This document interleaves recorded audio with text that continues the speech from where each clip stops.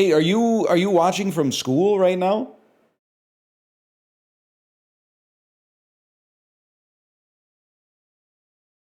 Are you presently watching from the school? 1 second, I got a call. Hello, Daniel. Yo, I just got your stream up. No sweat, no sweat. I'm gonna vamp for like 2 or 3 minutes first, then we'll go. All right, cool. I'll probably mute and then until it's done, and then I'll unmute here. Okay, I'll keep my. Do you want me to mute or do you want to deafen? No, I'll deafen. Okay, because we're making an announcement today, but I want to wait until we got a few more people here. Oh right, librarian, I didn't know that you knew. My wife dropped some bombshells on me this weekend. I didn't know that you knew. I thought it was like, I didn't know you were in the circle of trust, is I guess what I'm trying to say. Fokker. Can you say hi to me during my lunch break? When is your lunch break? Is your lunch break right now?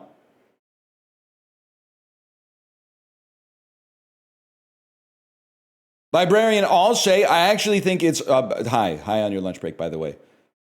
I hope you're enjoying the chicken schnitzel. I'm glad you're in the circle of trust, librarian, because I would not want to know what your reaction to this news would be live. I'm not trying to say that by knowing the information you've been turned into like controlled opposition, but you would be a very volatile compound hearing this news and then reacting to it live, I think. It'd be a very, in another dimension, in another universe, I think that would be very interesting. Right, Daniel? I had a normal reaction. Okay. That's the type of shit sodium be saying when it encounters water, bro.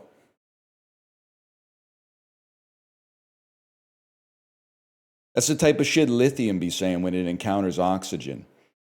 The 9th grade chemistry knower.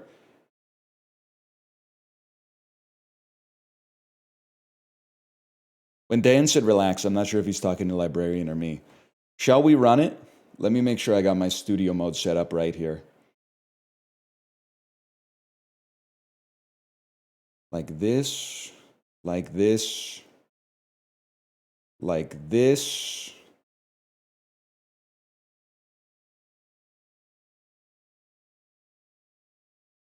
Okay, here we go.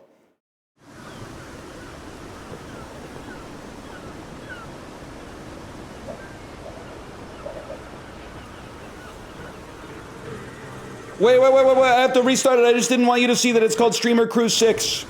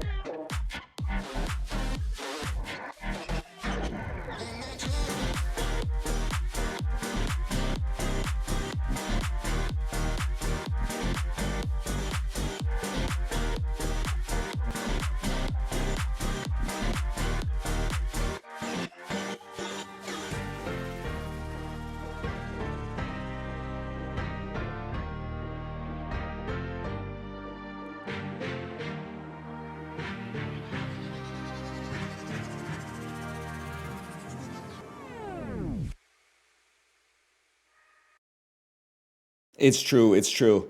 I know you thought it was fake, and I can understand why you would think it was fake, because it's insane, but it's true. Please ignore the fact that this is Streamer Cruise 6. This is not the 6th Streamer Cruise. As far as I know, this literally might be the first Streamer Cruise that's ever been done in history. Hang on. Let me talk to my good friend Daniel here. Brian Gary. Daniel, can you still hear me? Yes, I can hear you. Can you hear me? I can hear you loud and clear, man.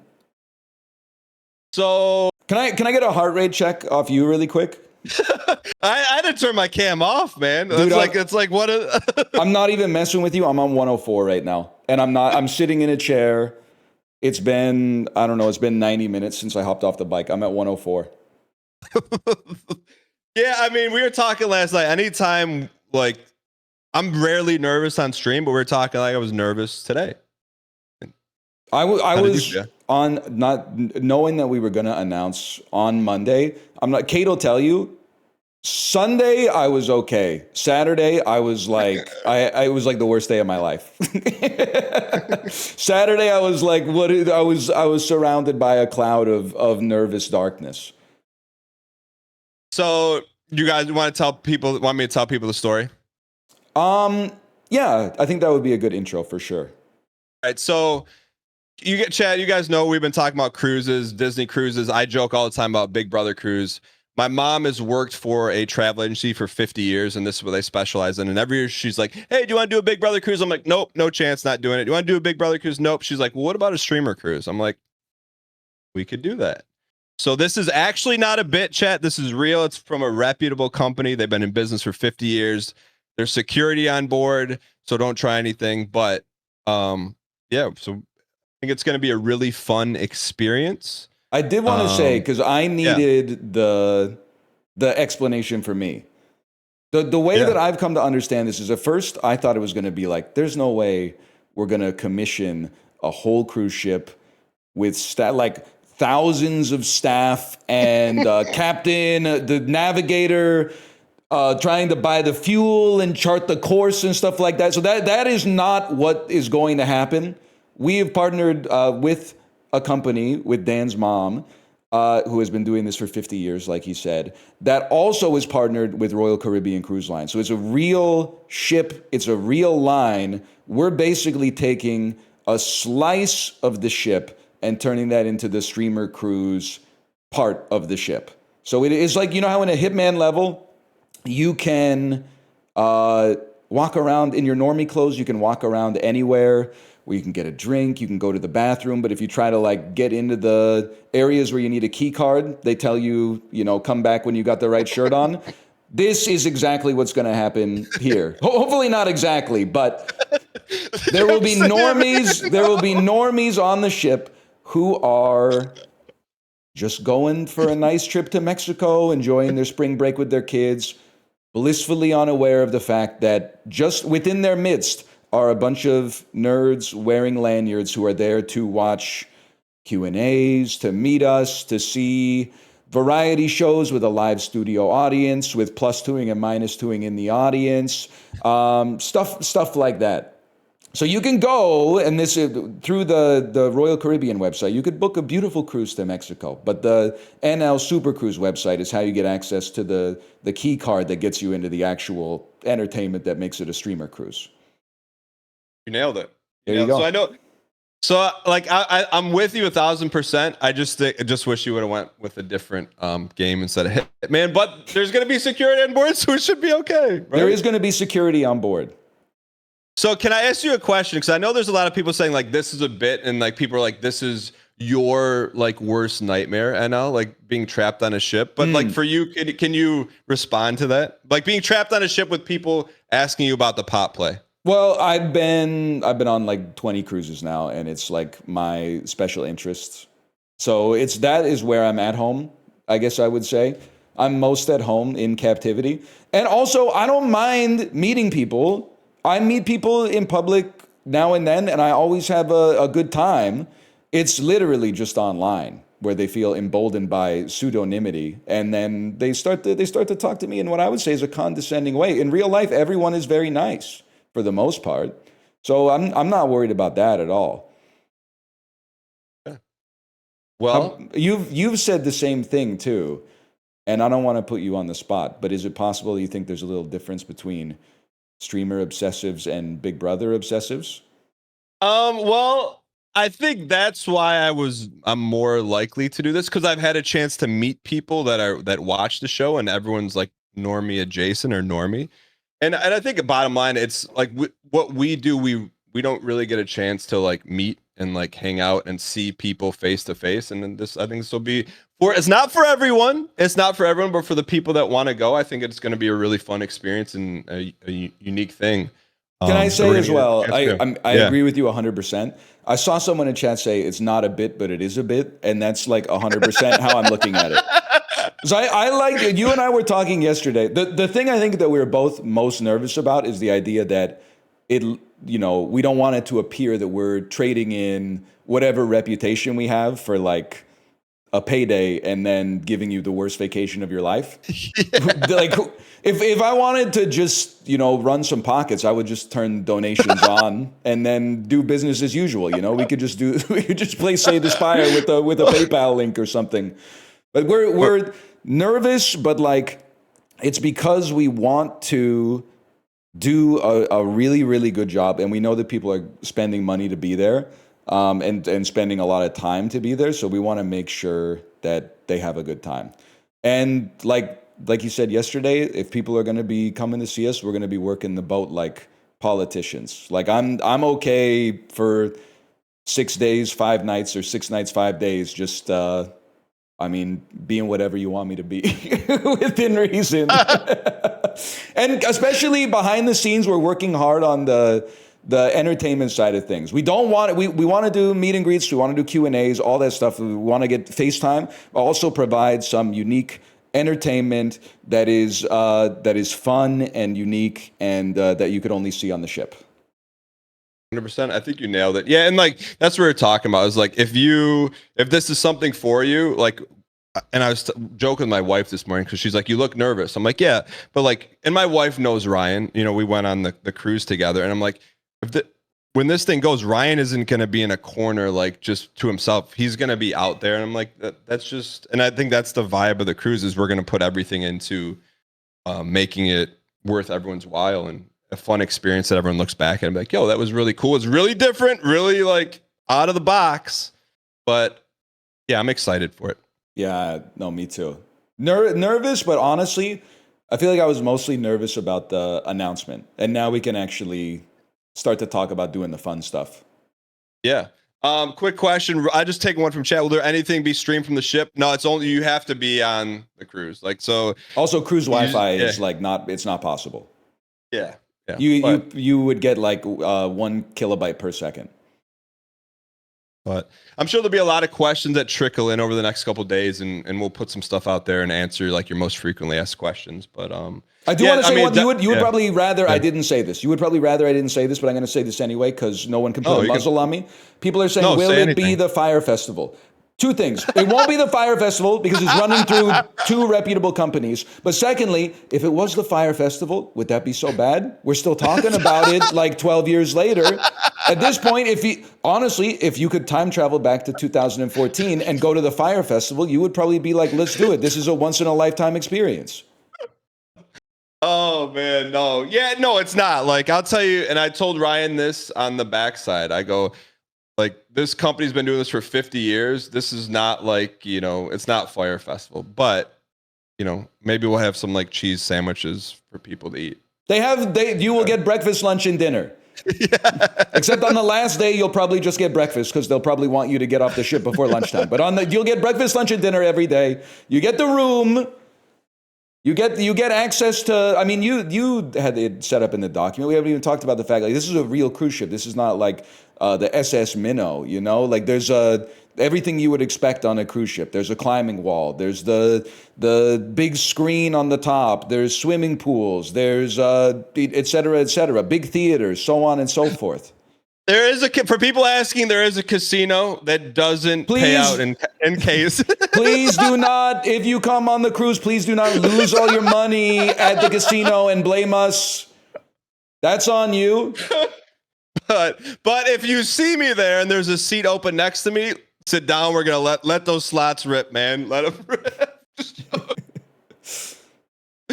But no, I mean, I think this is definitely like one of the most nervous I've been. But I think I'm excited to have a chance to do this, and some people are gonna be like, oh, this is weird, and some people are gonna be like, yo, this sounds cool. So anything we can do over the next couple of weeks, if you have questions. We'll get everything answered. But if you go to nlsupercruise.com right now, you can find out more information and start booking because It's gonna start going soon. Thank you, Dan. Anything, Ryan, Gary, what was like when were you the most nervous? I would definitely say on Saturday. Like, did you wake up and you're like, oh, this is really happening? I was messed up. Kate will tell you, I have like a volume. I think this is true for everybody. I have like a volume knob for like my energy and personality. And my volume knob Saturday after lunch was at like a 1 out of 10. I was like a diminished human being. It was like someone sucked all the moisture out of me, and like, because I was like, oh my! I told you, I was like, we're gonna get slimed out, bro. We're gonna get slimed out on Monday. People are gonna be like, what the heck is this? And I had to ask you, like, what's sliming out? I don't know what sliming out is. That's I think that means you get killed. Isn't that what they say when you get slimed? Yeah, no, I'm with you. So then when did the pressure valve release? Honestly, I think when we talked yesterday and we had the details more ironed out for the questions that people would have. That definitely knowledge is power, man. Because this was like, I mean, this has been in the background work since when? I'm just trying to think of like 6 months.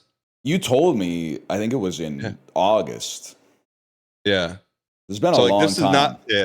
Yeah. So there's a lot that goes into this, and we just, last thing I'll say is that if this is for you and you go, like, we're gonna make it worth your while. It's gonna be fun. And just make it a memorable experience for everyone.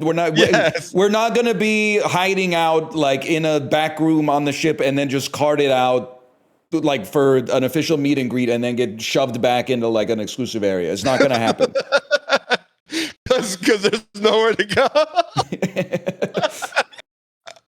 But so Ryan, I think it's gonna be really exciting. I think we both stepped out of our comfort zone to do this, and as well as Squeaks and Kate, are also going to be there as part of everything, and more to come. So, but as you guys have questions, we'll do our best to answer them. But thank you, for we got some. Look who joined us. I just wanted to remind you guys, you only have June 1st to book. Thanks, Kate. Thank you. Kate's going to keep us on task too. Kate really is like, she talked me down from the edge this weekend for sure. And then also has been like organizing some really cool like VTuber type stuff in the background that we can't talk about yet, but will as we get more details. Kate, can you tell me when you looked at Ryan, how did you know he was freaking out? Like, what do you? His eyes were half open, and like Ryan said, he was very much like dried out. Pretty much. My lips are messed up, man. Like I don't know how to. My lips are really dry. Yeah.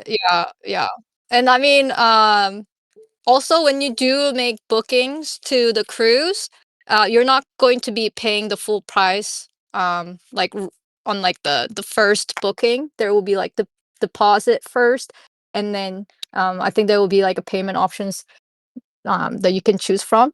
So make sure if you want to get on. You book it by June 1st. Huge. Thanks. Kate, thanks for popping on. What would we do without the women in our lives, man? Bro, real talk. We'd be eating cheese sandwiches, man. What do you got on the docket today? I was mostly just going to get through this and then figure out kind of, depending on the degree of sliming, we'd kind of take it from there. I think maybe I'll do the dulls and then maybe a little Slay the Spire. How about you? Let me ask this, based on like semi-glancing at chat, 100% you get completely slimed out. What do you think the percentage of sliming was? I think I'm like 5% slimed. Way less slimed than I thought. Okay. All right. I think I'm outside of one person saying Firefest 2.0 on my side. I feel like I'm probably like 3%. I think that is a compliment. I honestly, when people say it could be Fire Festival, that's like it has its own Wikipedia page. Well, here's what I like this, and you know me a little bit. I just know like there's gonna be people like, oh, I should have went to that. Yeah, you should have. Like you should have. We should have went to Firefest, and this is probably one you should have went on. But anyways, man, we'll go. Good luck with the slime, the rest of chat, and I'm sure we'll talk later this week. Later. Thank you, Daniel. All right, see you, bud. Yep, thank you. See you guys. All right, good stream today, guys. Wouldn't that be something? Thank you for accommodating us for our announcement. We are really excited. Most of the nerves were just about announcing. We really do have some cool stuff planned. But also, if you don't want to go, like I can understand if you don't want to spend a bunch of money and your spring break to go on a streamer cruise. Like that's the sort of thing where, depending on who your wife or girlfriend is, it might be a crazy pitch. So we're happy to have you here as well for the domestic work from home version of the live entertainment. Don't get me wrong.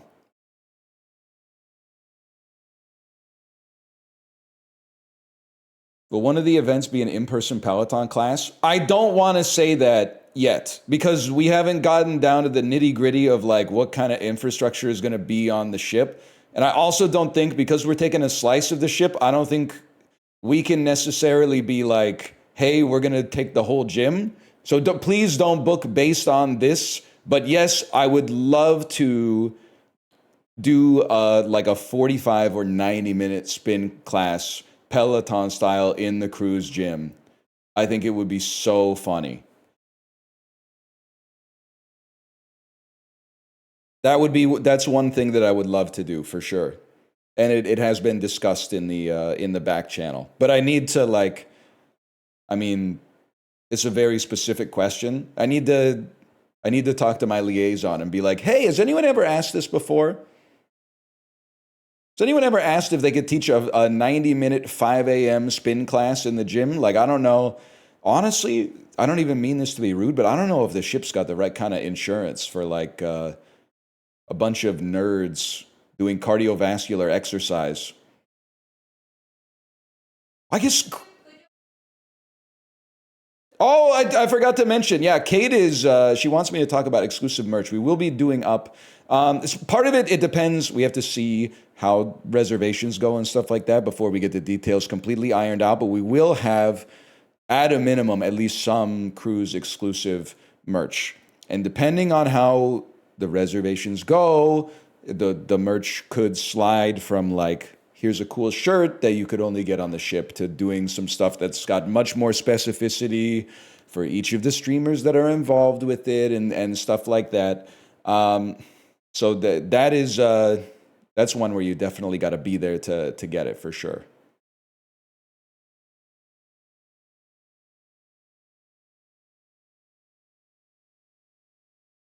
Okay, like for people that have reserved a room on the ship. Yeah. Okay.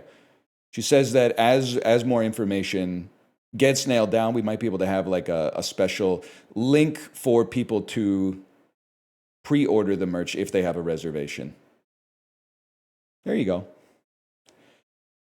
There's 2,500 people in line. Maybe that's a preview of what it's going to be like on the ship. Nah, there'll be like different time slots and stuff like that. But we're gonna hustle, man. I'm not gonna lie to you. We're gonna hustle. Cause like you might think, oh, like once they're on the ship, they're just gonna hide. But no, man. Cause like the world doesn't end after the ship. Once we get off the ship, I don't want people in my chat for like the rest of my life going, hey, we went on that fuck-ass vacation and you didn't even show up. So we're gonna make sure that we do our best to make it really, really, really fun, so that instead people come back and go, yay, that was so much fun. And for the rest of our lives, we get reminded of how awesome that was, instead of reminded of like when we fucked you, you know?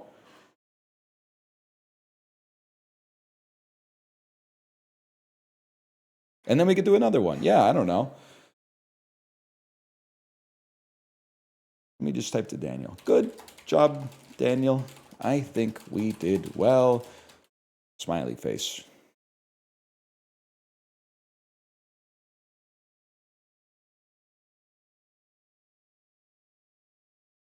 Now I can deal with this heartburn, man.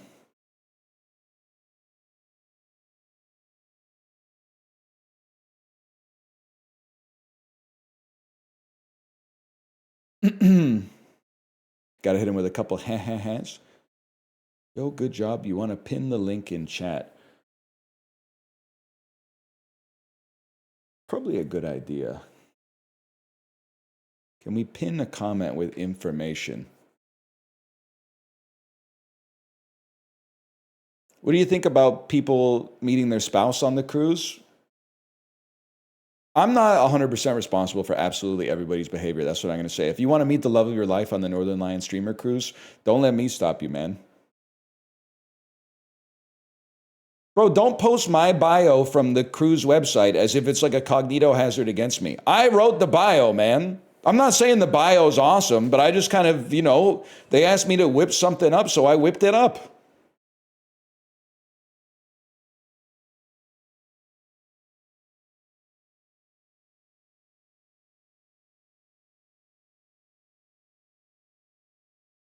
All right, that's crazy. Anyone have the link to our own cruise? Click librarian's link. Oh man, if it's gonna do damage to me psychically, I'm just not gonna do that. But I'll take a look at what the URL looks like.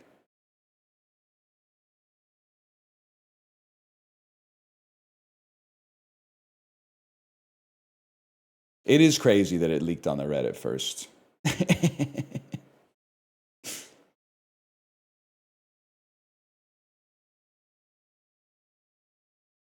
How did that happen? My prevailing wisdom is that because I went on vacation, people knew it was a cruise. So then they typed Northernlion cruise into Google to see like what was going on. Like, oh, he's probably off on one of his cruises again. And then the website after it was published like went up.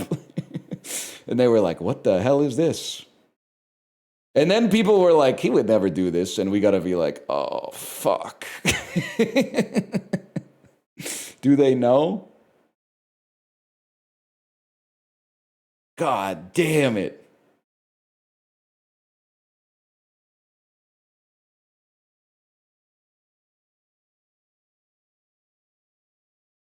I called the number and I was like, damn, AI is good now. Bro, I mean, I recorded that, Chris. That ain't liar bird. I wonder if I can remember what I said. It's some shit like, you have called the Northernlion Super Cruise. Unfortunately, all of our agents are busy with other sailors right now. If you would just hang on the line, we will get to you as soon as we can. Thanks so much. Something like that. Ahoy! Yeah. I called while you were gone to check if it was real, and it was the only thing that made me think maybe this is real. Oh, it's real. It's real and it's beautiful, man.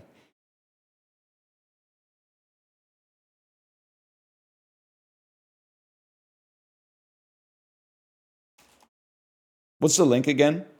I guess you guys can't type links.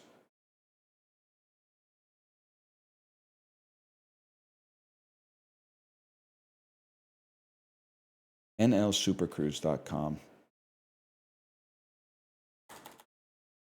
Can you just put an S on an HTTP and like make it safe? Is that how that works? Is it like a condom? I'm not suggesting the website isn't safe. I'm just saying, like, can you just put an S yourself as the person visiting it and protect yourself? Pretty much. That's crazy. How did you convince Squeaks? Bro, Squeaks is excited.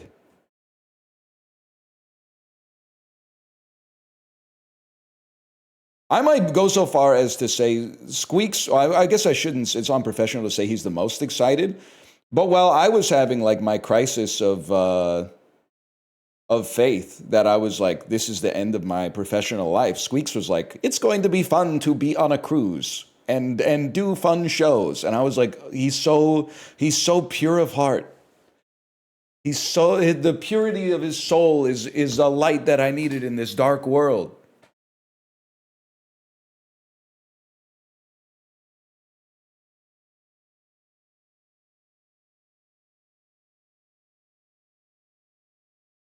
Anyway, I'm gonna get like a cup of coffee from my fridge.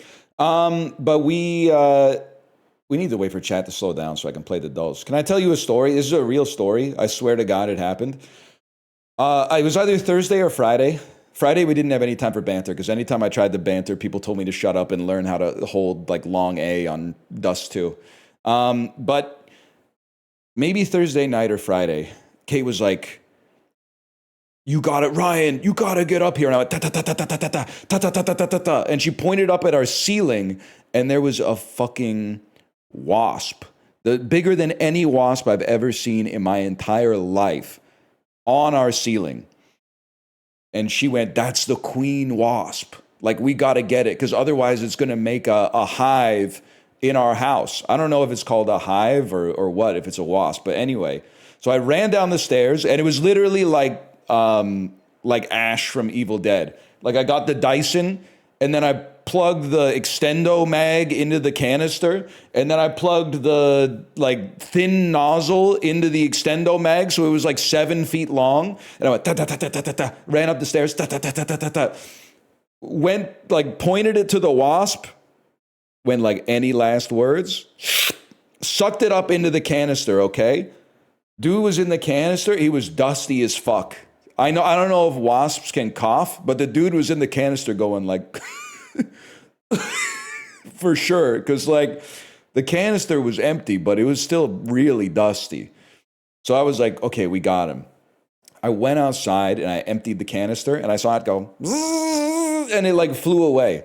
And I closed the door and I wanted to get some good boy points, right? So I went, "Hey, Kate, check it out. Mission accomplished. We got the wasp taken care of." And she went, "Okay, good job." And I was like, huge, like plus 10 good boy points. So I went to my garbage can to empty out the rest of the canister, and I looked down at the garbage can, and the fucking wasp was on my shirt, bro.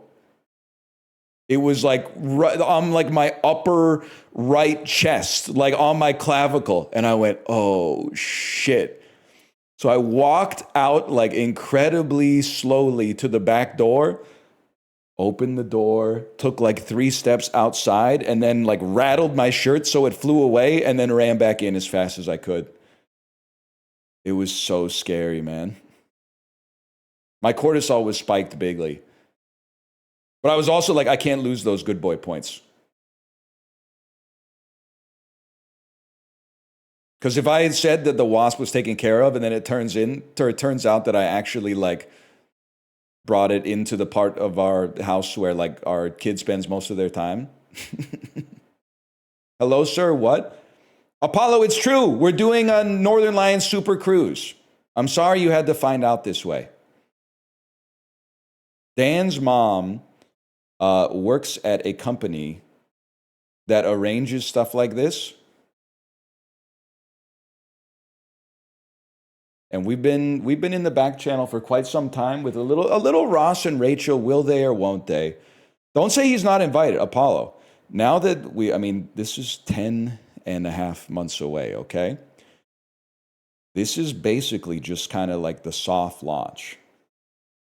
If you want to get involved, if you want to meet Dan's mom, be involved in the NL Super Cruise, let me know. I would be happy to. And this is not me saying kiss the ring. This is me saying just let me know. Because I also know, like, I want to invite you guys, but I also know that, like, a lot of you guys don't want to travel right now, which is also fair. But I still want to, please let me know. I get seasick. Have you ever been on a real cruise, Apollo? We're not going to slime you out. I promise we're not going to slime you out.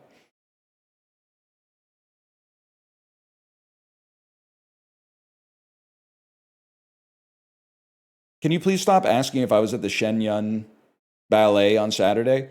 Because people are going to think that I didn't answer it because I was there and I don't want to say. I was not at the Shenyun performance, China before communism, like the 3,000 years of history or whatever. I wasn't there. Okay? You're going to get me in trouble. I don't know about all that stuff, but I do know that I was not there. Now, do the trailers look awesome? I mean, it looks crazy. There's like 500 people on stage or whatever. But like, no, I was not there. I can't get involved with all that stuff. Let's do one controversial announcement per day, okay? Sorry, Apollo, I didn't see your last message. Can you type it again?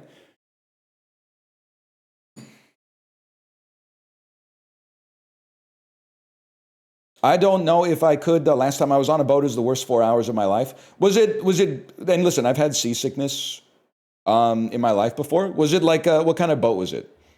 Was it like a 100-person boat, 5-person boat, 2,000-person boat, et cetera, et cetera? Here's what I'll say. You can definitely get seasick on a cruise ship, but in all the cruises that I've been on, and I've been on so many that I don't want to tell you the exact number, I've gotten seasick one time, and it was from San Diego to Hawaii, which is like the open Pacific Ocean, which was like snatching souls for thousands of years. Like, it's a mess out there. I'm not saying, I don't want to sell you on the idea that you would like not get seasick.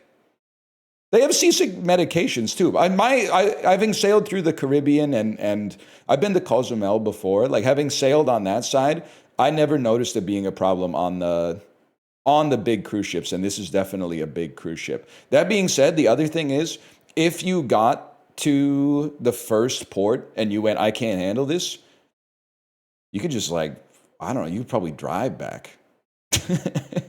You could probably Uber back from like Cozumel, Mexico to Texas, right? How far could that be?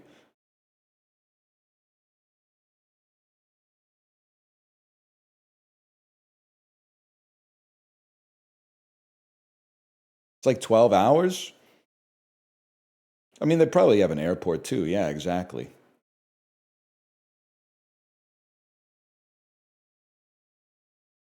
Please. Librarian, be on your best behavior, please.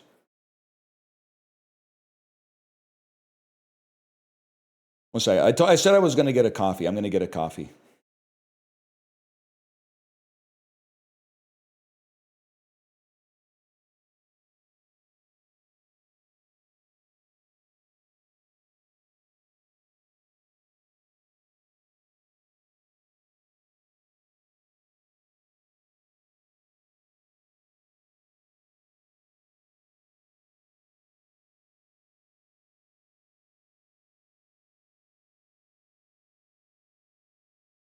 But yes, Apollo, let's talk. Let's talk. We don't have to talk right now. We got some time, but let's talk. Thank you for your approaching it with an open mind. I can't tell if this will be better or worse than a normal cruise. Here's what I would say. There are times, so I'm going to say better, but I'm biased. But there are times you'll be on a normal cruise and you'll look at the itinerary and you'll be like, well, okay, it's like 3 p.m. There's crafts, 3:15. They're playing like bed knobs and broomsticks in the movie theater. 3:30 is like, they're going to teach me how to like fold a napkin or something like that. So you kind of go, I don't really know what to do. We're gonna try to stuff it full as best as we can. We're gonna stuff it full of streamer related content so that like hopefully you would not just be in your room being like there's nothing to do.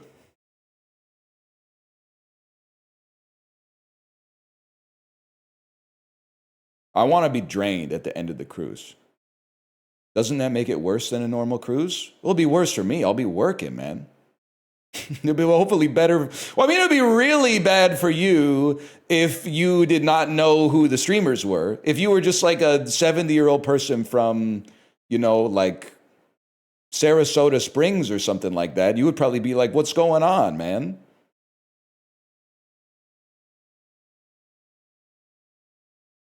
But if you're someone who knows the streamers, hopefully it'd be a good time, man.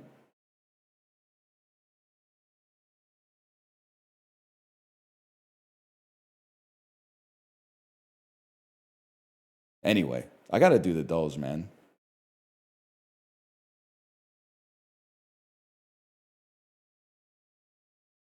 Is the cruise going to pick up Chiblee? We got to talk to Chiblee too. We got to see if Chiblee might be interested. We got to talk to everybody involved, man. Everybody who makes this wonderful Twitch channel what it is. But I haven't yet. And can I tell you what? Apollo, I don't know if you're still here. One of the reasons I haven't told everyone that is not directly involved with the planning process about it is because I thought it was like a huge potential aura loss to just drop into the Discord and then go, hey guys, by the way, we're running a cruise.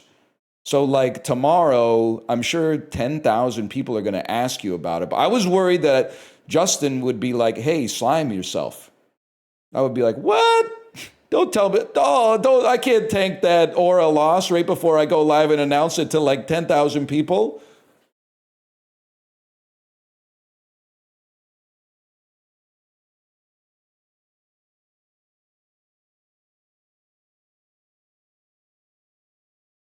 Nick, have you seen Throne of Blood? Throne of Blood might be the most beautiful movie I've ever seen. It's a little bit Macbeth, but he chill. Yojimbo is kind of crazy. Yojimbo basically made the whole town murder each other, and then he went, the town should be quiet now. Hang on, there's one more thing to do. Knock, knock. Hey, mayor, open up. Yeah, what is it? Kill yourself. The dude was fucking, he went crazy. The fuck was Sanjuro's problem in Yojimbo, bro?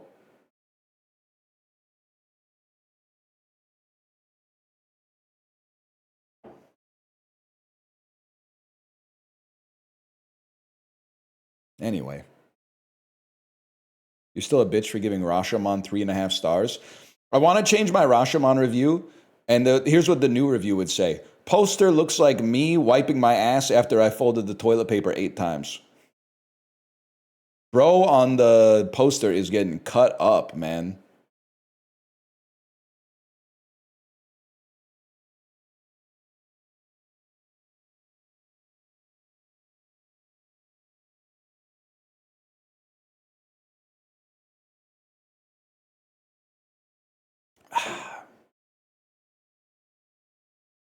Anyway, 3.5 for Rashomon? Bro, I was eating my cinematic veggies, okay? Anyway, let's do some dulls, dude. Why are you talking weird today? I'm talking weird because I was nervous, but now we can actually, like, do some dulls. Ah, shit, I went to my Twitch page by accident. There we go.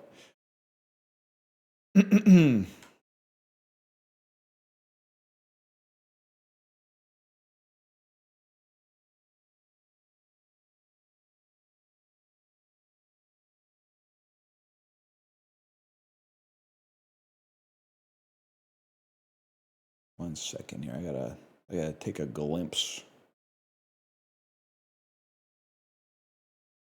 There we go. I did see the clip of the guy dressed as the Joker who smokes a huge dab and drinks like 4 shots. I don't know where I saw this, but somehow I did see this.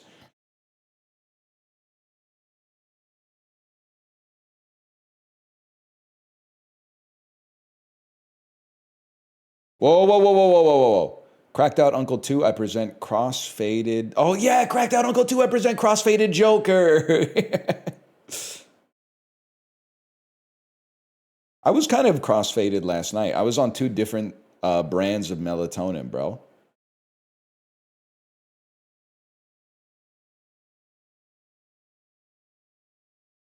Damn. Most 40s message ever? Well, I'm a little bit ahead of my time. I'm only 37. You guys know the Minecraft movie's a year old? Older than its average viewer at this point. What am I saying? Saying all sorts of stuff.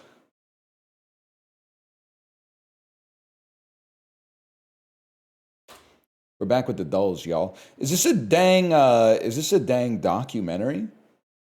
Or is this just a, you know what this looks like? I said it looked like a documentary. I know it's not this, but doesn't this look like Wes Anderson is about to, like, this is young Ben Stiller in the Royal Tenenbaums, and it's gonna like zoom out, and there's gonna be a hawk flying, and it's na na na na na na na na. Hey Jude, it's gonna be or can't remember. Is it Hey Jude in the Royal Tenenbaums, or is it? Wild Horses or Ruby Tuesday. I can't. Maybe it's Ruby Tuesday. I can't remember. Probably Alec Baldwin's best role. Mordecai ass. Anyway, 1 second. This is Ben Stiller, though. You know what this also kind of looks like in Spider-Man 3 when Spider-Man swings in and the lady goes, "Oh my God, it's Spider-Man!" I don't know what you are. Heavyweight champ trains here daily. Rocky 2? In the first movie, he's not the champ. Rocky? Rocky, not Rocky 4. Could be Rocky 3. It's Rocky 3, y'all. Come on, Rocky 4. What are you talking about? 2.2, get it in one. Kind of crazy. Rocky 7, Adrian's Revenge. You know what's crazy? And you got to admire Sylvester Stallone for so many reasons. But we're supposed to root against Ivan Drago for a couple of reasons. One of the reasons is that he's from the Soviet Union and not the United States of America. Another reason is that he killed Apollo Creed in the ring. But that was literally just like, I don't even know what you would call it, like reckless endangerment causing death. It's not really murder. Like he punched him and he died. But then the thing is, we're supposed to hate him because there's that training montage where like he's punching the machine, and Americans don't train with machines. They punch meat and they run in the snowy Adirondacks and stuff like that. He's punching a machine and the machine's going, 17 gigapunches. And then they inject him with like a clear liquid and they go, 19 gigapunches or something like that. So we're supposed to hate him because he's on steroids. But bro, Sylvester Stallone was on steroids when he made the movie. That's so fucking crazy. Like the dude was shooting up steroids and then going like, hey, and then shoot him with the steroids so we know he's the bad guy. Like this is so crazy. Sly was on roids, but Rocky was natty. Oh, don't give me this Terry Bollea, Hulk Hogan, like Dr. Jekyll and Mr. Hyde stuff, okay? Like that, you know what pisses me off is that I actually think that's an awesome argument. I think it's kind of a great argument that Sylvester Stallone is on steroids, but Rocky's natty because we don't see him doing the drugs on the screen. Wait, that's fucking crazy. Anyway. That might be a good argument, man. NL is psyched for the cruise, but Ryan hates the idea. You know what? That's the other thing I like about the cruise is that it's also becoming an in-joke already, which I'm excited about. Because now that it's out there and people can talk about it, it's like its own living thing. Whereas like when it was just in my head, I mean, it sometimes it took me to a better place, like Trolls band together. Sometimes it took me to a darker place. But now it's out there.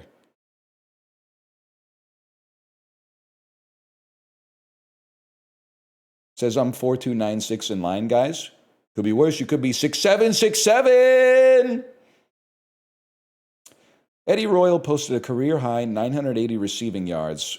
How would anyone possibly know or care? That's not even like that many yards, honestly.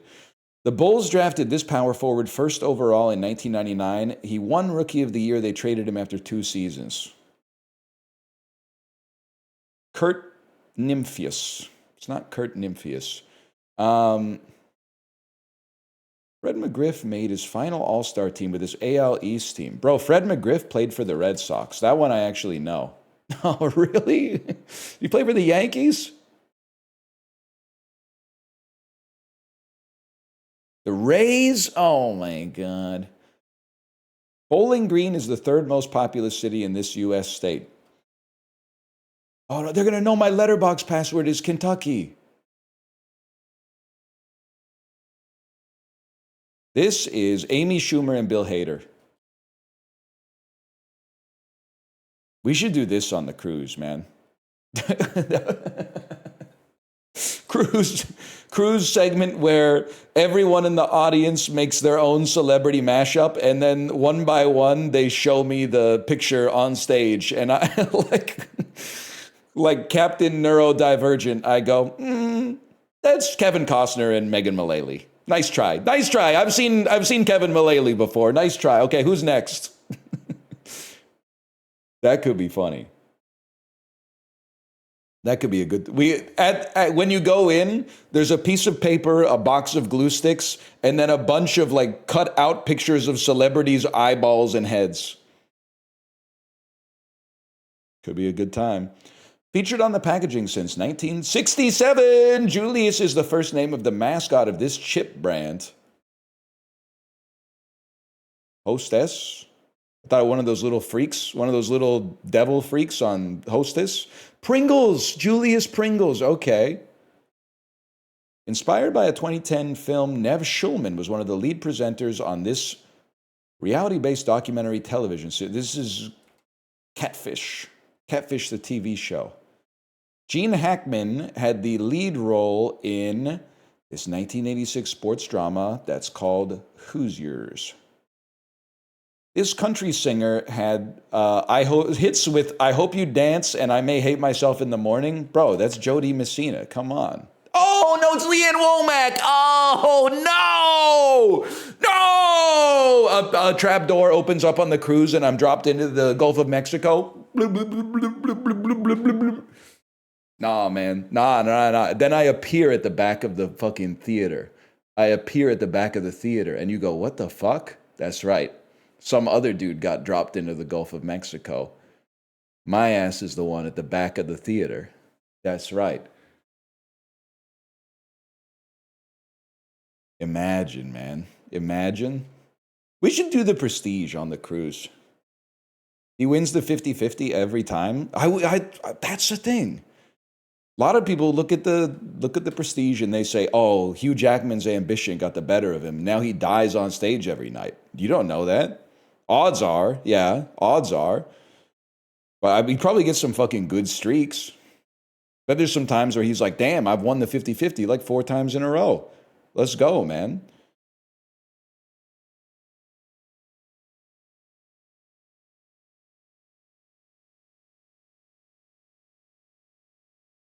He never wins the 50-50. That's not how it works. Somebody's got to win the 50-50. I don't know if you've seen the movie, but someone's got to win. If someone loses the 50-50, the other guy won. And guess who the other guy is? It's him.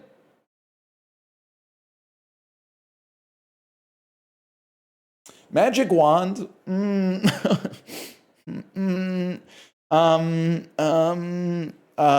Rabbit. Okay, wait. Hold on. Wait a second here.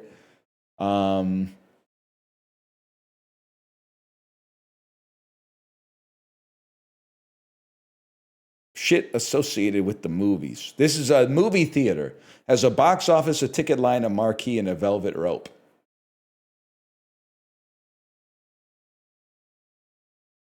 Ted Lasso, Tony Soprano.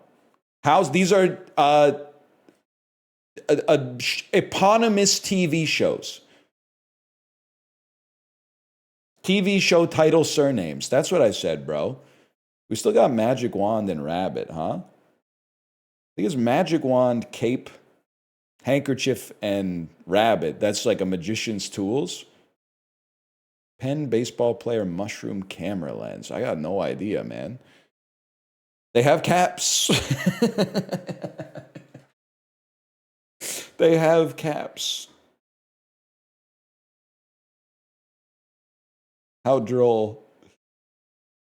Not that kind of Magic Wand or Rabbit. I know, I was looking for the Rose, and then what else they got? I guess the Sibian. I was looking for Magic Wand, Rabbit, Rose, Sibian. And then I would have been like, things that make you come, I guess. Things that make you, the Penetrator? I don't know that one. What does that one do? Is that George Clooney's chair from Burn After Reading? Been rewatching Frasier. That shit is so good. Okay, can you settle a debate for me? Who's the bad guy? Tossed salads or scrambled eggs? Because, baby, I seem a bit confused, but whoa, hang on. You say, you got me pegged. Ha! Give me translate. I was going to say, translate is probably the most searched thing in the world. Much more than Bigfoot. Is a Fire Stick real? Is it a safe place to admit I have no idea what a Fire Stick or a Roku stick actually does? Like, how can you plug something into your TV that, like, gives it channels? That doesn't make any sense to me. It makes a dumb TV smart? Like Frankenstein type shit? It's alive? I'm saying this as a guy who has, like, I think I might have 5 Amazon Fire tablets. Because for Champions of Fire 1, they were just kind of giving them to us. They were like, and I mean, you saw... This is not a flex, because you saw how, if you've been around a long time, you saw how those beasts performed on the stage.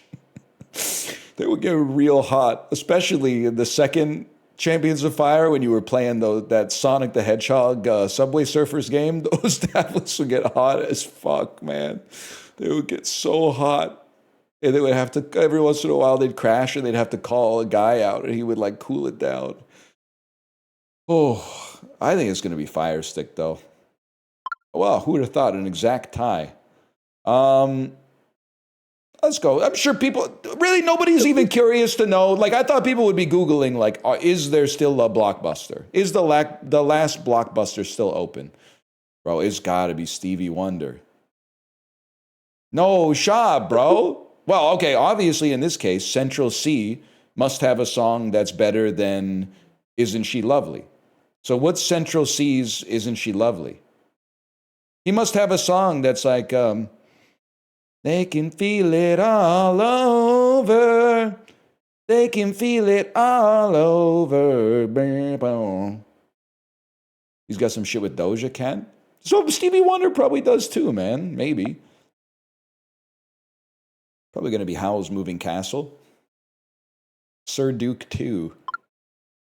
Duke 2. 13 Assassins versus New Police Story. Takashi Miike, he's been making waves. I think there's a good chance this is higher. Brave the deep, find the gold, trust no one. I'm going 13 Assassins just because I don't know what this is. But normally there's a heuristic in this game, which is old movie that you've never heard of must be good, otherwise they wouldn't have pulled it. So... But this might not be old, because I see chat saying it's Jude Law. In my head, I did want to be like, is that Jude Law? But then I realized if you take Jude Law's, like, head away, but leave the face, he just kind of looks like a guy. I'm not saying he's not handsome, but he just looks like a guy. I know guys who look like this. I could see that being Anthony Starr, a.k.a. Homelander.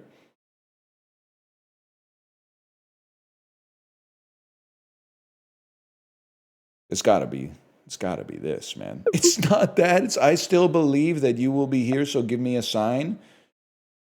Hit me, baby, one more time.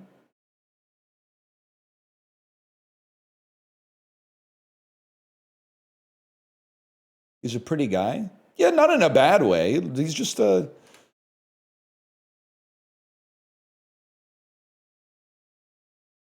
He's a good-looking guy.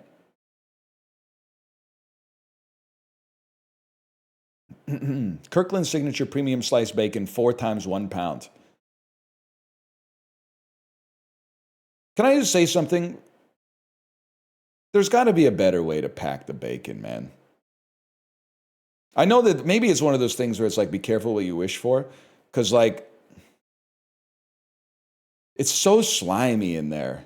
There has to... Can they not put, like, a little piece of paper or something in between a few of the slices? Like, as soon as you open it up, it's like... I guess it is meat. I'm kind of asking for, like... Hey, can I eat the flesh of an animal without ever being forced to reconcile with how grotesque this act is? You know what? That's a good... Fuck me. That's a good point. Slime on me. Slime on me right now. Yeah. I deserve to get slimed out for that take. That's a good point. I can't be mad about that.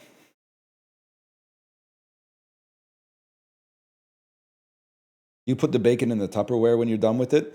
Nah, man. I cooked the whole pound at once. And then I eat like 6 slices while I'm waiting for the last few batches to cook. You have to eat like at least half of the pack while you're cooking it. Bacon's pretty cheap. 4 pounds of bacon. I can't imagine this is more than $10.99. Oh shit, bacon's expensive as fuck, man. What the fuck? It's $18 even. It's $18.49. $18.49. How does a ragtag bulk batch pork bacon decorated congressman? You know what I'm saying? Lin-Manuel Miranda will be on the cruise as well. He'll be doing a live performance of Hamilton on the cruise. He'll be doing a one-man show of Hamilton. He'll be playing every single part. Don't lie. Oh no, they're canceling their reservations. I'll be doing it.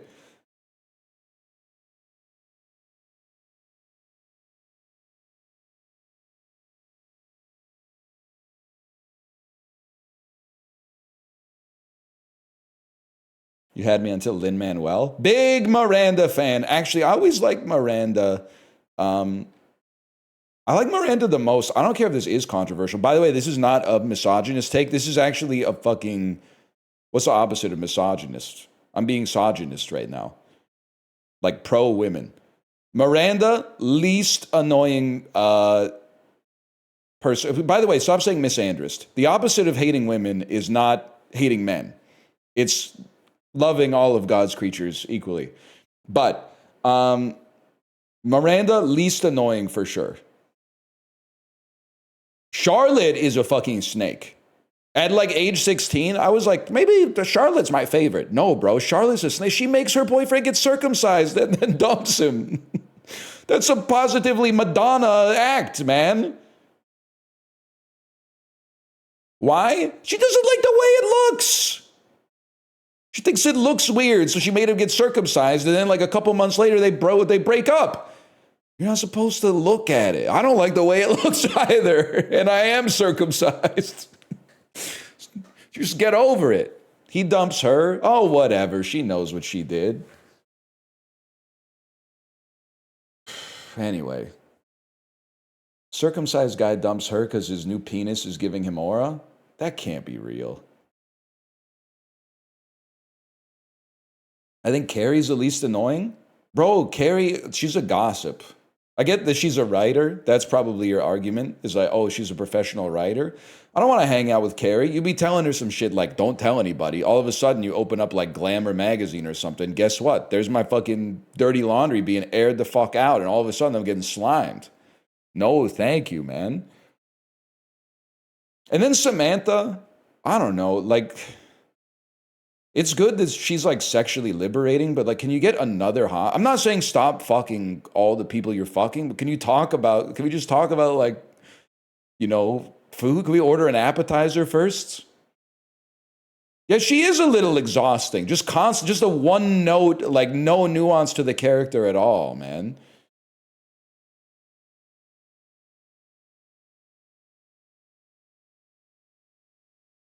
Anyway. I was going to put Florida, man. It's not Dominica. How crazy would it be if it's Mexico? Meant to be? It's probably Uruguay. It's probably the Ivory Coast. Or Togo. Oh, shit. Ghana? Mali? Equatorial Guinea. Oh, Guinea. And then this you go, did you mean Guatemala? Oh, it's adjacent. Okay, so it's just, are you Senegal?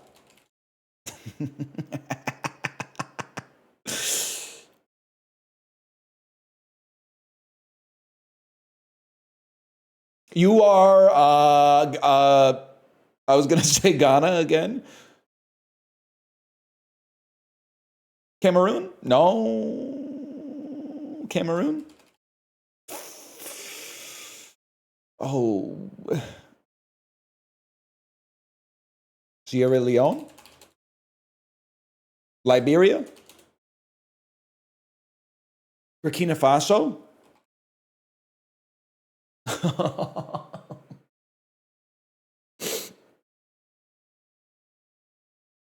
Malawi?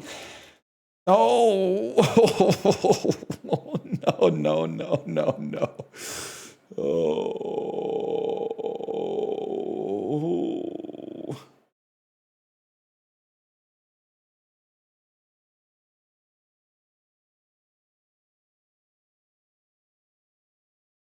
I don't know. I don't know. I'm so sad. I don't know. What is it? Guinea.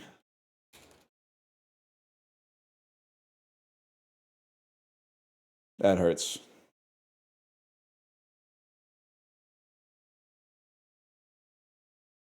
Smoked? We don't say smoked anymore. We say slimed.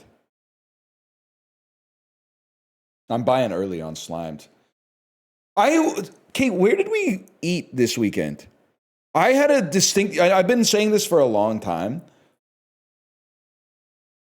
but I wish that there was a food stock market where you could like basically a Kalshi for food trends. Because I'm so convinced that I have a food trend that's gonna pop off. If only I could remember what it was. Not that I don't want to buy like a ton of onions. I just mean like I want to place a bet that's like, I bet that, you know, jicama's going to hit this year or something like that. But something we ate this weekend, I was like, this is going to pop. This, like, we're getting in early on something, and I can't remember what it was.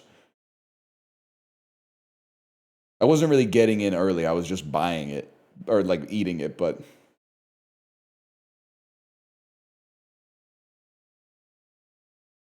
it's not ube, but ube's having a moment.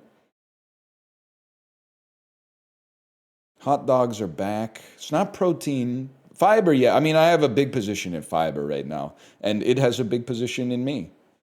It wasn't ramen. Shout out to the dude that I met outside of Ramen Dambo yesterday. I forgot to ask you your name, but you were wearing a Magdalena Bay shirt, and I said, nice shirt, and you said, thank you. He also recognized me. I wasn't just going around saying nice shirt to people, but it was a nice shirt. You listen to Mag Bay? No, but I know that many of my fans do. So I said, nice shirt. I stole your clout, basically. I don't know if I've ever heard a Magdalena Bay song. I could, though.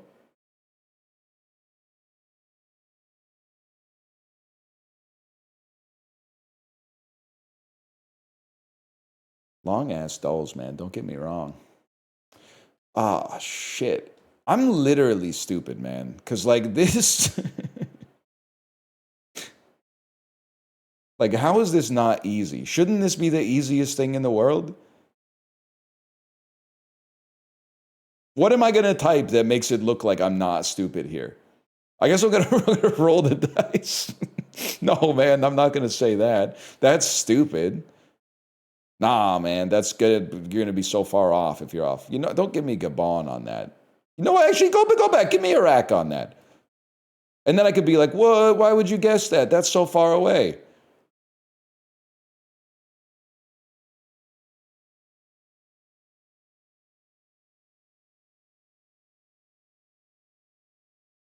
Let it rip. To the east of Singapore. You're like Brunei, man. Oh, shit. Okay. Does look a little bit like Michigan.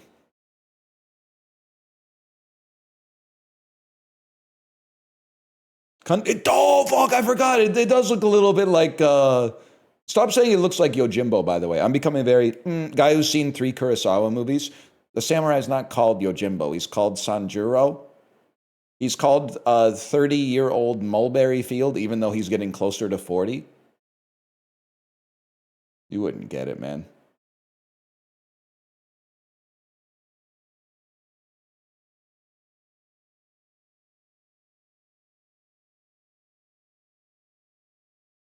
Can I tell you something insane but 100% honest? I literally looked at this and said June 18th, 2021, and I said, what the fuck? That hasn't happened yet. I said, that's the future. How am I supposed to know what movies are going to be #1 at the box office when that shit hasn't even happened yet? Lionsgate had a movie open to less money than it had made up to that point, starring Ryan Reynolds, 2021, with a not. I mean, this is COVID, so I guess this could be the biggest movie of the year. It's an action. Oh, it's the Hitman's bodyguard's wife, Hitman's wife's bodyguard or whatever. We're getting the Delta variant of COVID to go see the Hitman's wife's bodyguard in theaters is so crazy. That ain't worth it, man. I mean, you could just stay home and get the Delta variant like the rest of us did, okay? You ain't got to go out for all that. That shit was, it was catching you just like ambiently through ventilation systems and stuff like that. If I remember correctly. It's crazy because it hasn't happened yet, but anyway. Paramount Pictures, this must be, could this be Top Gun Maverick?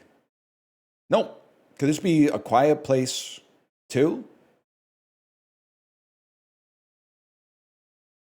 Yep, that makes sense. Can I tell you how I know that A Quiet Place 2 is Paramount? Literally in my head, I only think of Paramount as the Top Gun studio because they used to sponsor Canada's Wonderland in Vaughan, Ontario. And I said, John Krasinski seems like the type of guy that would be able to pitch Paramount. Like I could picture him going into the Paramount offices for his meeting with like a tight beard with just the absolutely tasteful amount of gray in it and like one of those weighted vests with like a military flag on it and being like, here's what we're going to do. I could totally see that. Rip to Top Gun at Paramount Canada's Wonderland. Anyone go to Canada's Wonderland when it was still, it had the Flintstones area? Anyone ever ride Behemoth and Leviathan in one day because you were on a date with the woman who you would eventually marry and you didn't want to tank aura loss by being like, I'm too scared to ride, which were at the time the 6th and 7th tallest roller coasters in the world?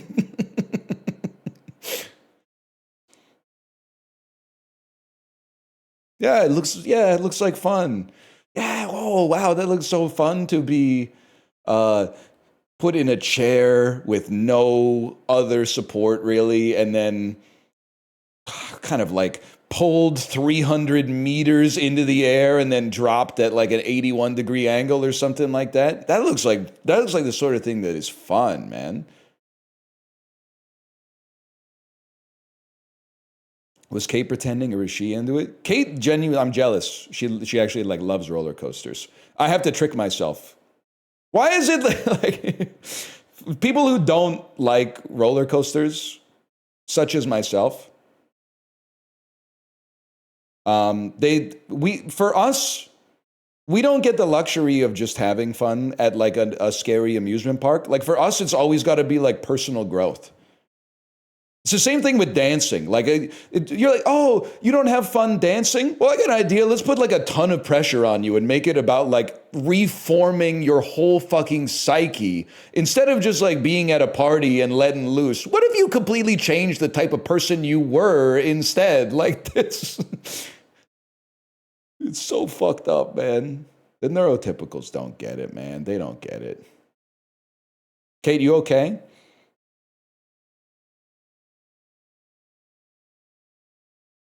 She was saying she wasn't nervous about the announcement, but with how it's going, she wants to throw up. That bad, huh? The queue line's going crazy? Nah, man, both of the people in the queue line. If you're the two people in the queue line, stop beefing with each other, okay? There's enough room, I swear you, there's enough room for everybody.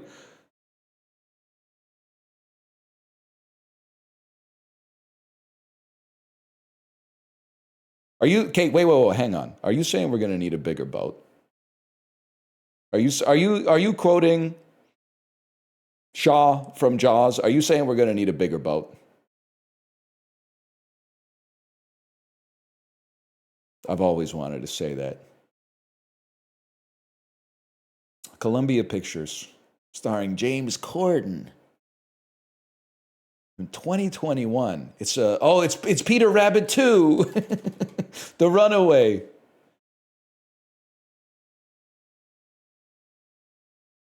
Warner Brothers. Do you think Rose Byrne took anything from her performance on Peter Rabbit 2 that enabled her to steal the show in If I Had Legs, I'd Kick You?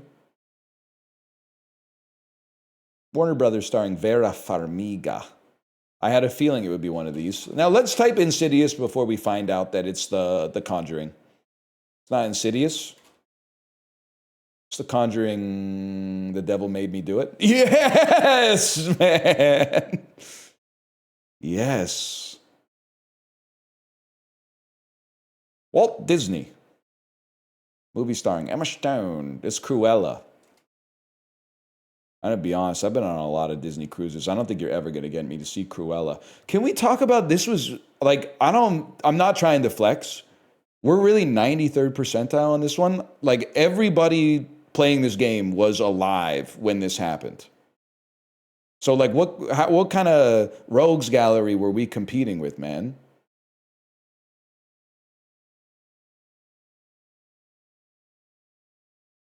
Nobody saw this, Drek? I haven't seen any of these movies, man. I haven't seen a single one of these movies.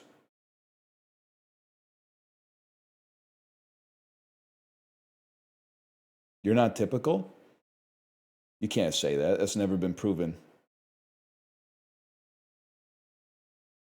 Lee! How often? We get to do the Chris Tucker stim like 3 times a week, man. How does that happen? I've never heard of this movie outside of the Dulls, but Lee keeps popping up.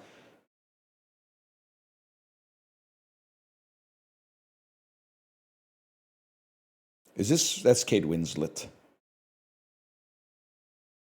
100%. Where are we going here? Let me think about this for just a brief moment.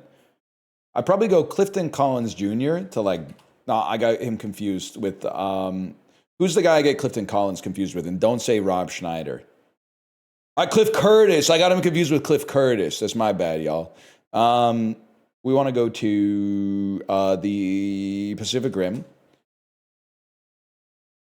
From Pacific Rim to, well, I may think about it for a second.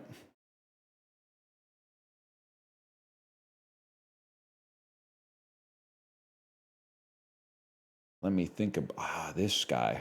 Forgot about this fella, man. Damn, there's a cast of characters in this. I'm kind of just scrolling, to be honest. I'm trying to get to Frances McDormand. Which is crazy because if you look at her filmography, she's really like more Frances McActive, especially in Pearl Brothers stuff.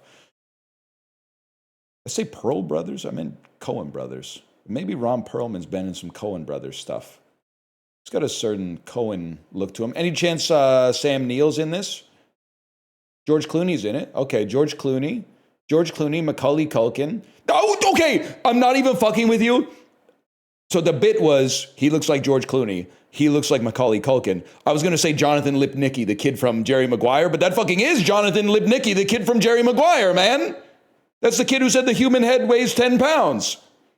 That's insane. So we take that to, that looks good, man. That looks real solid. We take that to Jerry Maguire, and then Frances McDormand's got to be in a Tom Cruise joint. Or maybe you could just go like Jerry O'Connell, who's in Jerry Maguire, and you take that to Tomcats, which is an all-time classic. And you got lots of individuals in this movie. Maybe Shannon Elizabeth to like An American Pie.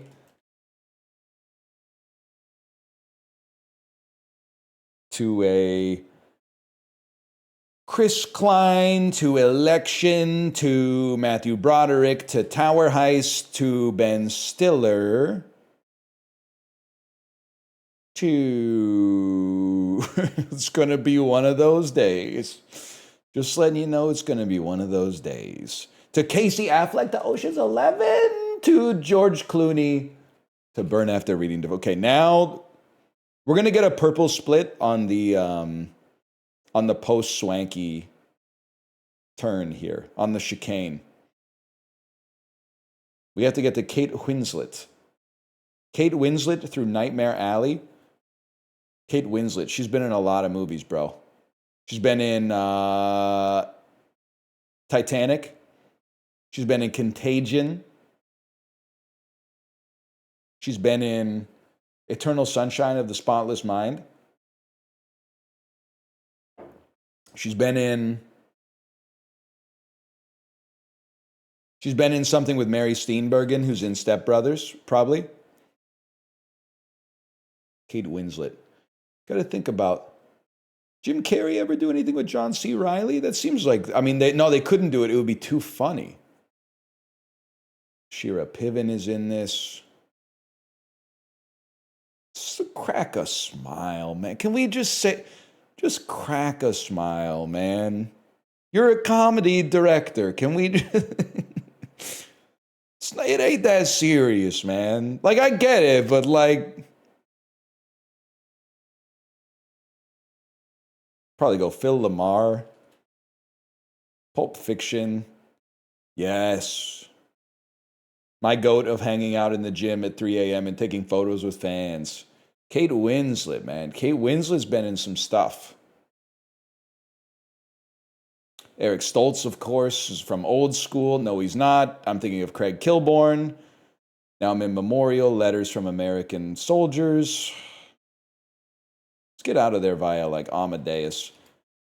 This might be a new record, man.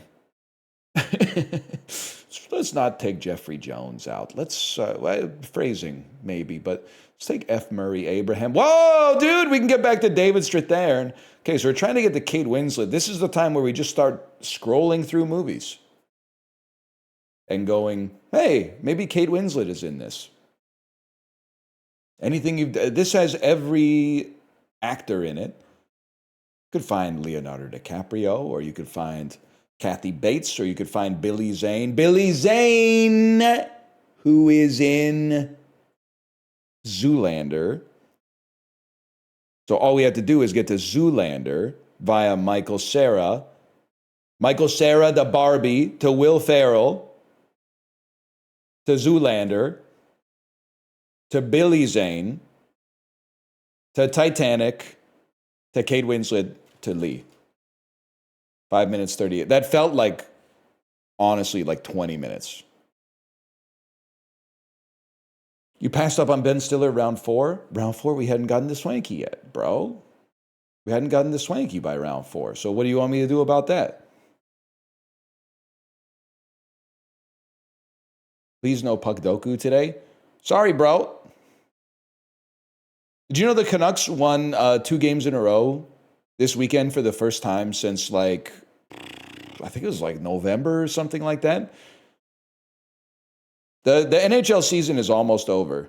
So every year there's 82 games in the regular season. Every team plays 82 games. You play 41 at home. The Canucks are going to finish the season with less than 10 home victories, which means if you paid hundreds of dollars to see the Vancouver Canucks play in their home stadium, as of right now, they're like 8 wins in 40 games. So there's like a 1 in 5 chance that you saw the home team win, which is absolutely insane.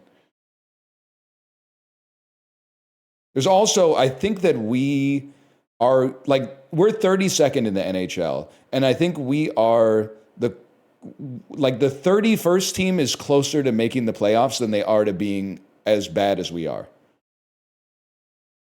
which is kind of unbelievable. What bandwagon are you on? This isn't fair because they're both East teams, but I'm Team Sabres and Team Habs.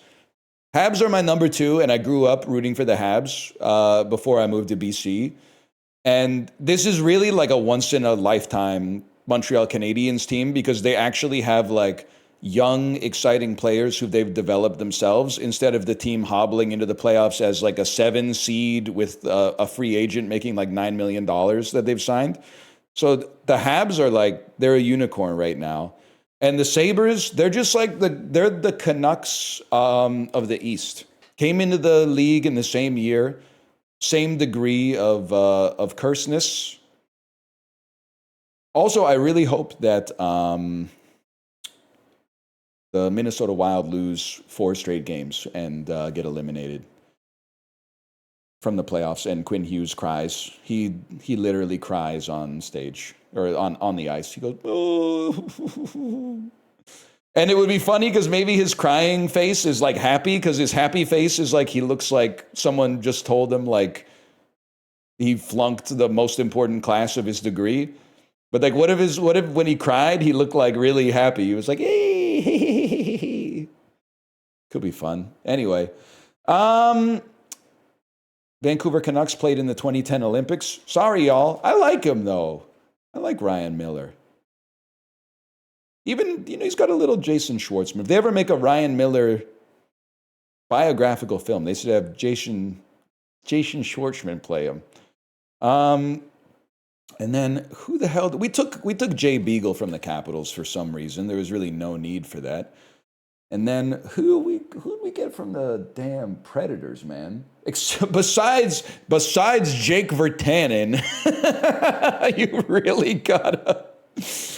Oh man, well, it's not funny, but I think he's playing in Slovakia now. Must have had somebody from the Nashville Predators at some point. I feel like, is there a chance that they had UC Jokinen playing for them at something? Never mind. I don't know, bro. I've decided who gives a shit. We'll probably put Ryan Miller here. Played in the 2010 Olympics, as also played for the Sabres. I got to assume that Chris Drury was on that U.S. team. You look like Bill Pullman, bro. Bro, you look like Bill Pullman. You wouldn't know it if you, just from looking at this. This dude was fast as fuck, man.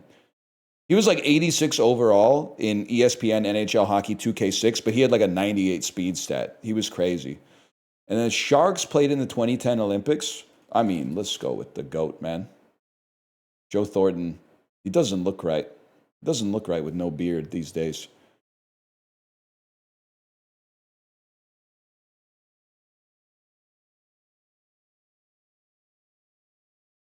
Anyone else watch the worst American sports team of all time video? Canucks got top 20.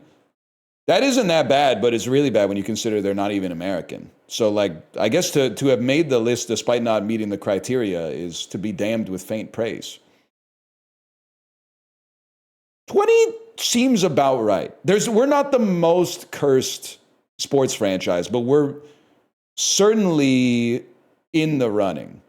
Like, in the NHL, we're in the running for most cursed.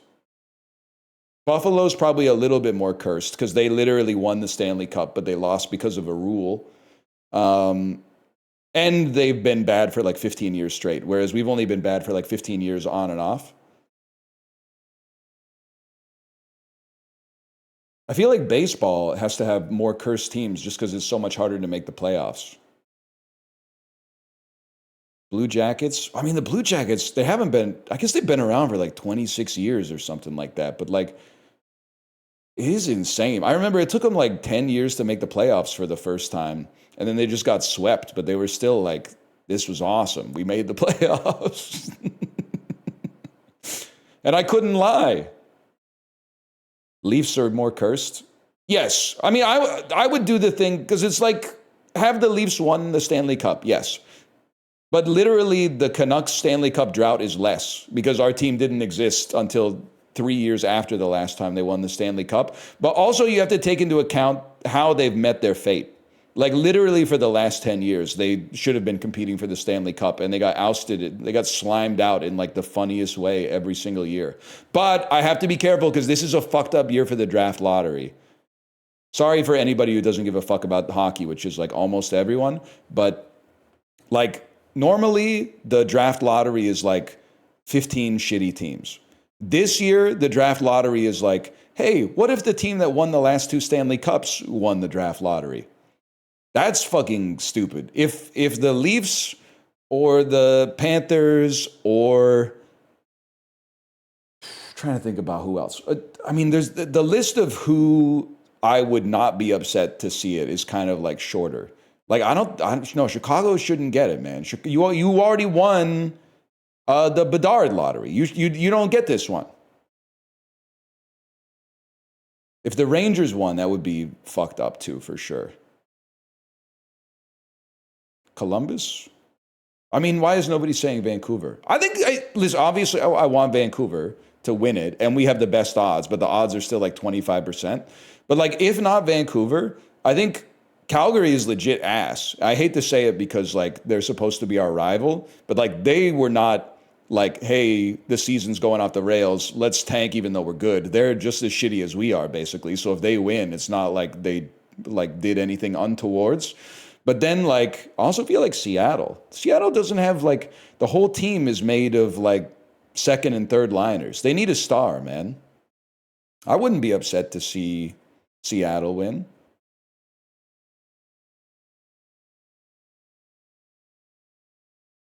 Give some help to Jordan Eberle. Anyway, Matt Damon, double letter word and title, 1990 to 2009, 2010 to 2026. You know me, bro. I love to play the Adjustment Bureau. When a Matt Damon movie from 2010 to 2026 is the vibe, the Adjustment Bureau is the move. And then 1990 to 2009, 1990 to 2009. Any chance we just run some shit like The Informant? But that's scaring me because that could be 2010. Nah, man, that's not 2010. And then a double letter word and title for Matt Damon. Let me think about this shit for a damn second. Obviously, there's Goodwood Hunting.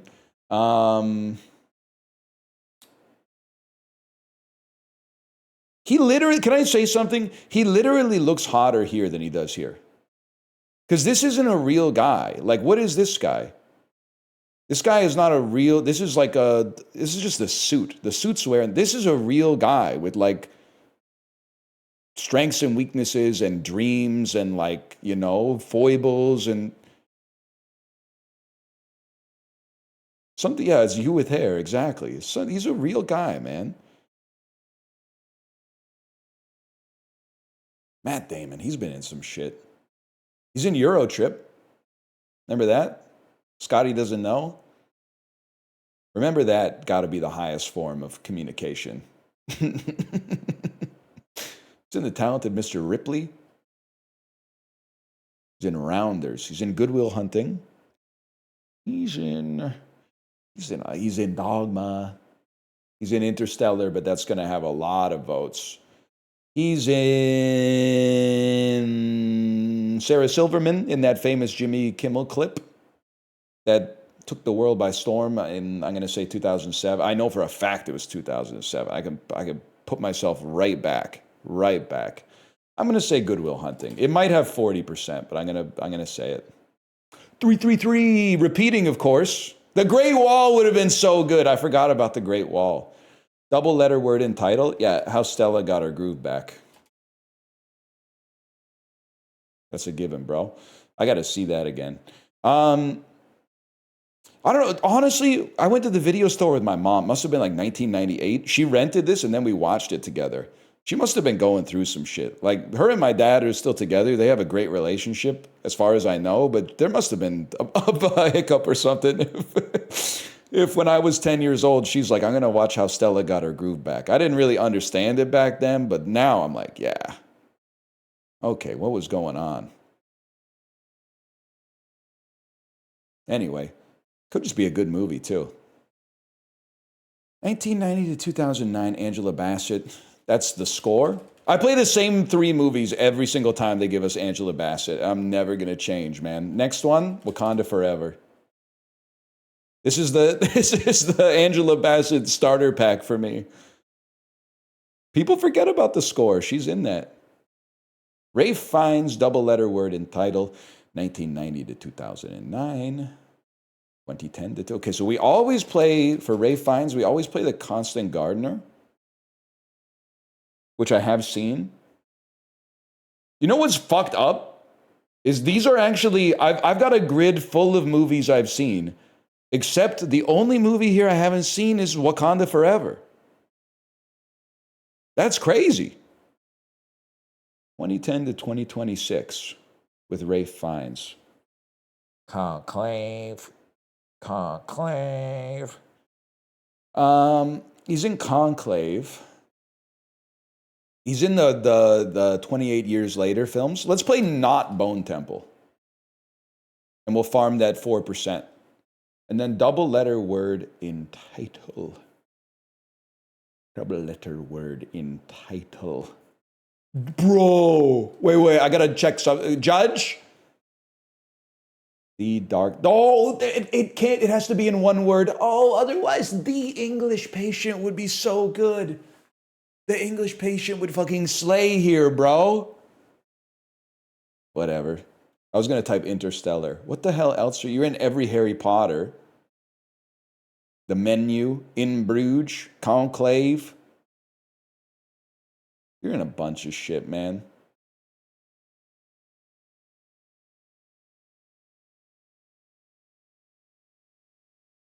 Sorry, guys. I don't endorse it, by the way. 28% because I picked the one on the top of the fucking list, man. Fuck you. Fine, you're the man now, dog. Remember, dog. Confessions of a Dangerous Mind. Matt Damon is in that. I've seen that 3 times. Matt Damon's in that. Patient has 2 T's. Bro. Has the same letter repeated consecutively in one word. Not, come on now. You're going to get slimed out on the Jewel of the Seas, man. Get him banned. I ain't the one. I think like slimed has an obvious, like, you got turned into goo. Slimed out is different. Slimed out is a total, it's a, like a, I don't know if I love the connotation of slimed out.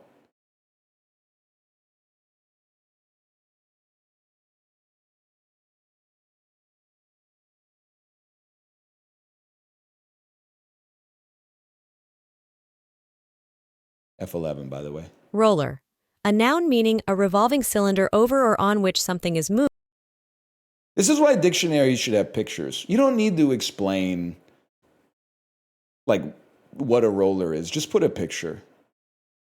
Using the word, there's some situations where words are not appropriate. Stared. A verb meaning to look fixedly, often with. Indicate. A verb meaning to point out or point to. Indicatus is Latin, arising from indicar, which combines in with dicere, meaning to proclaim or dedicate. Indicate, a verb meaning to point out or point to. If my wife was like a stoner or whatever. Quashed, a verb meaning to suppress or infant, a noun meaning a child in the enmity, a noun meaning positive. Myopic, an adjective meaning. Okay, nerdcore hip-hop rhyming words, man. A noun meaning the loose outer garment worn in public by citizens of ancient Rome. Also, okay, toga. commandeer, a verb meaning to compel to perform. Affront, a verb meaning to insult. Hortatory, adjective meaning hortative, exhortatory. Hortatory. An adjective meaning hortative, exhortatory. Exhortatory. Oh, really? Durham, a noun meaning shorthorn. Durham, a noun meaning shorthorn. Durham. Oh, good start. Adjutant, a noun meaning a staff. The fact that adjutant is a noun is fucked up. Querulous, an adjective meaning habitually complaining. Querulos comes from Middle English. Okay, I know I spelled it wrong. Impecunious is really good. Querulous, constantly complaining. You querulous so-and-so. Querulous. I like that. Plumage, a noun meaning like the feathers of a bird. Too, but querulous. I find your behavior querulous and petulant.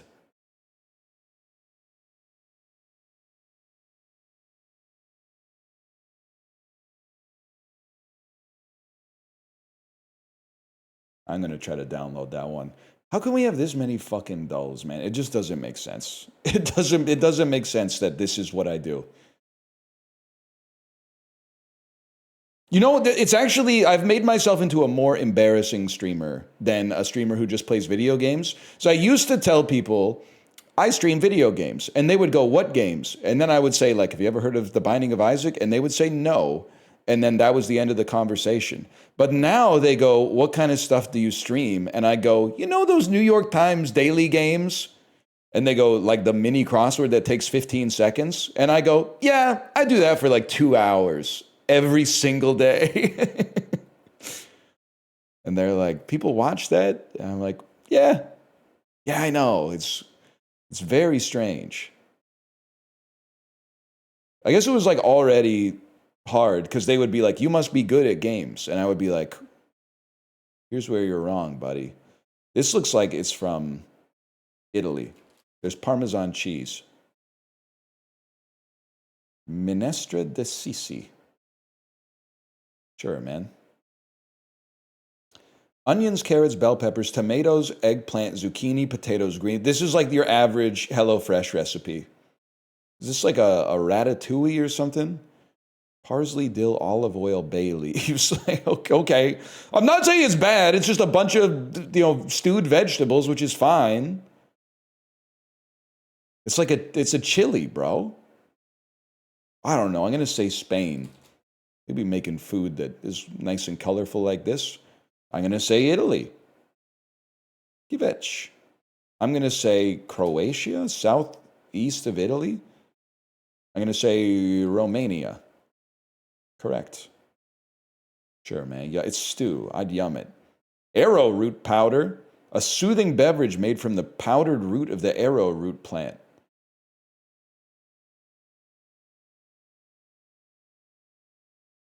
Tunisia? I have no idea where they're drinking arrowroot, man. Sweden? Okay, it's called arrowroot tea, which to me means it's Australia because it's in English. What the fuck? It's cold everywhere, man.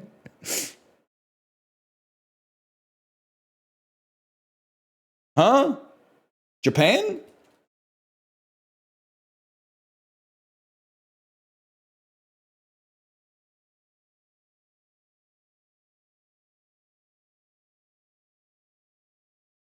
Sugoi. Yeah, apparently it's every Asian country. My bad, y'all. That's your wife's country? Okay, what is arrowroot tea in Korean? I don't know.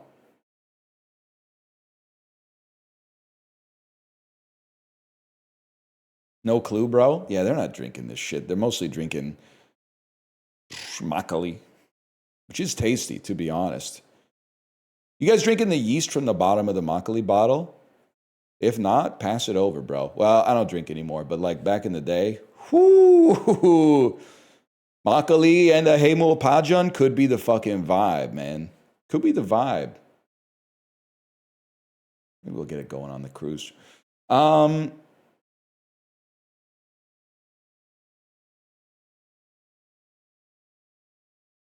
Pajan.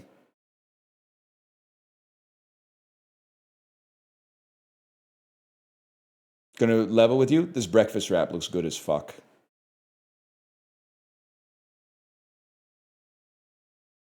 Steak sandwich versus hot dog. Hot dog, hot diggity dog. We'll take onion rings and fries. Okay, Caligula. Fish and chips versus the hockey porky bowl.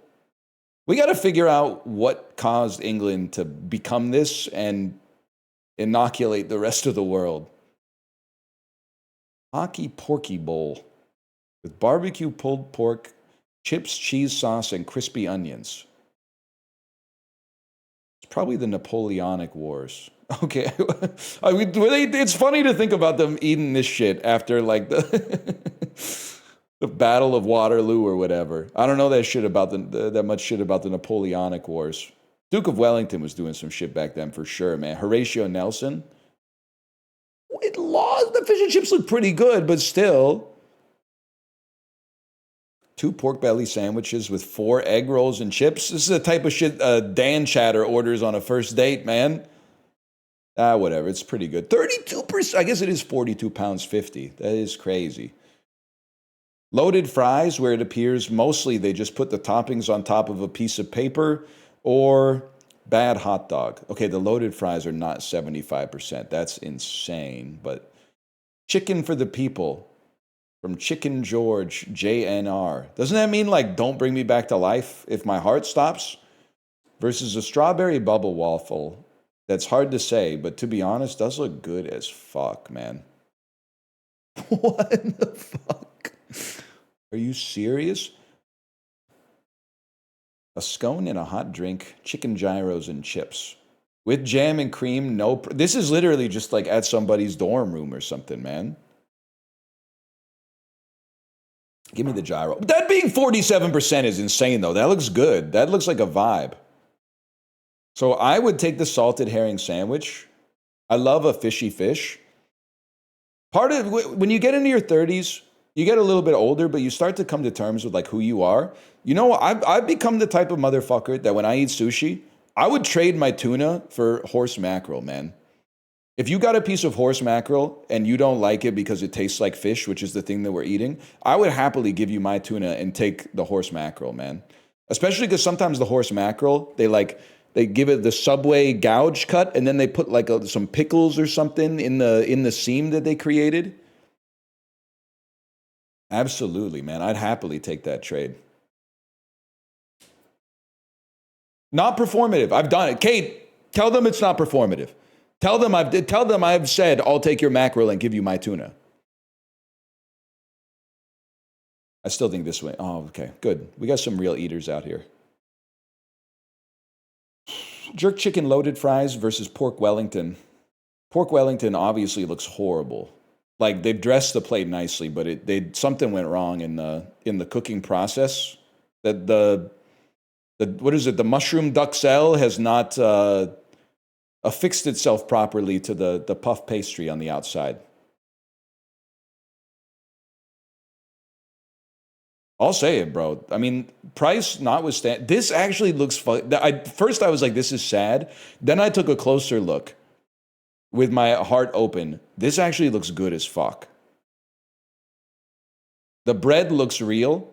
This looks more like clip art. Like if I wanted a hot dog emoji, I would want this. But this looks good as fuck. By the way, I don't want to make you feel bad if you're American, but did you know Costco Canada, you can still choose for your $1.49 hot dog combo, you can still choose between a hot dog and a Polish sausage?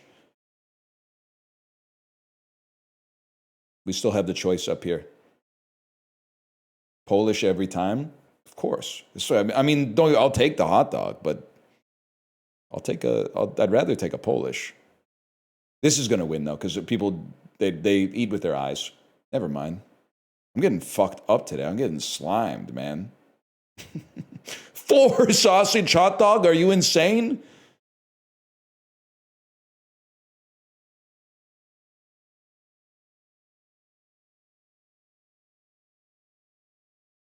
We're making good progress.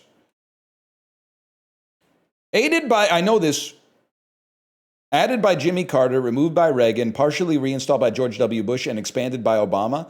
That's a brief history of what objects at the White House. Solar panels, bro. All you need to know about Ronald Reagan, probably the most noteworthy thing about his presidency, he moved into a house that had solar panels on the roof. First act of business, he said, rip that shit down. He literally said, I'm not living in a woke house. That tells you everything you need to know about that administration, man. It's so crazy. You already have the panels. Like, I just can't have, why, like, not adding them is one thing, but paying more to take them down just seems like so insane. It was after 5 years, whatever. On again, off again lovers, Stephanie Brown and Tim Drake. Tim Drake? That dude who's the folk singer that's beefing with Kendrick Lamar? He's busy, man. Have both fought crime well dressed as what? Costumed vigilante.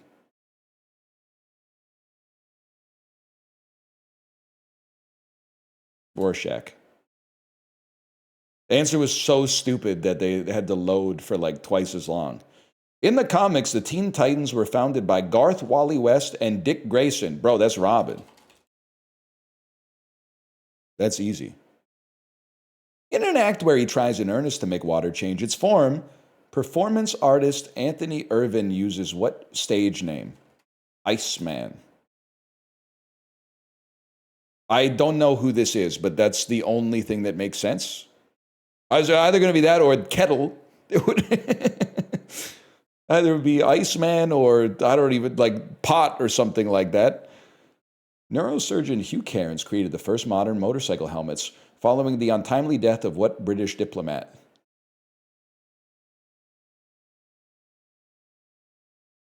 Lord Beaverbrook. What colonel wrote the memoir Seven Pillars of Wisdom, recounting the 1917 capture of Aqaba in what is now Jordan? That guy from Jumanji. Peter O'Toole famously played what British leader who helped inspire... I don't know. Lawrence. T.E. Lawrence. We'll take those. That's correct for 1 point. T.E. Lawrence. No way you pinned that shit on Van Pelt. What's crazy, too, I felt bad because Van Pelt is obviously South African. The bad guy from Jumanji 1 is obviously South African. There is no bad guy in Jumanji 2. Or not Zathura, but the one with Jack Black. That's what makes it such a complicated grown-up movie, is that I guess the bad guy in Jumanji Welcome to the Jungle would be whoever programmed the video game to suck real people into it and trap them. Like, he was on one, man. I don't know what kind of Palmer Lucky shit like he was doing, but... Typhoid fever is caused by a strain of what rod-shaped gram-negative enterobacteria? Tuberculosis?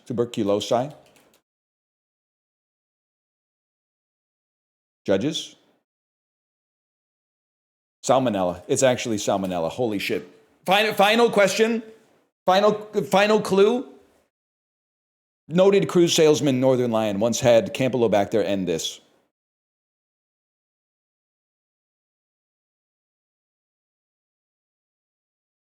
Before he got slimed out.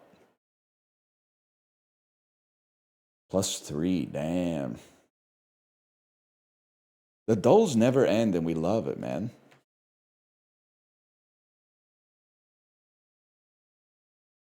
Sort these data storage technologies by when they were first introduced, starting with the latest. Is this the stupidest thing of all time? Because it feels to me like QR codes could have been invented in like the year 51. And then just like manually decoded. Like, obviously, cavemen were not like printing CD-ROMs. That's insane.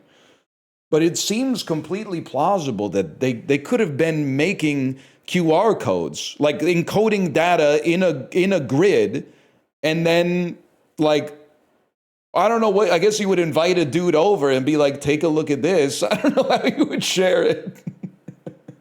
Now that I think about it, I don't really know how you would share it, but this seems like something that could have, or maybe they could have used like a smoke signal QR code or something. I don't know, man.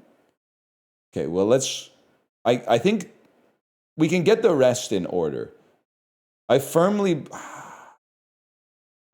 believe that this is, or this is the right order. And then we'll try QR codes last. QR codes after CD-ROM. There you go. QR codes 1994. Admit it, that's earlier than you thought. Some of you guys in chat were going to say like 2021 or something. You said 1953? What's the difference to a motherfucker born in 2004, bro? Same shit. There were cavemen in 1994. You ever see Ty Domi? Those were like his halcyon days, man.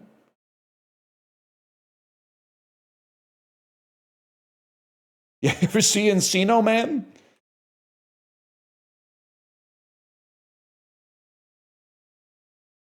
How would you scan them? Fucking, I don't know, man. I don't know basically anything about how our world works at all.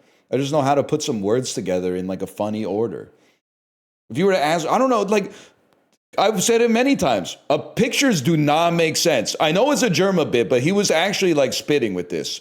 How the fuck can you capture an image of reality? Like, it seems insane that you, like, a JPEG is the most magical spell that's ever been cast. You are encoding a moment of reality. And I don't know what form, like, what's the fucking file extension for reality? What's the file format for a moment in time? But whatever, a camera is converting it from real life into data, which is absolutely insane. Like, in a way, this is where it seems like a real camera is a magical spell, and a digital camera is like just an evolution of the analog camera. But I actually look at it the opposite way. Like, there's a physical process that's happening with like light hitting objects and then leaving a shadow and an impression on like a medium that happens in a physical camera. But how the fuck does you have a little computer inside of your camera that just goes beep, and then it's like, remember that moment that was real? Remember the most beautiful thing you've ever seen? Here, we brought it up. We brought it back on demand. That's insane. It's actually a little, like, it's amazing, but it's a little scary too, because they turned reality into fucking ones and zeros, which is like, I don't think that was ever something that God thought was going to happen. Like, we overstepped ourselves there a little bit, because then at that moment, those transient moments that were supposed to make you appreciate them, instead we don't appreciate them. We go click, I'll appreciate this later. When your phone goes, who's that? And then photos from 5 years ago come up and you go, oh yeah, I remember taking a picture of that sunset. But you don't remember how it fucking made you feel. You don't remember like what the fucking context was in the moment. You just go, that's pretty. Fucking asshole. That's how I feel about life too, man. Because now they're trying to put Tom Cruise into DALL-E or something like that. So, well, one day Tom Cruise will die, but we'll still be able to make new Mission Impossibles. Bro, you're not watching the Mission Impossibles because you're like, they're just going to keep making more after he dies, because as something becomes infinite, we lose appreciation for its finite nature.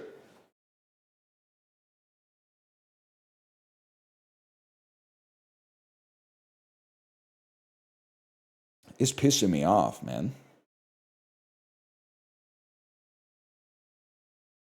And this is why a cruise is so important. Well, put your phones away. When you walk on the ship, we're going to hit you with a burst of gamma radiation that's going to blow up your phone. And then, adrift in the Gulf of Mexico, disconnected from the telecommunications networks of the Earth, we're going to make some memories. We are going to make some memories. Speaking of which has a higher percentage of people who are Catholic? I'll stop you. It's Quebec. Which has less access to airports? Camden County, New Jersey, or Tulare County, California? This strikes me as one of those things where I'm like, if there's like one airport here that has like one airplane, you probably have more access than the people in Cherry Hill, man. Okay. Which voted more for the left of center parties in the 2021 Canadian election? Saskatchewan is conservative, but much like the United States, there tends to be a rural-urban divide in Canadian politics. So this, I mean, I'm assuming that this went conservative because it was a very close election. And I think that the Conservatives might, like, in 2021, they might have swept every single seat from like here, like just east of Vancouver, basically to like here. It was a hot one. So I think that it's got to be Niagara. Higher percentage of people who commute by walking. North Carolina or Columbus, Ohio? Columbus, they have more people with DUIs. Higher percentage of adults who sleep less than 7 hours. Bro, it's gotta, aren't people just sleeping here? It's gotta be, oh! Can I say something that it sucks because I believe this 100%, even though it's insane. But I genuinely lost a little bit of respect for Shohei Ohtani when I found out that he sleeps 10 hours or 12 hours a night. And it's not like I'm like, oh, that's not okay. It's not like that. And he's obviously an amazing baseball player. But like, it's also possible that maybe I could be doing that shit if I slept 12 hours a night. Like, I've never had the ability to sleep 10 hours a night. I would have more respect for him if we had the same amount of sleep and he was doing that shit, is all I'm saying. Because apparently Barry Bonds sleeps 12 hours a night too, which I think many people are saying was how he hit all those home runs. So I think it's actually possible. Like, I only know 2 adult human beings who sleep 12 hours a night, and they're both some of the best baseball players ever to play the game. So for me, I kind of feel like maybe it's the sleep, man. Maybe they're not. I mean, they're obviously good, but maybe they're good because of the sleep. I think that it's possible. At the very least, I'd be better at baseball if I slept 12 hours a day. I'm just spitballing here, man. I sleep 12 hours a day and I'm depressed. Yeah. But like, is it sleep or like, are you just on your phone? Because like, that's I don't think Shohei's on his phone in bed. Maybe for like 15 minutes. I mean, he's a human being. But can I say something, by the way? I don't know if this is normal. Saturday night, I had a horrible sleep. I go to bed almost every night at like 9:30, wake up at 5:30, okay? Do the math. It's 8 hours, buddy. That's like 2/3 of Shohei. If I wake up at 4:30 and I have an hour until my alarm, I'm getting 57 extra minutes. That's no problem. That's stress-free, low cortisol. But what happened on Saturday is like what curses me. I woke up after an hour. I fell asleep at 9:30, woke up at 10:30. Still got 7 hours to go till my alarm goes off. But just for some reason, waking up after an hour of sleep is fucked up, man. Like, you wake up and you're like, I thought I was going to be out for like 7.5 hours. I'm up after like 70 minutes. Like, so after I woke up at 10:30, I stayed awake for like 2.5 hours and then went back to bed. Horrible, dude. But then I was so tired that last night I slept amazingly. Last night was like time travel.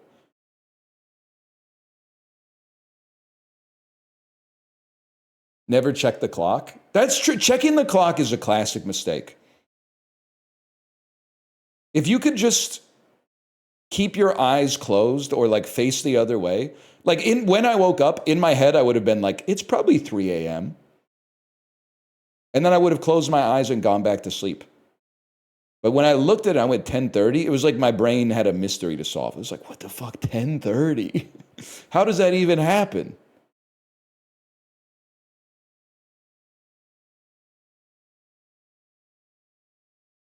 Won't make it in the MLB like that.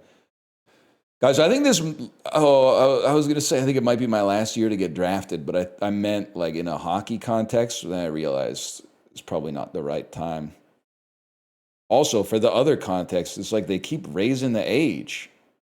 Like, I'm not trying to be too real, but I kind of was like, I'm getting made fun of for being old, but then they keep posting press releases that are like, if you're under 44, you got to register or something. And I'm like, how could this be? How could I be old but still young enough? That doesn't make any sense, man.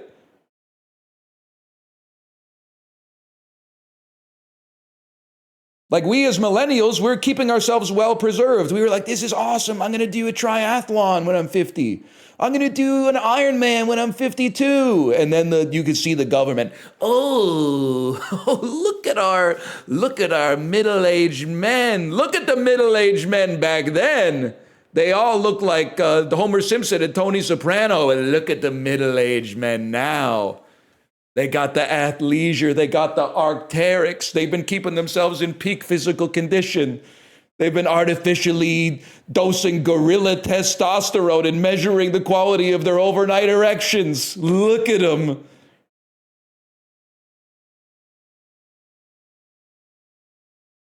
Anyway.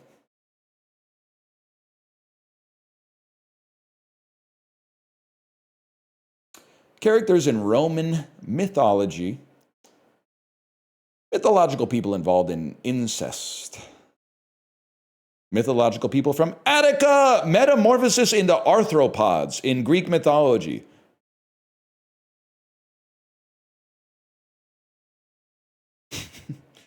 Mythological spiders. Okay. Greek spider. My crazy. What's the name of the spider? So there's Shelob from Lord of the Rings. Thinking of spider names. Charlotte. I think this feels like a spider to me. It's Arachne. That makes way more sense, man. That makes way more sense. It makes so much more sense. You think she was saying some shit like, I guess I should have expected it with a name like Arachne. 17th century controversies. Domestic tragedies. Oh, good. Blackface theater. Could be a famous play. Could be Halloween party at a Vancouver school back in like 1997 or whatever. Plays set in Venice, Shakespearean tragedies about military leaders. Wait. Plays about suicide, interracial romance. It's Othello. I was going to type Titus Andronicus. Guy who thinks the play is based on the board game. Canadians have like 3 jokes. Okay, but the Trudeau Halloween costume, as somebody who voted for him one time, and thus is his best friend, the Trudeau Halloween costume is really crazy. It's and the picture is so insane. The picture is so unbelievable. Like yes, the fact that it's real is I'm not gonna say it's unbelievable, but it is. I mean, I'm gonna say it's not okay, but it is really funny. Can we agree on that?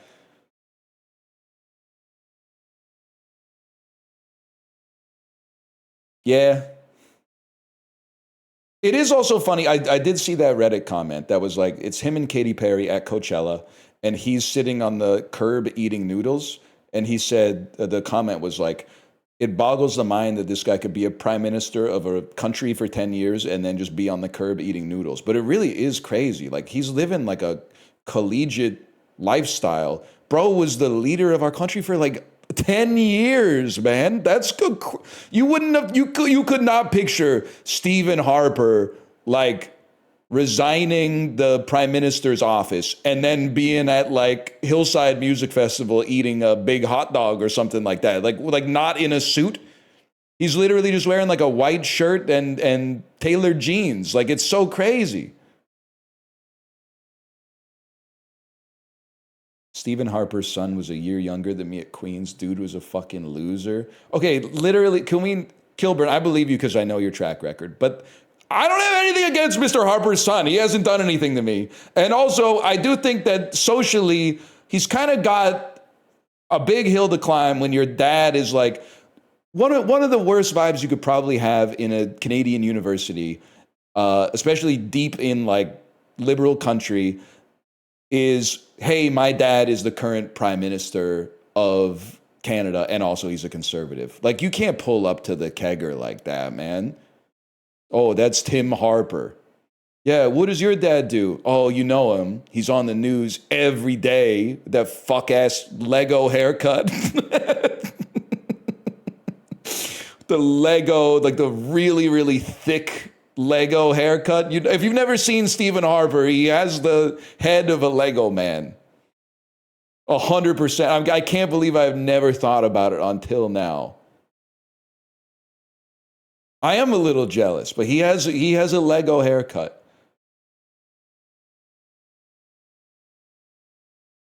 Oh, good. Nazi autism researchers who died in 1980. Nazi eugenics. Austrian. Oh, this is this the really, really bad guy? Is this Joseph Mengele? It's Hans Asperger. I was going to ask the dumbest question of all time, which is, the question I was going to ask is this a bad guy?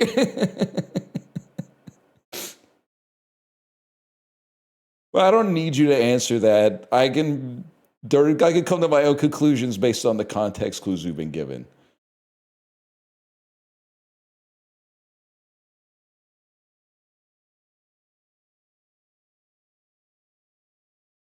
Anyway, 2020's Christmas films about vampires in IMAX. It's Nosferatu, bro. That should be like 99%. Pretty good movie. 4 stars from me on Letterboxd. Finnish anti-communists who are composers. Swedish-speaking Finns. I honestly have no idea. Sibelius. That makes a lot of sense. Also, man, what a fucking picture. Holy cow. This literally is me when I think that I forgot my wallet at home, though. 19th century members of the Connecticut General Assembly. 1758 births, 1843 deaths, abolitionists from New York City. Language reformers. Linguists. New York State Federalists. Bro, I think you're fucking John Adams, bro. Noah Webster. That makes way more sense. It's the dictionary fella. 1988 Australian novels set in the 1830s. Brother, I have no Oscar and Lucinda. It sounds Australian. I have absolutely no idea. 15th century establishments in Russia. I'm getting slimed out today, man. Oh, no, maybe not. Tourist attractions in Moscow. Palaces in Moscow. What is the White Palace? Kremlin. Did the Kremlin kind of take over the residency of the White Palace?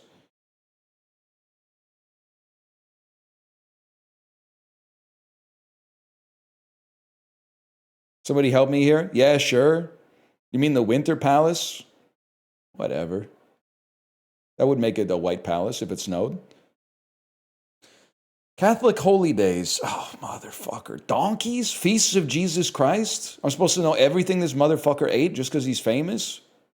January observance? There's a holiday in January that's not New Year's? I have no idea, man. Shrove Tuesday? Is it Wednesday? Shrove Tuesday? Feast of the Ass! Yeah!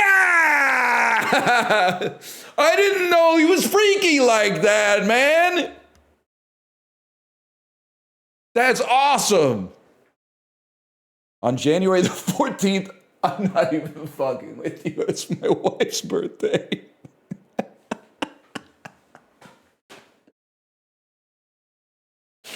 Oh, shit. Woo. That's crazy, man. 7th century establishments in North America. Middle Mississippian culture. Oh, motherfucker, man. Pyramids in the United States? It's not Bass Pro Shops? Tourist attractions in St. Louis? The Gateway Arch? Cahokia. Bro, I got 2. I had slimed out on this one. 3% Oscar and Lucinda?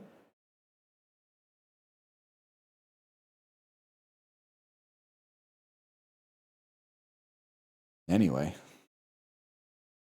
Kremlin was a big drop. I still think the White Palace was probably close enough. I should have hit close enough on that one. This is a great angle, if I may say so myself. Because this is like, it's a little bit more pinched than 270. This is like a 280 degree angle. 285. Oh!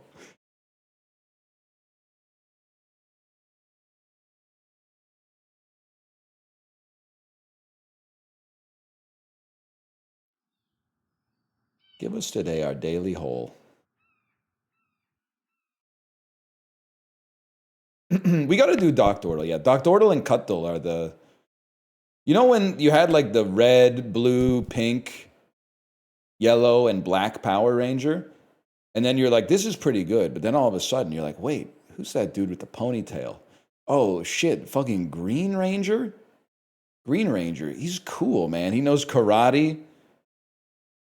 He wears his pants like real low. Doc Dordle is kind of like the Green Ranger. It's like when you're in high school and then like somebody moves to your high school from another country and they immediately get like a huge aura boost, and you're like, man, fuck this guy. He's not cool just because he's like from France or some shit like that. We're cool too, guys. Tucka, tucka, tucka, tucka, tucka, tucka, tucka. And then like Cutthul is kind of like, remember the Green Ranger gets like mind jacked by Rita Repulsa? I say remember like there's any other like 38-year-olds watching this shit right now. And then you're like, no, Tommy! Tommy's become the left hand of Satan. But then he comes back and he's the fucking like White Ranger. And he's got even more aura because his armor is like gold trimmed and shit. Well, this is fucked. That's like Cutthul. And why is Cutthul a little less problematic than Dr. Ordle? Because in all likelihood, unless they tell us to like cut a swastika in half, Cutthul is not going to do some shit that's like a 1-year-old came in with a splitting headache or something like that. So there's like never really an opportunity for it to be a huge downer. Any advice on making kimchi less bitter? Don't do this, Eddie. Don't, my 2 cents. I've said it many times. I'm sure there's a librarian video about this. Don't make it yourself. Just buy it, man. Other great thing about buying kimchi at the H Mart is that you don't have to just get the cabbage kimchi. Oh, I mean, you have to get the cabbage kimchi because it's like the default kimchi, but then you could also mix it up, bro. Get some gatdugi. Get some of the kimchi that's made with like young garlic stems or something like that. I'm saying, just keep yourself safe. Don't get slimed. Get some cucumber kimchi. Exactly. I need someone to split the room for the NL cruise. It's me and 7 other friends. We're each going to pay $360. We get to see NL. I have to tell you something. It doesn't work like that. The more people you add to the reservation, the more expensive it gets. Because you also, the room doesn't scale, but the food scales. Because it's like all you can eat, and you get like, you get table service at the dinner and the lunch and at the dinner at least and stuff like that. So you can't really just add 7 people to the reservation. We'll be splitting the burger too, don't worry. I don't think it's going to work like that. Can I get food at 3 a.m.? I don't know. I've never been on this ship before. All these details will come later, okay? All these details will come later. But what I will say, I feel very confident saying there will be basically all-you-can-drink Coke Zero. Every cruise ship I've ever been on in my life has all-you-can-drink Coke Zero. If they only have Diet Coke, though, don't be mad.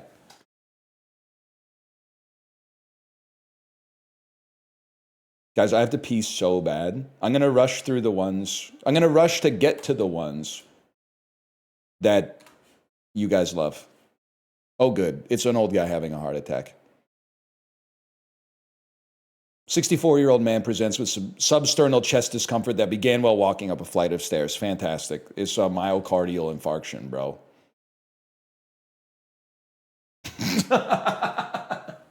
Wow, I must be some kind of genius. An old guy's chest hurt when he walked up the stairs. He's having a heart attack. Get me to the cardiology department stat, bro. Kind of slimed that one. Oh, yeah, bigly. I picked ST Elevated. What medical school did you go to, bro? The medical school of American Samoa? Where did Saul Goodman go?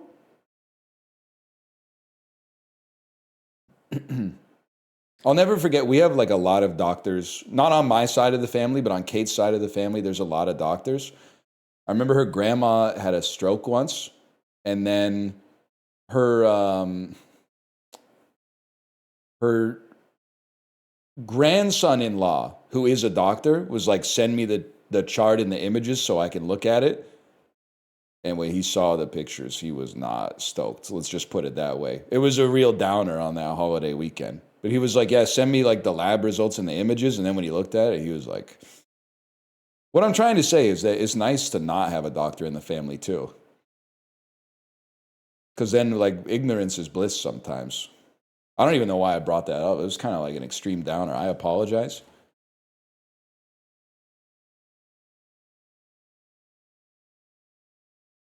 Walk it off. Walk it off. Kind of slime the vibes. My bad, y'all. Trauma dumping. Yes, even Siberia goes through the motions. Whole lot of bum, bum. Thank you, yes, poster. Cut the shape perfectly in half.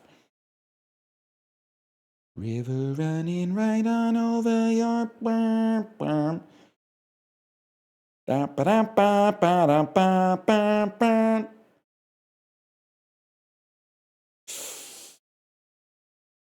And you're saying this part is smaller, which doesn't seem right. That doesn't seem right. This seems, well, obviously they're the same size, but I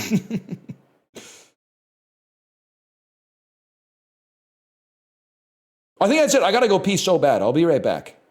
Then we'll do Bandle.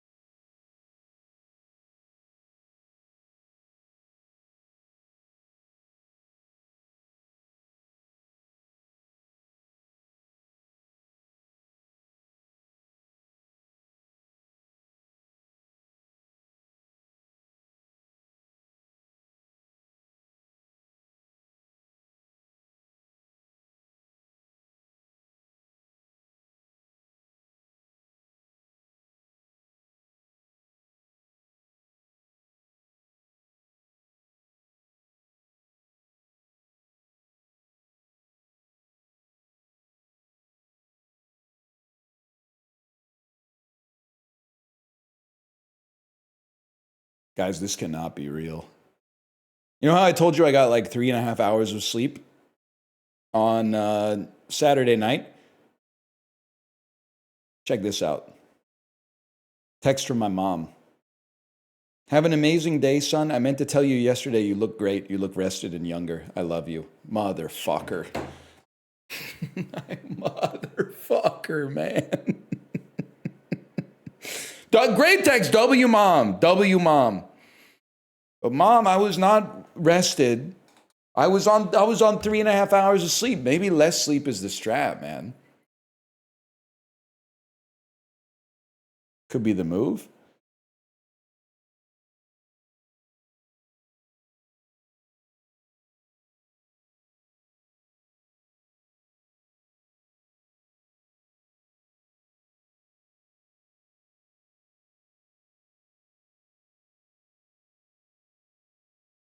Holy cow. Yeah, tell your moms you love them.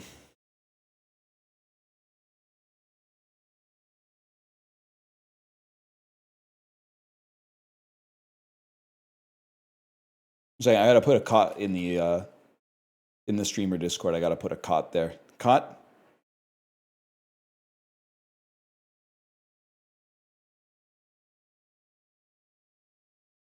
Is a Panini press worth the investment? I think Paninis are coming back. I don't know about a Panini press being worth the investment. But I think Paninis are coming back. Sandwiches are in a bad spot, man. We need the savior to return. It's been like 20 years since Paninis were popping.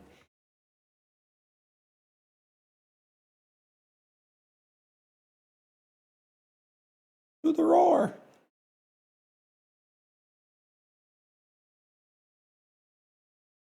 Imagine a banh mi panini, man. Bandle. Bandle.app. Daily Bandle. Low key, the world was a better place when guys were just cooking on the George Foreman grill. No disrespect to binging with Babish or whatever, but like, and this might be a correlation, not a causation thing, but I think the world was a better place when you asked a guy like what his favorite meal was, and he said he just throws a chicken breast on the George Foreman grill and closes that shit shut. Nowadays, they're trying to tell you about some reverse seared fucking sous vide. I don't know enough about cooking to honestly like do it. But long story short, you say you got to start cooking in the morning. You don't get to eat till 9 o'clock.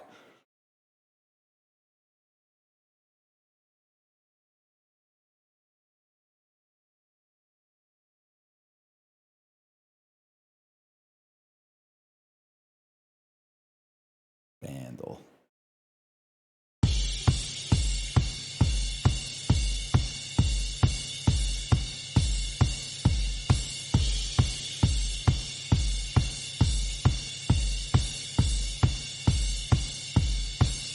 A little heavy on the hi-hat. Wait a sec. Don't you dare hold back. Just put your eyes on me. She said you're holding back. I said shut up and dance with. Wait, I thought for sure it was that, man. Ooh. Wait, me getting really into this song before finding out it's the most ass song ever made. It sounds like the Hold Steady, bro. Bro, this shit sounds like the Hold Steady.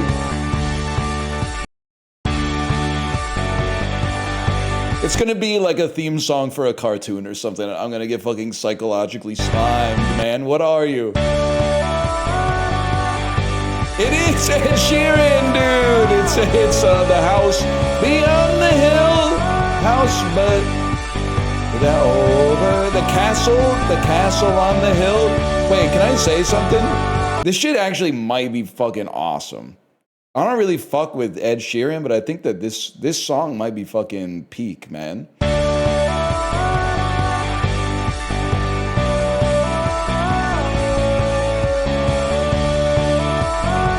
Is it like 300 decibels loud for you as well?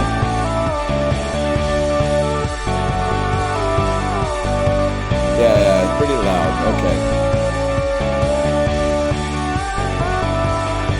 I'm really digging them.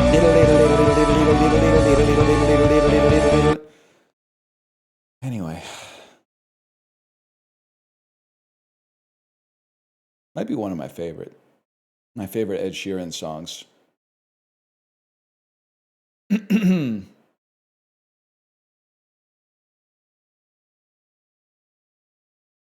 Anyway, we got time. We're gonna do a sponsored stream for people of note at 1 p.m. for 1 hour. We could probably do 2 Slay the Spire 2 runs.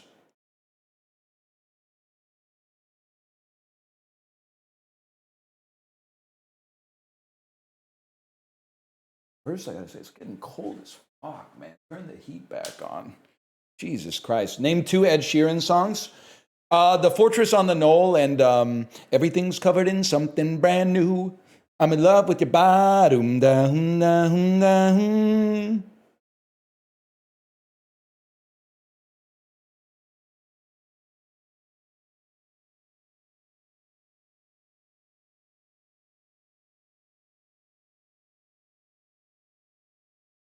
I can't believe people play vicariously through streamers instead of experiencing the Spire 2 themselves. Buddy, are you sitting down?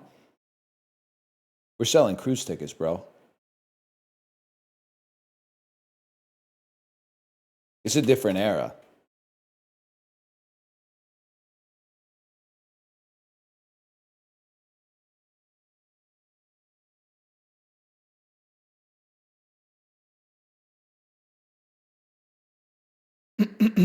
This has to be a bit. It's a real bit. It's a bit that's real. Don't say getting pregnant on the Northernlion Super Cruise. You know what's crazy too is I'm like a little embarrassed to talk about it.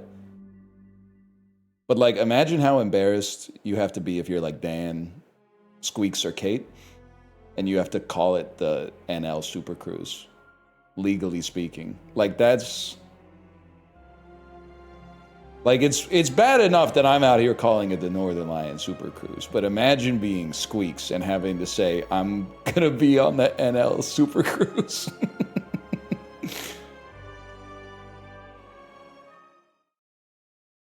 It is less bad for Kate, but I had to include her. Of course I wanted to include her. What is going on, guys?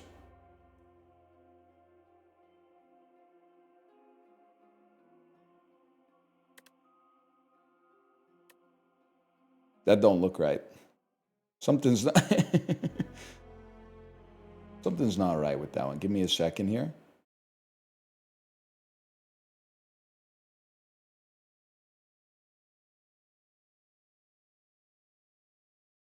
Send this over there. And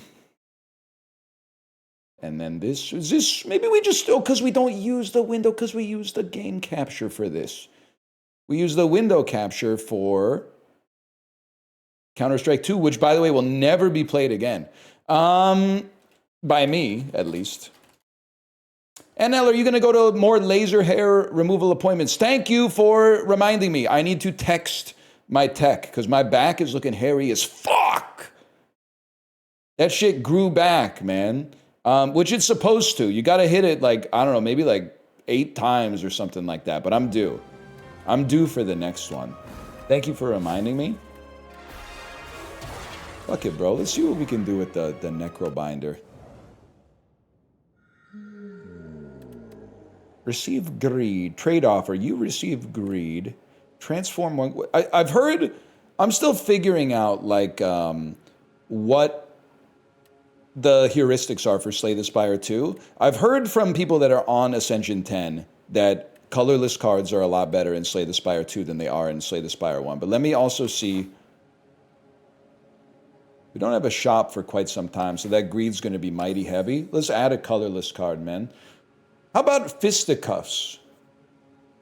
Deals 7 damage, which probably becomes 9. I thought it might become 10. Gain block equal to damage dealt. Let's give that a try, man.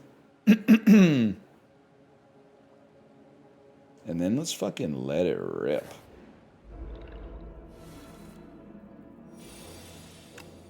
That's a given. Time to ruin your life. Yeah, what if PUBG came back? Now we're talking. Not that I'm disappointed to be playing Slay the Spire 2, which is maybe like the best game ever made, but what if PUBG came back? Stop using heuristic when method would do the trick. Bro, method has a different connotation than heuristic. A heuristic is something that's a rule of thumb. A method is just a manner in which you do something. You don't get it, man. You don't get it. A heuristic is something like colorless cards are pretty good. A method is, I'm going to pick colorless cards. This is why we have more than one word for every situation. We'll be covering this on the cruise. I'm going to take some AoE.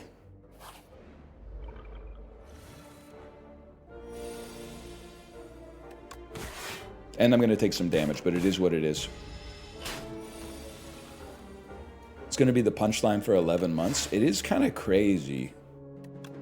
Kind of crazy to think of. NL, have you heard about the chimpanzee civil war?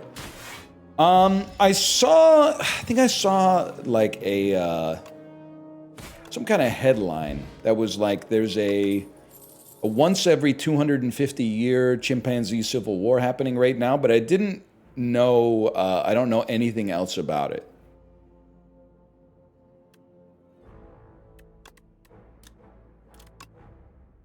I think I want nothing out of these. For right now, anyway. Fellas, stop fighting. There's room at the zoo for everybody. They don't like this joke, but it's a really, really good joke. And I think, honestly, it's a great example of a situation where If your delivery was good, the joke would kill every single time. But if you don't have 100% belief that the joke's gonna work, then people go, I don't really like this joke. And also it feels like something about it feels bad. But it's not bad. It's just funny. Next turn, summon 2, gain energy. Enemy loses 3 HP, add 3 souls into your draw pile. This putrefy is kind of interesting, man. Let's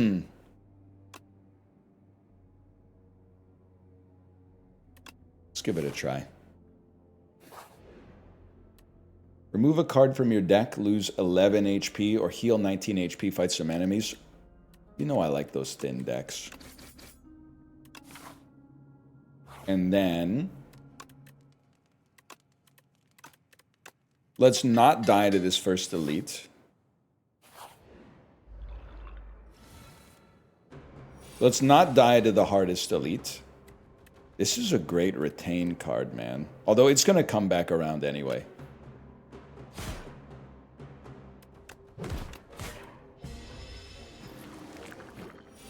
This is the easiest elite.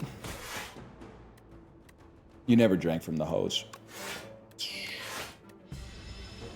Hardest elite is 4 eels? Bro, that's the easiest elite. Except I think the other one. Who's the other one? It's just like a guy who looks like he got lost in the Little Mermaid part of Tokyo Disney Sea.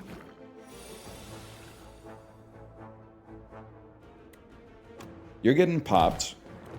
And then you reap what you sow, bro. This is in the... this is totally fine. It will still hit us, but that's okay.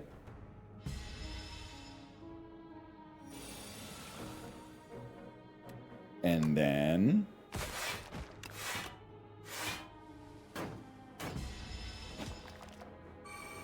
easiest is the one you're prepared for. Oh, stop with this it depends stuff. There are unique solutions that work for every single situation. You're naive if you don't think that's true. For example, Fiendfire is the best Ironclad card. Don't hit me with this it depends. Oh, what enemy are you gonna fight? No, bro, just take Fiendfire. You don't have to think about it too hard. Okay, let me think about this for a second. Pommel Strike, bro. Pamela Harris. I gotta think about that. I don't know what my deck does yet. It basically just hits you, and then the fact that we're the Necrobinder is completely irrelevant. A Sweeping Gaze is pretty good. 10 damage per turn for 2 energy once. Summon 3, exhaust a card from your draw pile. Also, I kind of just like the vibe of like a skeleton in a sweet cloak like this. But then also, I mean, 13 damage for 1. This is I don't like looking at this card, man. I don't like looking at it because it looks like he's like, it's very violent. It's very Cronenbergian. But let's go with Defile. And then I'm going to be honest with you. I've fallen into some habits in Slay the Spire and Slay the Spire 2. And one of those habits is just, I want my deck to be thin. So I love removing a card even when it's super early. Another Defile seems like it could go crazy, and then we could get some like ethereal synergy maybe at some point.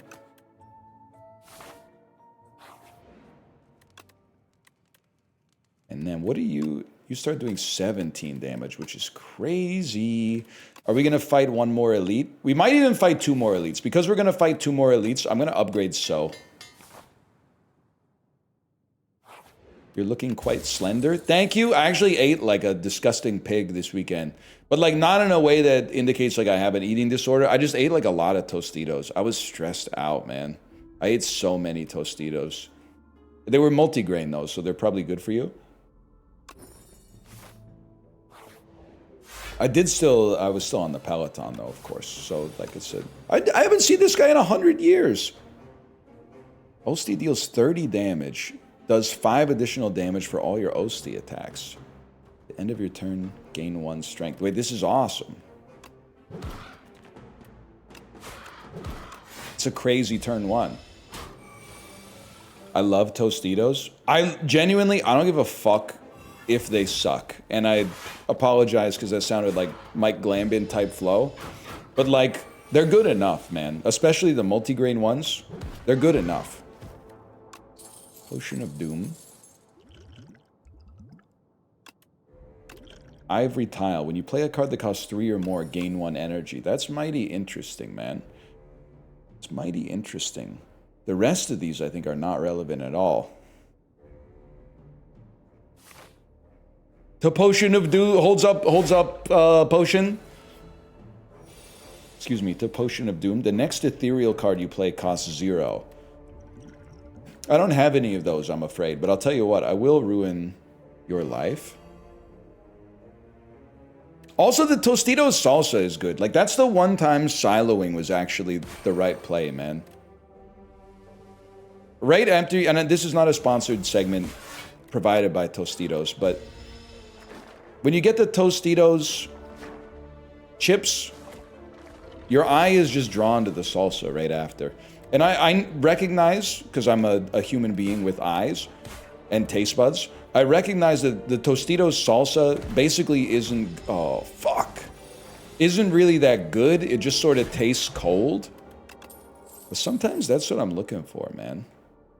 Sometimes you just want to put some cold red on top of your tortilla chips.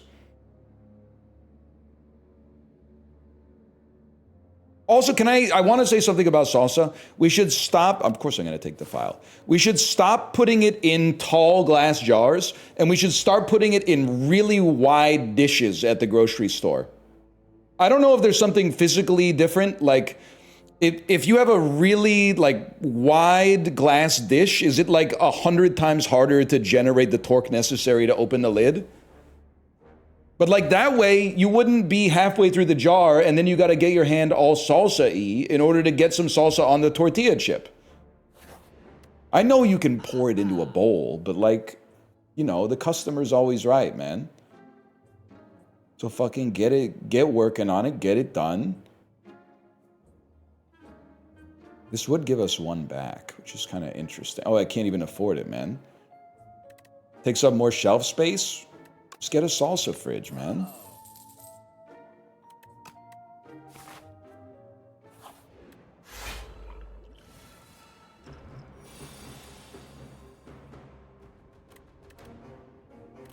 Well, we're just going to hit you. Are we going to hit you? Yeah, we're just going to hit you. We're going to hit you. We're going to play Fisticuffs last, out of principle. No, I meant at the store. Oh, well, you know. That makes a lot more sense. That makes way more sense. We want to... This might be a buffer potion situation, and I think that would be A-okay. So is... Oh, dude, wait, this run is awesome. Summon 15 or a Calcum can be crazy. We do, at some point, we need to have some blocks. We can't just be shoving like more putrefies into our deck. So a block that is pretty good and also gives us a soul seems good enough. Apply 13 Doom, draw a card. Crazy, man. You don't need synergy when your attacks are 1 energy, 13 damage. Oh, wait, this guy, I should remember that he has another fellow with him. Well, this will slime you out pretty good. This will put you in a position where you die, but you'll do the damage first. I would rather you didn't. Why does hummus get to go wide? You know, I have a theory on that. My theory is that A, no one told them no. No one told them that you're not allowed to do that, so they just did it. And not having that limiting belief was like very helpful for them. And then the other one is that I don't know.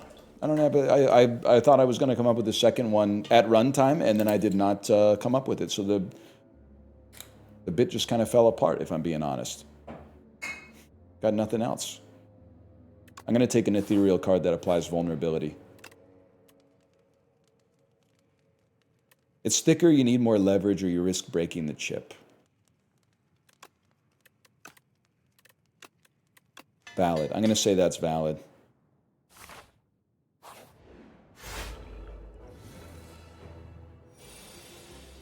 Ants Macabre. When you play a card that costs 2 or more, gain 3 block. I'm going to stop you right there. We don't do that. We do make you weak, though, and then defile you 2 times. I haven't fought this guy in like a month and a half.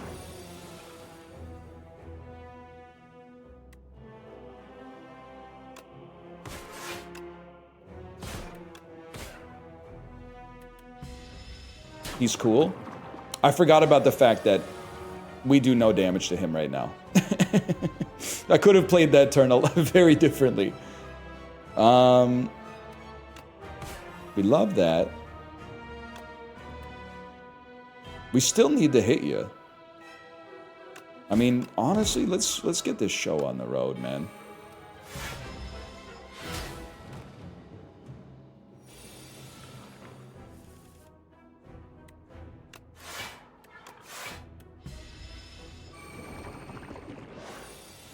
Nine damage. 9 damage doesn't matter to me. We will defile, fisticuffs. 10 block, huge.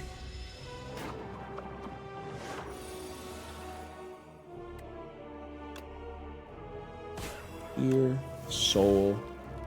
16 damage incoming. Guess what? Just summon for 15, bro. You're in a world of hurt.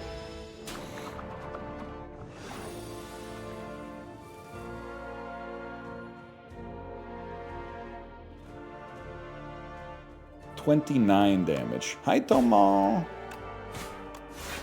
Not much we can do about that. I love when you just have to play your cards. Even if it means you die, it saves you some brain power.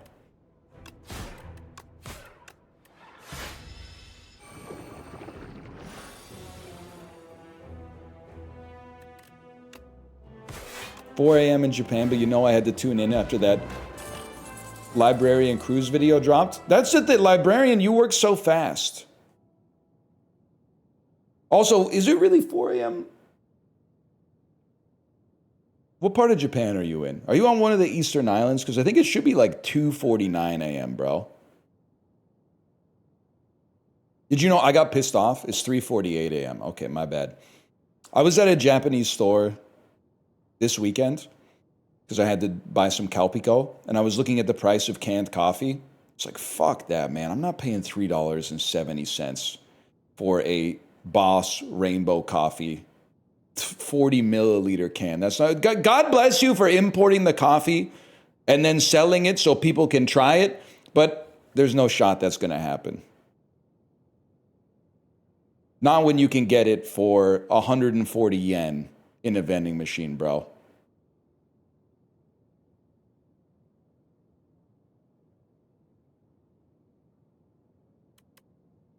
Ethereal, transform a card in your draw pile into a soul.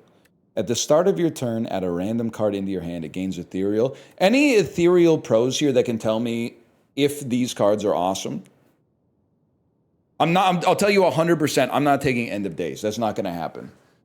Call of the Void is incredible. Because there's a payoff card that's like the more Ethereal cards you play, the more damage it does. Seance Mogs. I mean, turning a strike into a soul is obviously out of control. Like, in my heart of hearts, this looked to me to be better. So I'm going to take it. And I'm going to remember that it's. I asked you for advice, but even still, chat leads me down a path of disrepute. Upon pickup, upgrade 6 random cards. At the start of each combat, add a luminescence into your hand. Transform Unleash into Protector. We're not a summon build, so I think we upgrade 6 random cards, man. I would love if it hits 2 strike/defends, I would be chill. It hit 1. That's even better, man. Some of those cards are cards that I would have upgraded myself. Fisticuffs, Grave Warden. Okay, huge. I would like to remove a card. I think we got a good chance to kill some elites. Probably won't get to remove 2, but let's try this regardless. Hi, Tomo. Why do you have 3 defiles? Defile you with a smile. Suck me like you wanted me to do. You know what I'm talking about? I used to be a little boy. What's a child supposed to do? The chiller in me is the chiller in you. Actually, could be aura on the cruise to have everybody walk up to one roulette table and put all our money on one number and then let it remap. But bro, imagine the vibes on the cruise. The 1 in 34 chance that number hit, though. Imagine how that would be an all-timer moment, man. Imagine. And then, yeah, let it ride. I don't even, well, we'll see. We'll see. One second. I think we want this for sure. And I think we want to try to ruin your life. I guess we could have just stunned you, but where's the fun in that, man? Whatever, you're screwed anyway. We're gonna do, this was like misplayed, but it's fine.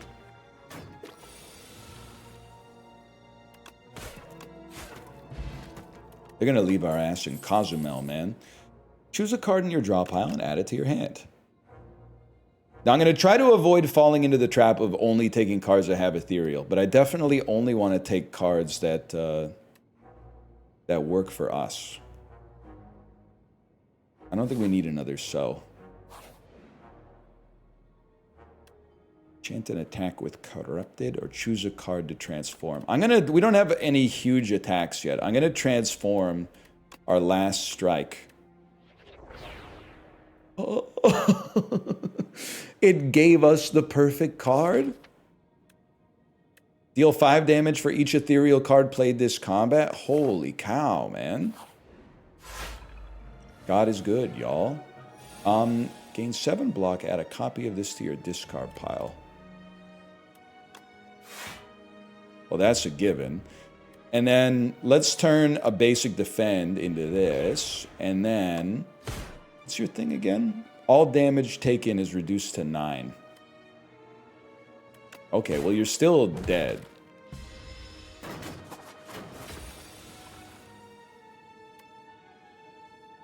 All damage taken is reduced to 9. Wait, this is incredible.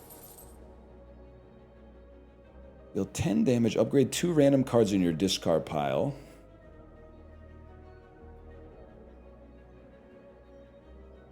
I think we want none of this. All we have to worry about is defend.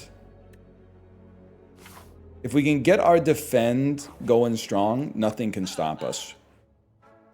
Ethereal 6 block 1 week. I think we gotta take that. But another pull from below kind of goes insane as well. But we do need to have some block. Hidden gem is too fun. Random card in your draw pile gains replay 3. Ooh. That does sound pretty fun. I think I'm going to take Defy. I'm going to ignore the fun card because chat steers me down a dark path. But it's not your fault. It's not your fault. And then we're going to be the most boring Slay the Spire player of all time. We're not going to take the fun attack. Instead, we're going to cut a basic defend.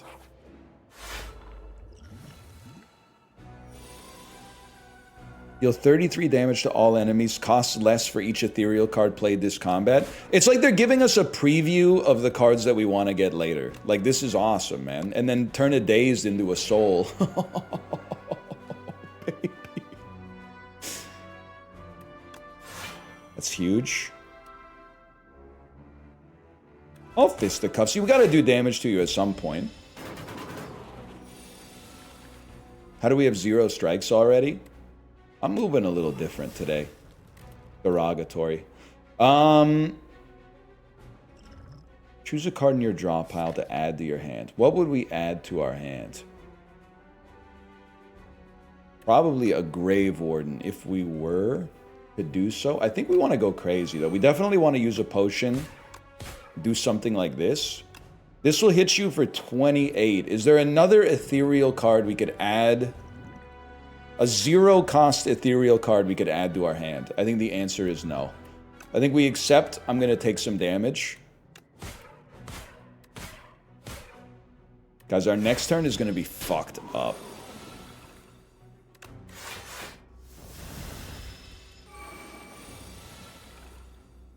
Shit. Our next 2 turns are going to be fucked up. I guess I would just kill you. It sucks that we have to use the second potion, though.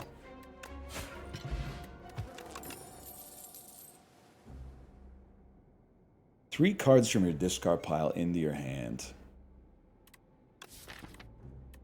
I don't think we need it, man.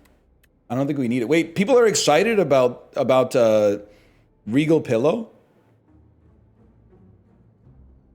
I thought Regal Pillow was like, oh, it will get us something from Puzzle Box. And it doesn't cost 0. Does it cost 0 forever? Wait, that's incredible. Bro does not rest. I'm literally like the #1 rester in this game. I'm the only person who plays this that's not afraid to rest. Everybody else is like, I would rather just quit my run. You are not?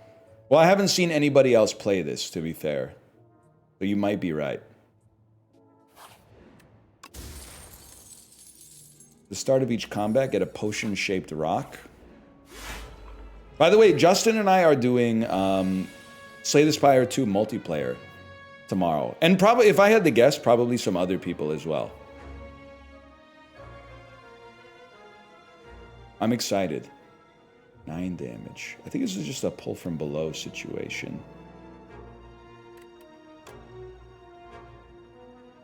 Gains 14 block upon being hit once. This does 10 damage. 10 damage, we snooze bigly. Or do we? I guess we don't. I guess we play it.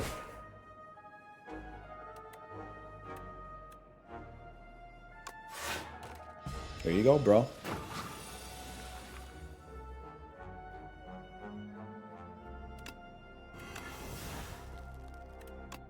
Cut this. Why am I getting a bunch of question marks? Killed Osti for fun? Bro, I gained block.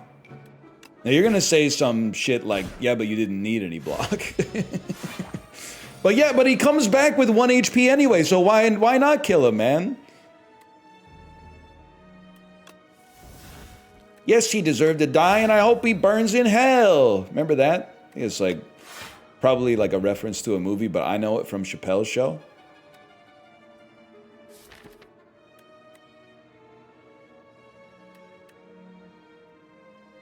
I remember that. That's from Time to Kill.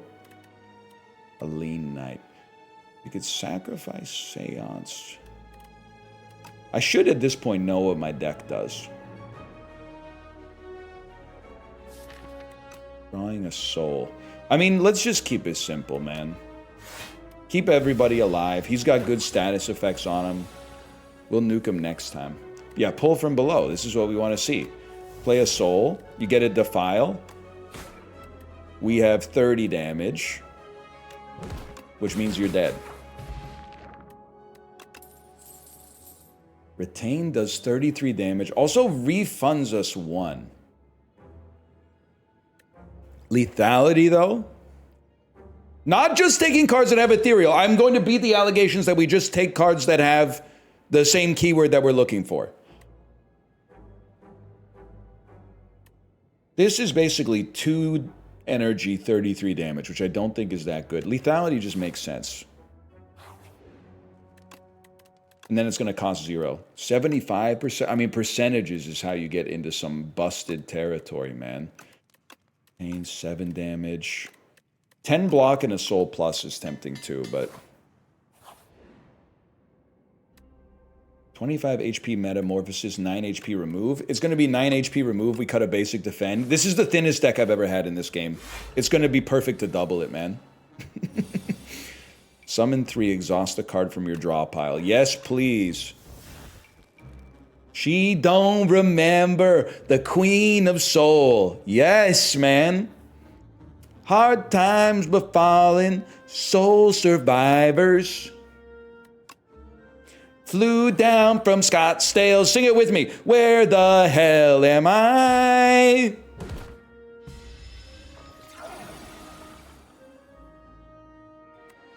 So for 19 damage. I haven't been throwing my rocks, man.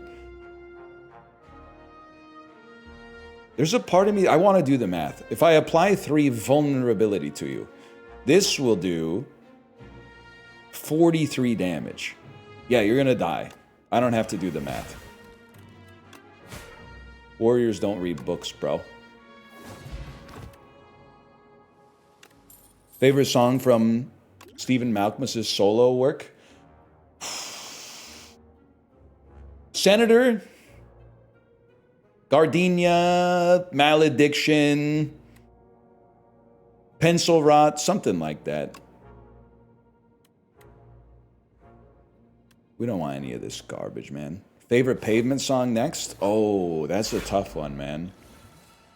I'm a Crooked Rain, Slanted and Enchanted guy, but even still, I might go with something off of Wowie Zowie, something like Rattled by the Rush or something. I do love In This Mouth of Desert. Every once in a while, I'll be walking around just hearing bang, bang, bang, bang, bang, bang. You guys think you're cool putting Spiral Stairs songs into your favorite Pavement song answer. And I gotta say, I just personally... I support it, but I can't. I'm a Malkmus guy. I'm a Malkmus guy till the day I die, man. Till the day I fucking die.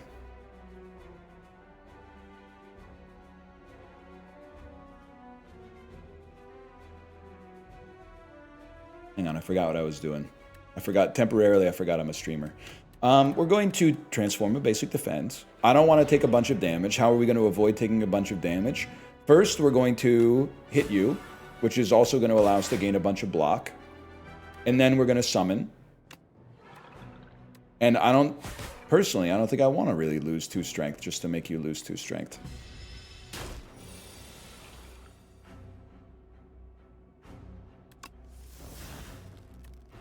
We are going to putrefy. And we're going to play the top 3 cards of our draw pile to get some defense. We're going to bring back you, and then a Seance, and then you use Seance to convert a So. Wait, this deck is actually going to go insane, man.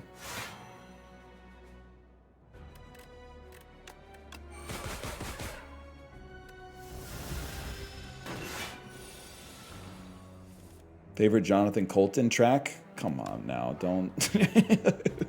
I don't have an answer for that. I only know Skull Crusher Mountain. And I had a roommate in college who would play it like 15 times straight in Rock Band. You just lost all your Defiles? Oh, I didn't play them, huh? Was that wrong? Yeah, I'm gonna say that was wrong. I mean, you're gonna do a bunch of damage and then give us 1 energy back. I wanted to take advantage of that lethality bonus we had there. We mog you. Shuriken! Okay, okay. I don't think we need to thicken the deck for any... That was an elite! Oh my god! Honestly, just to keep us on the right side of history, let's rest here, man, and get 6, 6, 6, 7. Favorite Wilco song? Listen. I was talking about it. My Discord told me that I got gaslit. I thought that at some point we had gone from a nation that... Wait, this is crazy. That respected Yankee Hotel Foxtrot and instead had become a nation that respects A Ghost is Born. They told me that it's not the case, and Yankee Hotel Foxtrot is still on top, which I agree with. You have to play your Defiles, bro. So play your Defiles. And then dredge back 2 things that cost 0. And the Defile, which means we lose a Defile. Great idea, numbnuts. And then, yeah, then draw some Defiles. What a great idea. What a smart play. So who gaslit you? Well, I went to rate your music, and apparently Yankee Hotel Foxtrot's still on top. Which, by the way, as a millennial, I agree with. But let's dump 1 Frantic Escape. Hopefully that won't come back to bite us in the haunches. Sung Tongs is better than Merryweather Post Pavilion. Listen. We probably did get a little too big for our britches with the Merryweather Post Pavilion coronation, okay? I personally am more of a strawberry jam sort of guy from Animal Collective. But I do feel like, you know what, if I may, my peak Animal Collective take is I'm a Fall Be Kind EP sort of guy. I apologize for going with the EP because I know it makes it seem like I'm trying to steal some valor by being a hipster, but I mean, what would I want? Sky is so good, man. We run this town. And it also goes crazy when you don't have somebody in your ear telling you that it's like in 9/15 time signature or whatever. Because they love saying shit like that, man. Seance, if you do me a favor and convert this basic defend. Okay, we're not just gonna succumb to the narcissistic streamer bit of just repeating, like, answering questions of what my favorite song by every artist is. I apologize. That's not something we need to do here. Something we need to do here is not getting the kill. Sorry, I want to get the kill with our card that would do like 1 billion damage, though. Sometimes I just got to remind you that I know ball. In some very specific context, at least. So now it definitely feels like you could play Sentry mode. And it gives you an ethereal attack every single turn, which makes pull from below, or whatever this is called, that much better. I buy it. And then this fella! I mean, killing an elite, upgrading 4 random cards, that would matter like 1 time. 7 block for free per turn ain't so bad, but it's kind of boring. 0 cost random attack is kind of interesting. I hate to say it, man. I sort of feel like 7 block is what we want here. Also, I've never taken it, so I don't know if we need to take it in order to get like some milestone or whatever, but you already have Orichalcum, though? Only if we don't play block. Sai gives us block in addition to Orichalcum, or in addition to the block we already have, bro.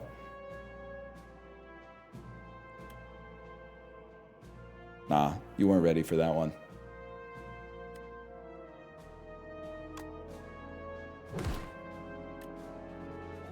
Need to play that. 21 damage. You need to play this, and you need to play that. We can remove Unleashed. We can't type A this run. It hurts too much. Hart, are you here? Nicest thing anyone's ever said in the Peloton Discord is what Hart said to me. When he said, I watched the run as the silent where you went infinite. Why are all the comments saying this hurts to watch? You're real and you fucking should say it. I don't know what, how come they don't want me, man?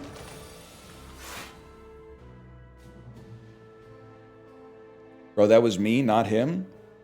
You're cool too. Are you the Cine too? I have streamer mode on Discord, so everybody's username for me is just the first letter of their username and then an avatar. And if they ever change the avatar, then they're lost to time forever, okay? Are you the Cine 2 Nerdle volunteer mod? That's who I identify with the first letter Q from the Discord. And I could not tell you, by the way, I could not tell you what your avatar is, but I would know it if I saw it. Yes, that's, okay, that's you. Can we get W's in chat for the Cine 2 Nerdle volunteer mod Q? They are one of the reasons that I'm playing more Cine 2 Nerdle, because I think they said something like, have you played Cine 2 Nerdle recently? And then I went, all right, I forgot that this existed and is awesome. And then I started playing more Cine 2 Nerdle.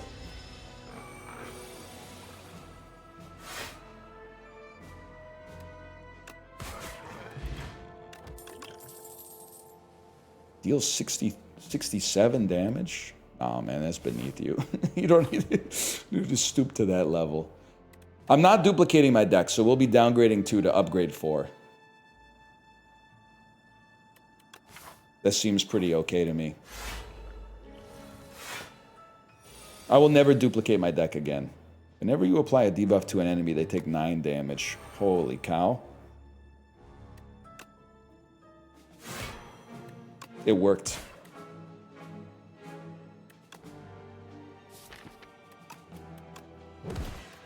Destroyed.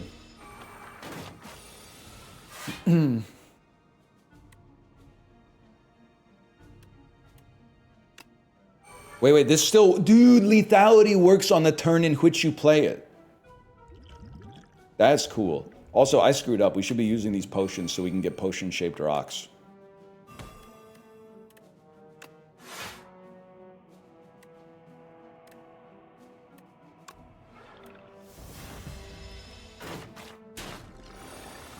Favorite Steve Zahn movie? It's got to be National Security. I would say. I think it's definitely got to be National Security. Defy removed from deck? Well, here's the thing. What are we going to remove from our deck? I don't really want it to be Defy, but I also don't want to throw like a shitload of... Well, Unleash or Bodyguard would also be fine. Bodyguard plus? Actually, that's huge. Holy shit. Honestly, this run, I don't think this could have gone any better, man. Add Decay to your deck. Enchant a card that exhausts with Soul's Power. I don't want a curse in my deck. I want to change nothing with my deck, to be honest.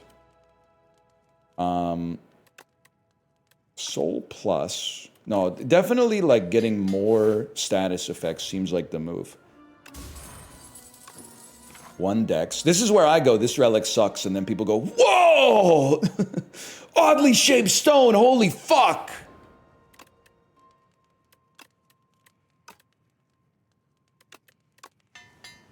It's one of the best relics in the game.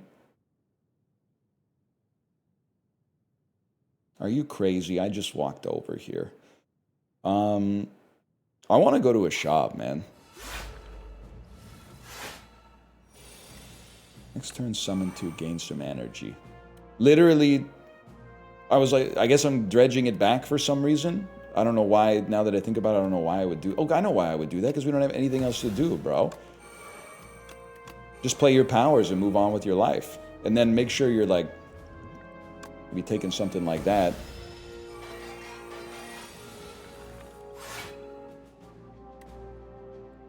It's a good relic if you're not a noob. Real talk. Seeing how like the Slay the Spire community rates cards and relics is how I know that I'm not good at Slay the Spire. Because I will literally look at a card that sucks complete ass and go like, I'll never take this in my life. Why would you ever take this card? 2 energy does nothing. No thanks.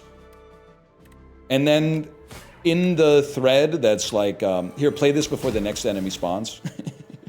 In the thread that's like the mega thread to rate this card, it's literally people going like, I take this every single time I see it on a run, and I have a 100% win rate. It's so crazy.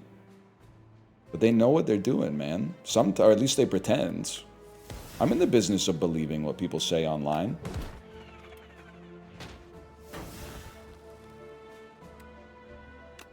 I think we want this, and then keep it going. I mean, he's respawning. You should be able to still hit him. Also, you like Perfected Strike, so you're kind of invalidated. First off, everyone's valid. Secondly, you've got me confused. I do not like Perfected Strike. I am the guy who says you can't take Perfected Strike, and then chat goes, actually, they buffed it in this one.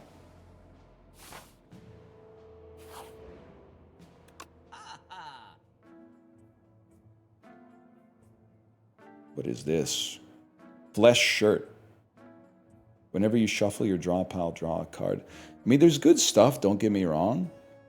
But I'm a big believer in, like, hey, removing a defend can kind of go crazy, man. Sorry to say.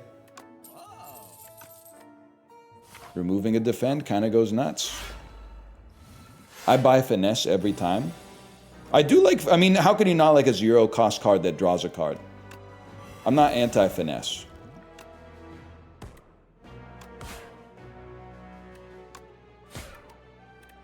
Not this. This. Thoughts on an 8-card deck on floor 3? Could be awesome, but what if it's 4 strikes and 4 defense? Imagine. Defile. You don't retain. I can't afford you. We'll let it go. Even better. I was going to say there's got to be somebody out there who believes that, like, if you just play the cards right, you can win Slay the Spire with any deck. And then I realized that that guy is actually... And I don't even mean this in a negative way towards my good friend, but it's literally just Dan. It's not me. I'm the opposite. I'm becoming a very annoying guy in Slay the Spire. I don't know if you have been watching the YouTube videos, but, like, I'm the guy who's like, I have the best deck ever, and I go, I've got a bad feeling about this. I don't think we're going to make it on this one, guys. And then I go fight the boss and, like, kill them in 2 turns, and then I go, oh, floor 3 is going to be really nasty. Oh.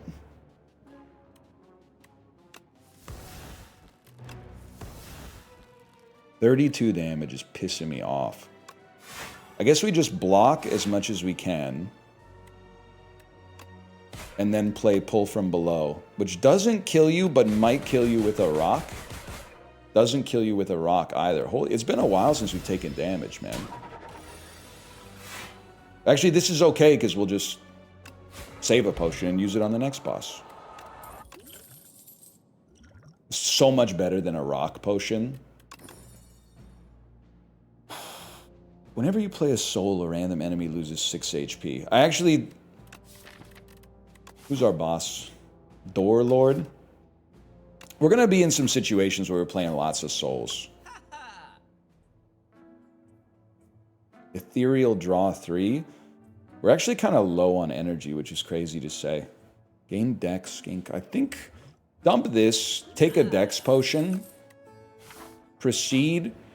Rest to be safe.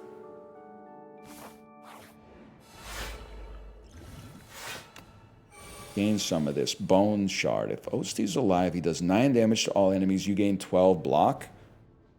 That was a pussy rest. Bro, it's not that my whole deck is upgraded. I have like 2 unupgraded cards.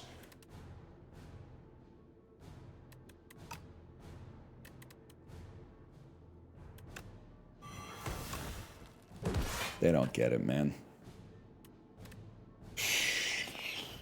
We're already taking no damage. I think we just want to play our ethereal cards then that are actually good. It's old Doormaker. Literally the game's in early access. Who are you trying to impress? I've decided I actually don't want to transform anything, man.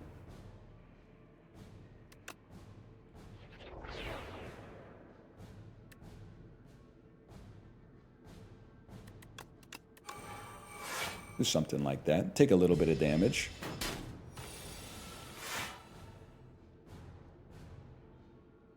You need a sentry mode. This might be block potion turn. No, you can get a better block potion than that. Now the game has begun. Actually, the longer we wait to convert you, the better off Pull from Below is going to be. But if you're going to play it, you probably want to play it first most of the time. Bro, you have to play your ethereal cards. Literally, you just have to play your ethereal cards. If you don't play your ethereal cards, you're a damn fool. I will convert this defense. Youch! Sure, man. Whatever, they still let us play it for 1. Now that it's not my strongest performance. You need to play your ethereal cards. Dredge, if we dredge back some shit that costs 0, but we don't fucking care, bro. Actually, I think, to be honest with you, we do want to play Dredge. Dredge back Seance and literally just exhaust it. Right, that did nothing. And then let Seance exhaust itself. Now this is where shit gets real, man.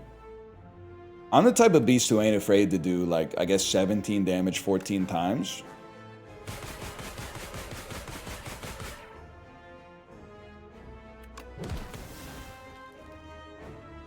And then you need to play a Defy. And you need to play a Defile, and you don't play anything else. You save the soul for the future. Because the soul getting you another pull from below, which is actually, like, fairly likely, is pretty sick. We know we want this. We know we want this. We know we want to play our cards that exhaust. All we need to draw is pull. Well, if we draw pull from below, we probably got 2 turns. This is good. We don't want to draw pull from below. Not bad, y'all. Again, the order is all fucked up, and it's my fault. I do have 54 blocks somehow. What do you think's gonna happen when we play pull from below? You interrupted my attack, you foul beast.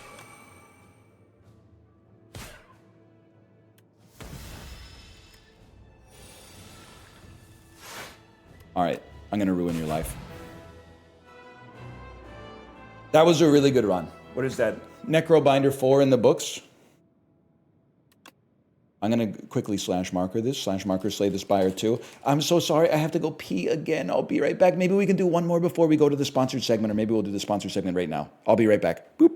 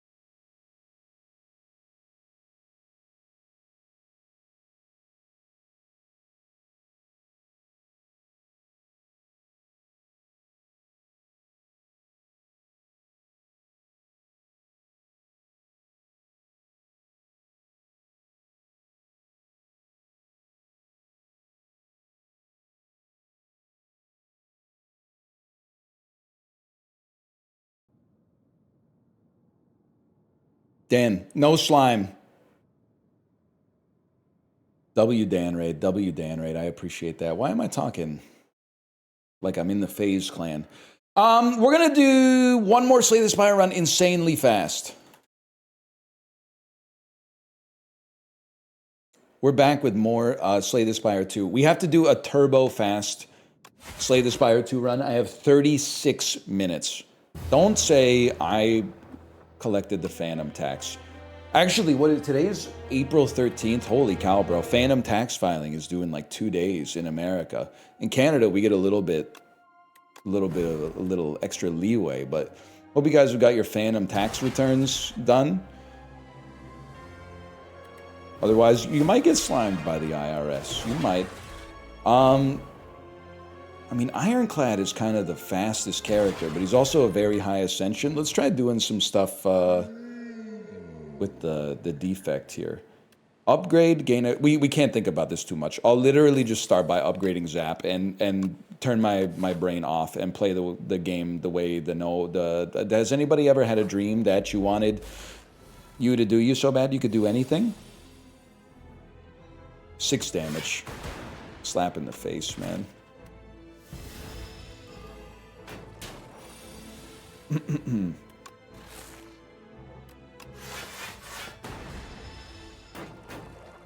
I can get your taxes done for free if you shout out my business to your other friends. Wait. Are you being so... Wait, aren't you the guy... What, Jason, why was I beefing with you? I was beefing with you for some reason that doesn't seem to make sense, because what you just said is awesome. Oh, they were asking... What, you were asking something, a very personal question, yes. How it felt to bust an unprotected load or something like that. Something insane like that.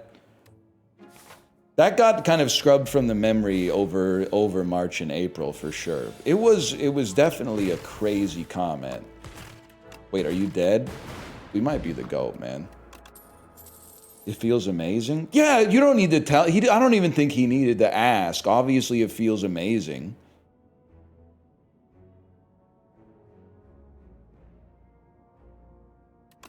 Let's take chill, man. Yeah, I don't know if I want you doing my taxes for free, to be honest. With the type of stuff you're talking about.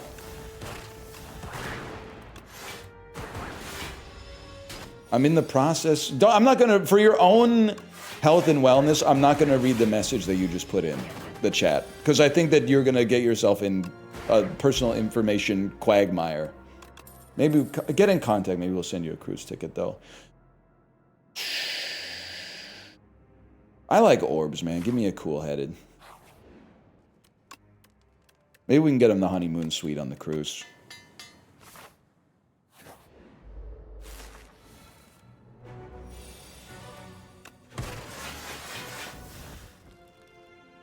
So this is supposedly the most difficult elite.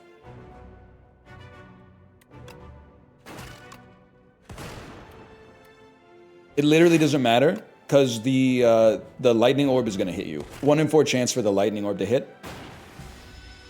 Look at me. Keep spinning on it.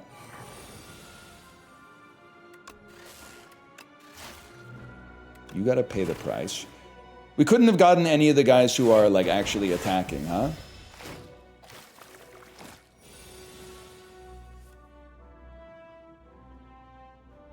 Start me with a zap.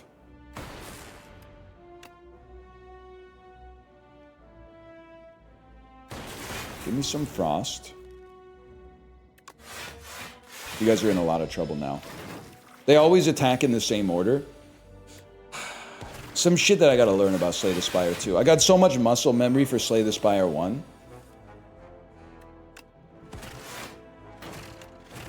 It's a little different in Slay the Spire 2. Gotta learn. Damn, Shuriken Claw build incoming? Honestly, give me a boot sequence. Every sentence kind of a boot sequence for a guy like me. Chill that doesn't exhaust seems insane. Why do people track how often you change your underwear? I don't know how to answer this question, but can I be honest with you? You're literally tracking how often I change my underwear if you have a calendar. I change it and what should fuck with you is that there's probably like 2 hours a day where I no panties on. Let me just put it that way. And you're gonna say, how could this possibly be true? I guess I would. I still only does 19 damage to you, huh? That's exactly where we want to be. It's because I ride the bike with no underwear on because of the cycling bib. Corey will tell you, you got to go underwearless in the cycling bib. So there is like about a 2-hour window every day. Huge. Where I'm straight up going commando. But I take my underwear off around... Guys, we're going to die. We're literally going to get the kill, and there's no way not to. I take it off around 5:55 to put on the cycling bib, and then I put it on like 7:45 after I hop out the shower. How's that going to work on the cruise? I would probably just be wearing gym shorts if I had to guess. I think I want ball lightning, even though I said it was a claw build. I'll probably just wear gym shorts on the cruise so you don't see, as we were so glibly referring to it, so you don't see when my balls become a pussy. Which is how it works in the cycling bib. Don't be mad at me for saying it when it's the truth.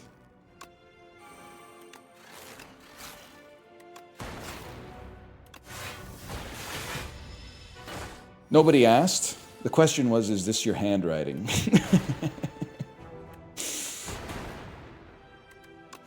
Donald Sterling.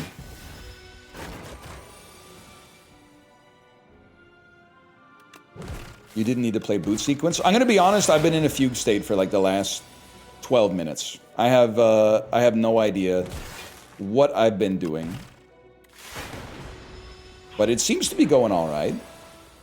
And on it, like the deck seems to be going, if I may say so, actually seems to be going very well.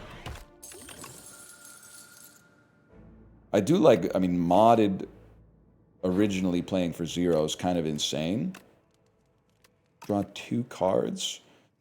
I would like a cheaper dual cast, but... Oh, this is exhaust, not ethereal. We have no reason to be playing boot sequence for no reason, man.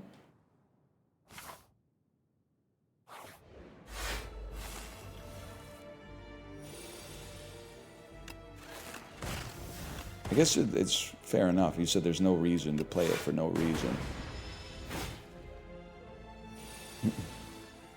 Twitch chat is so funny to me. The little man in the top right will say something crazy. The chat will erupt into a sea of the same exact message like a horrifying hive mind that occasionally screams in unison when something slightly funny happens. It is, listen, your name is like Weed Nuggets 12 or something like that. But it is like a website that I think, like, by all accounts, should not exist, but much like Italian brain rot, like its existence has unveiled something innate about the human mind, like a virus exploiting an infection vector that we weren't aware that we as human beings actually had. And I'm happy to be a part of it, I guess, is all I'm trying to say. What's crazy is that it's fucked up. I'm gonna be sweating through my fucking shirt talking to like more, like right now, I don't know how many people are in the chat. I'm not getting slimed that bad, so this must, Slay the Spire 2 must not be that popular. It must not have sold that many copies. We take nothing here, by the way. But like, if I'm in a room with 50 people and they're all waiting for me to say something funny, I'm gonna freak the fuck out, man, because that's not how this shit works. But like, if there's 10,000 of you in the chat, I'm like, it's just a couple of people talking. It's just a couple of buds having a conversation. World's a funny place, man. It's a very funny place. Am I crazy to think we might love Barrage?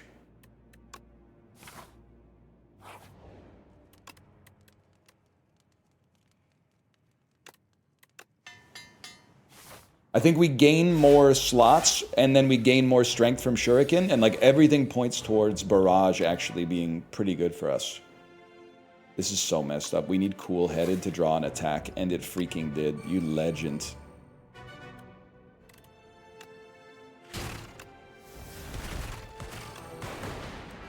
Wake the fuck up. Knock, knock, buddy. Wake the fuck up.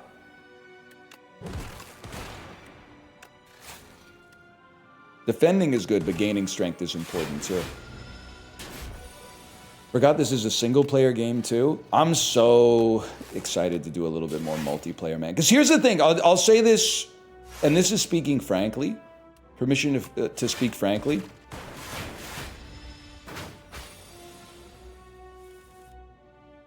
Nobody said granted. Okay, there we go. Someone said granted. I think Slay the Spire is a weird fit for my stream because, like, I want to be shooting the shit and talking about, like, you know, Yojimbo and stuff like that instead of being like, well, we need to carry the 3 and this is how we get enough. Yeah, it looks like we get there. But I think multiplayer completely nullifies that concern, which is awesome. Because they can be doing the math, and I could be going... I could just... When Justin's trying to calculate some turns, I can just say some shit like, Justin, you have Yojimbo swag. And then he'll say... I can already picture in my head going, pardon? I could picture him saying that shit like he's here right now. Like he's still with us. Like, Justin, you have Sanjuro swag. I think you would love it, man. Give me defrag. Hey, we literally have 25 minutes. We're ahead of schedule. That's so crazy. Bias Cognition Plus. Gain 5 focus at the start of your turn. Lose 1 focus. I mean, these are 3 classic relics, man. Ectoplasm is probably like the most hated relic in the game because gold is so valuable. Pandora's Box is really good.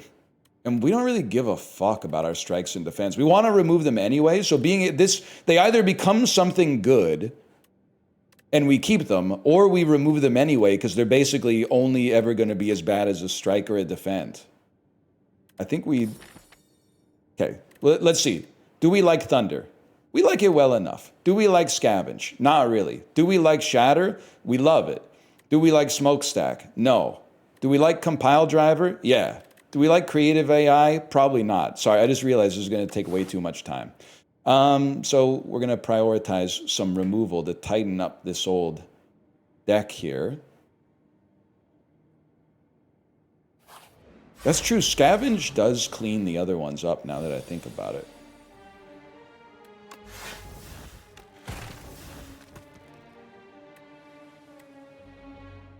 One of them fucking died?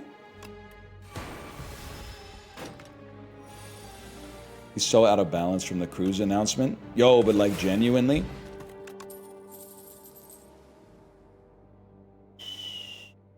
I think we skip. I think I love what this deck's got going on right now. But the only question is, do we need more block? The answer is yes. It's really just a game about getting block and attack when you think about it. Huge.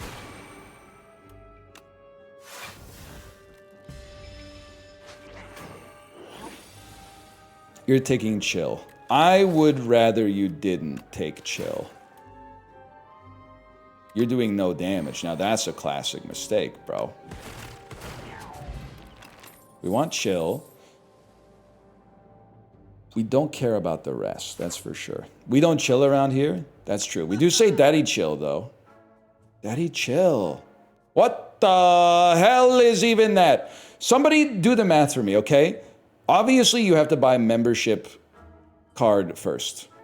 And then we could still afford 1 removal. But how many removals do we have to buy, which is the only thing that I care about, for membership card to have justified its purchase?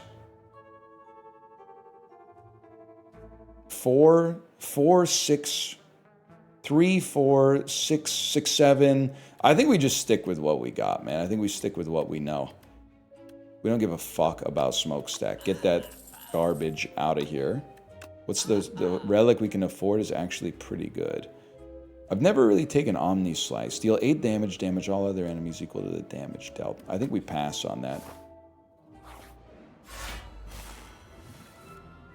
One thing you need to know about me, I'm a cool guy, but I don't take cool cards.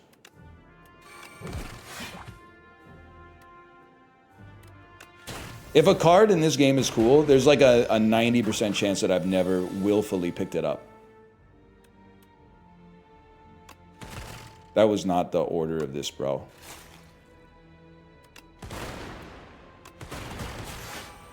Horrific order. Love FTL, don't we, folks? We love Charge Battery. We love to take 19 damage.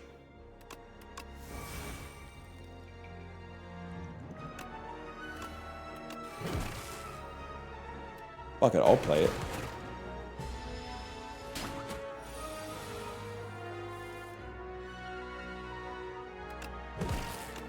We run this town?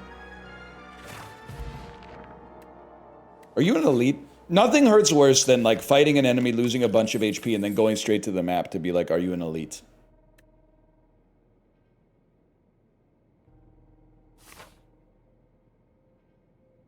especially when you find out it's not an elite. Okay. Boot sequence. FTL on the middle, because it's most likely to die. Dramatic entrance, hits you real good. And then we completely stall out of attacks, but that's okay because we did AoE damage.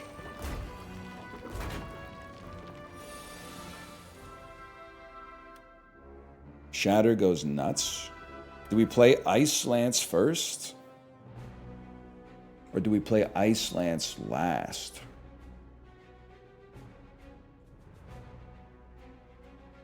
You play it first so that you don't take a bunch of damage.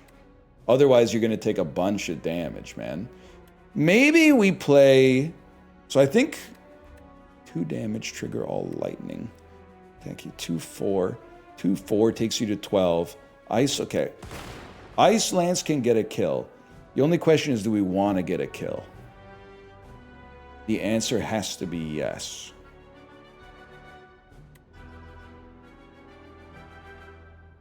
The answer has to be yes, man. But then we got to figure out a way to kill this fella.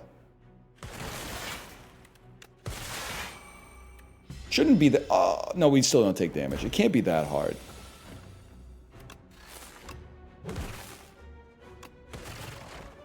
Now this guy, I want to check and see if he's an elite, because he went down so easily. I think this is still, you take nothing. But I'm in danger of doing the thing where I'm like, my deck is good enough and then never making any changes and then I die to the boss. 18 minutes. Fuck it. We take an upgraded focus strike, man. We do have a shop coming. I'm sorry. Don't be mad. I'll be able to get a divine 3 times.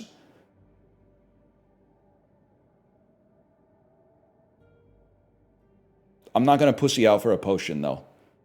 What is this thing? This is a like uncommon potion. This is common potion, uncommon potion. Either that or we have to hit the relic like bang on, right? I take uncommon potion then. Gigantification potion. Seems huge. Another defrag.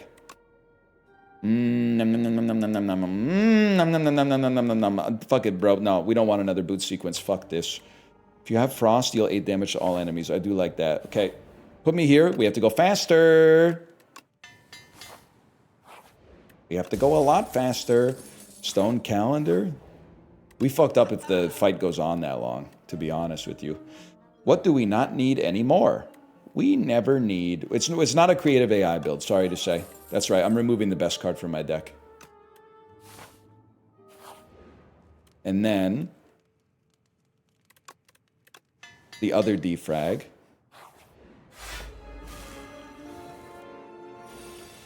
Weaken a fella to make potion space. Get modded, so modded. Dramatic entrance. A hailstorm with a little chill attached. Cool-headed. Oh! That's not too shabby, man.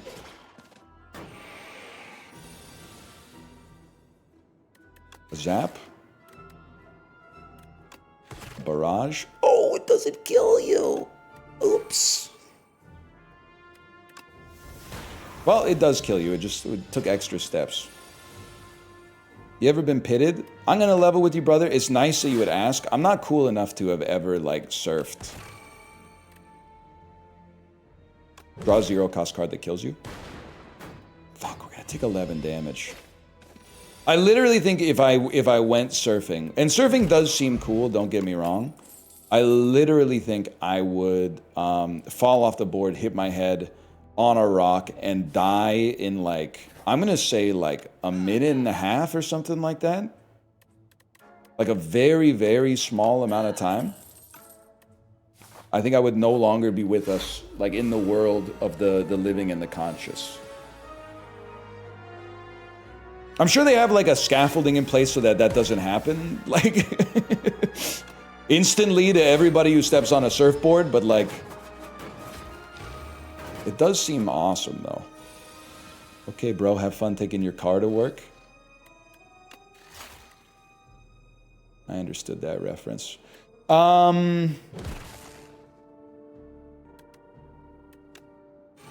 Like, Rivers Cuomo really hates cars, huh? I went roller skating for the first time in my 30s and broke my wrist in under 10 minutes. Okay, now that, you shouldn't admit to that because that wouldn't happen to me. I was rollerblading like a freaking demon as a kid. I went skating for the first time in at least 25 years. This holiday season, like not Feast of the Ass in January, but in around like the Christmas season. And honestly, like I was worried I was gonna fall on my ass. One lap around the rink, I was stumbling and going like, whoa, whoa, whoa. After that, it just comes back to you, man. It literally, I mean, I hate to say it, but it's like riding a bike. It just comes back to you. Gotta turn and face you. Definitely a boot sequence type situation. You know, I get that out there as well. Why do you hate to say it? Just these conversational fillers that, you know, make it so you talk all day, but you don't really say anything. You know what I'm talking about. I think I gotta turn and face you, fella.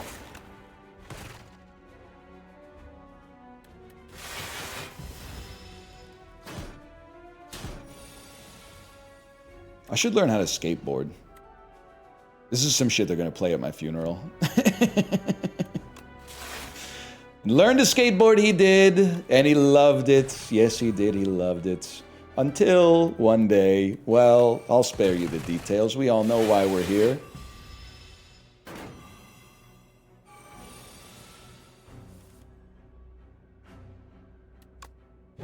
Put me around. I don't want to take 33 damage. Wow, okay. I didn't think it'd be that easy.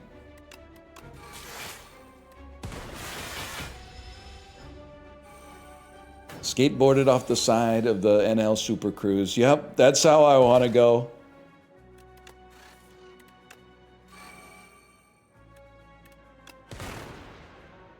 We're already taking 0 damage. That's fucking crazy, man.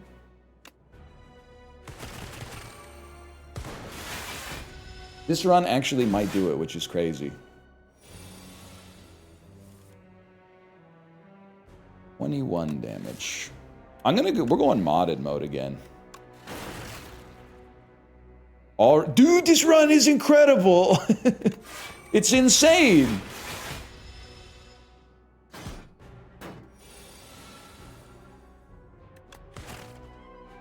Winning on the throwaway run? Well, let's not go crazy. There's still a lot of potential that this could go terribly wrong. Not this boss. This boss is fucked.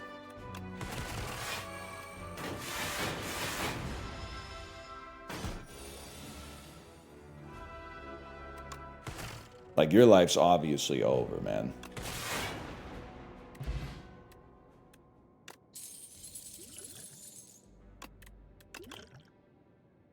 We literally take nothing.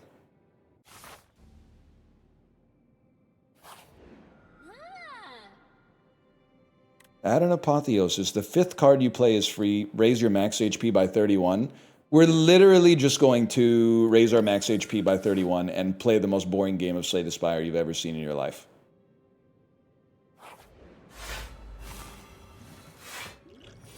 That's my dream. This is my design. Boot sequence. Compile me with a smile. How about that? How about a defrag? How about this? Okay. I don't know if we're gonna make it in 10 minutes, man. Let's take the Spire's whole kingdom! Yes, dude. Yes. I mean, Ice Lance seems pretty freaking good.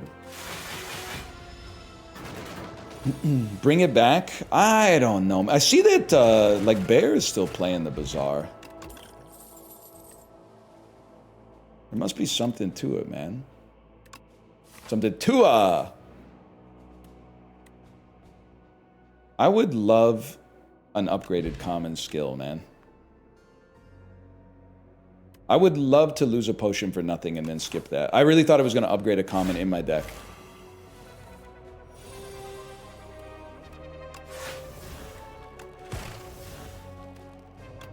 It's great you no longer need the wiki open to play the game. Am I getting trolled? Am I getting slimed out? Be honest with me. Whoa, wait!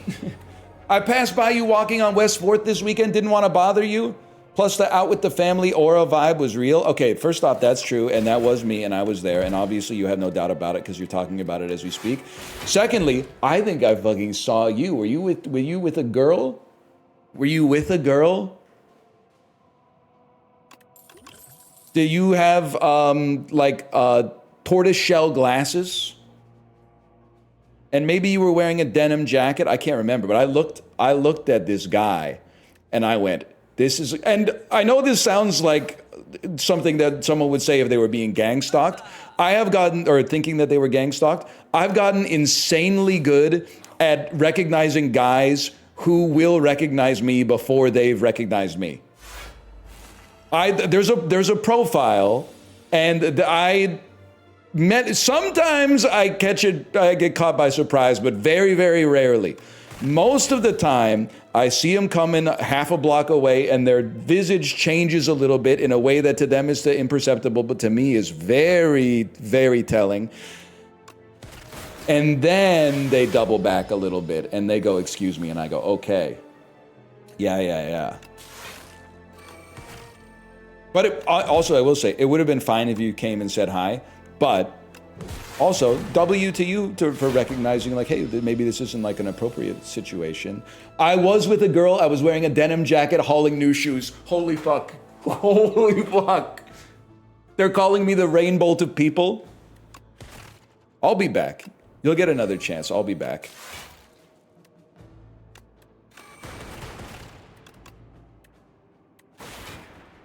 That is crazy, though. And I know you're going to say some shit like it's Canada, everyone's wearing a denim jacket. And that's +2. That's pretty funny.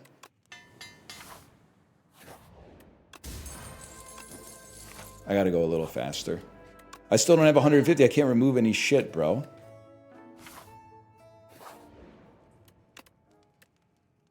Literally, by the way, like the worst way you could play this game. Go to shops with 0 gold.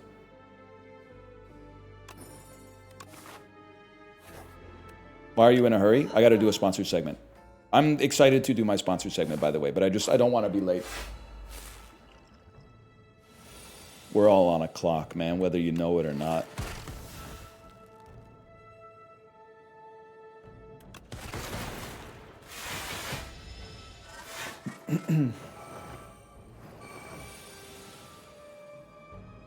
My boyfriend is watching the stream and falling asleep. Can you yell Bo Jones? Is Bo Jones your boyfriend's name? You want me to yell it? Do you want me to yell it because it'll be funny, or do you want me to yell it because it'll wake him up? Because I don't really want to, I don't know, like ruin the guy's life. You know, I don't want to like scare him. I don't think I'm gonna do that.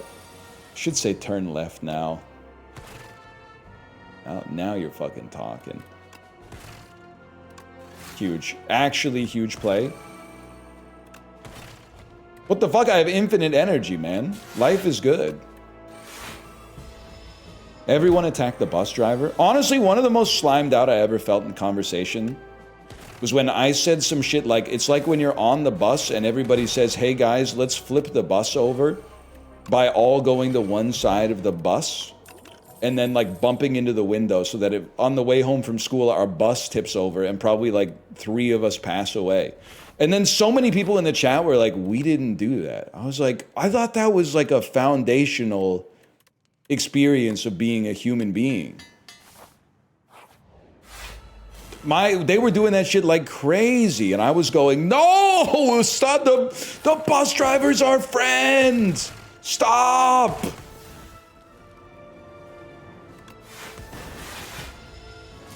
We're gonna get hurt. But then all the kids at the back of the bus who love to like use lighters all the time for some reason, they're like obsessed with lighters. They didn't want to hear it, man. They didn't want to hear it.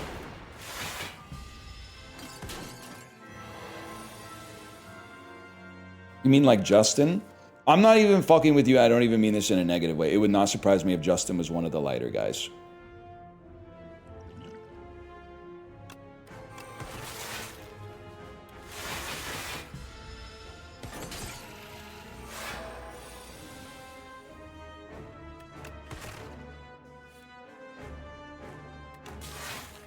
Which, by the way, I mean that as a compliment. The lighter guy was cool. Or he could be friends with the lighter guys. That's true.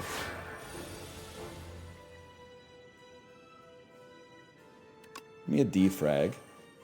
24 damage? That's fucked up, man.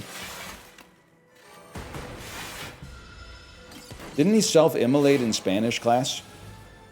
All I know is that there are times with Justin where you'll come up with like a wouldn't it be funny if something like this happened? And then he'll laugh. And then he'll go, oh yeah, I knew a guy who like, he encased himself in concrete or something like that. Yeah, I knew a guy who took a bath in concrete and they had to use a jackhammer to get him out. He's got a lot of interesting stories for sure. He knows a lot of interesting people, let's put it that way. And it is actually like the same guy almost every time. That is the other thing. Obviously we draw. Fuck it, we ball. 4 minutes left. You ain't gotta worry about a beast like me.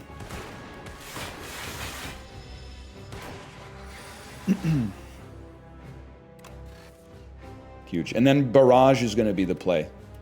It's going to be like a gigantification potion and Barrage. We don't have Barrage, so we don't give a fuck, man. Oh, shit. Alright, that was a huge dub. That was crazy.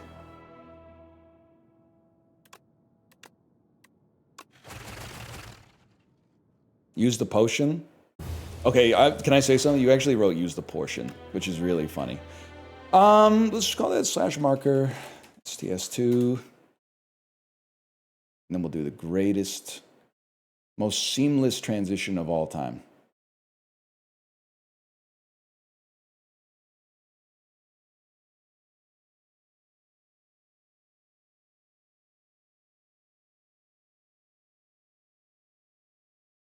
One second.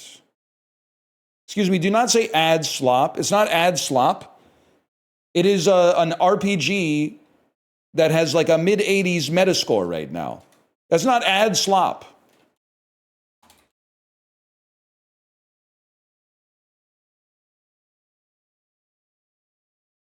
Don't say that. Don't say that. 1 second here. People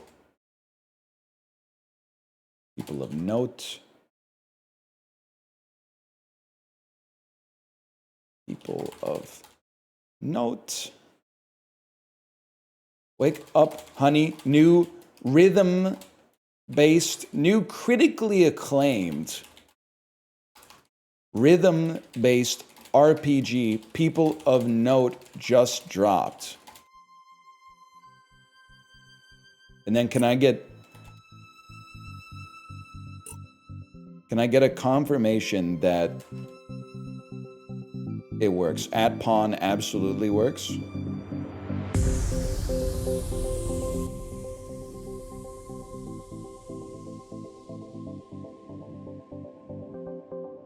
Do you have any rhythm skills? Jason, you want to answer that one?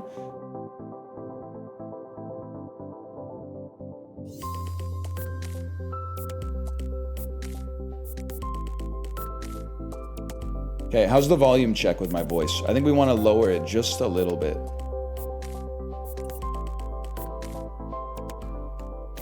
I think we want it to be right around here. And then, oh damn. I miss the days where the sorry, I can't sing.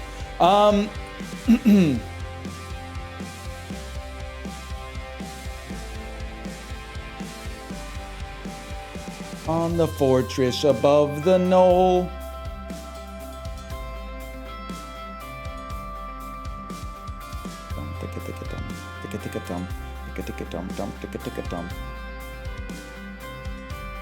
Slash marker. People of Note. Wake up, honey. People of Note has come out. Thank you to Annapurna Interactive for the sponsorship. This is a critically acclaimed rhythm-based RPG called People of Note that just came out on April the 7th. Very positive reviews on Steam, and we're going to be checking it out for an hour here. I do think... How's my voice? And don't answer about like the timbre or the pitch, because we already know that that's bad.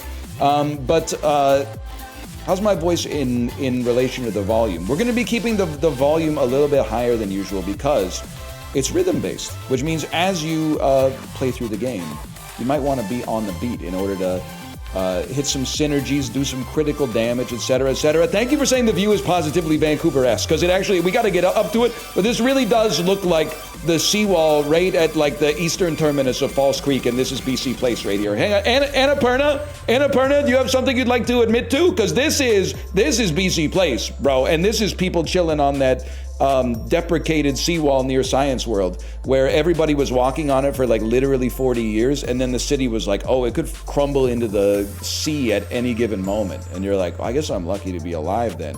Anyway, let's get started here. Select the combat difficulty. Can I hit you with something crazy? It's an RPG, bro. You can put me on superstar difficulty. And of course, we're gonna go puzzles on. Would you like to calibrate audio-visual timing? Absolutely, I would. By the way, exclamation point PON, capital P, so that you can get more information about how to check out People of Note for yourself. It is available on Steam right now. Hit confirm when the circles overlap. When the circles overlap.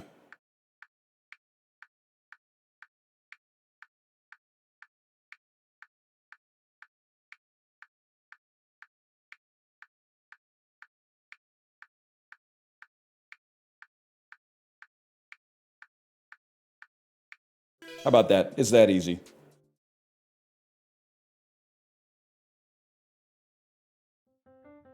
Tab, turn on autoplay. Oh, okay. The hands-free gamer. Actually, like, my hands are so freaking cold. Putting them on my hot-ass forehead feels so awesome right now.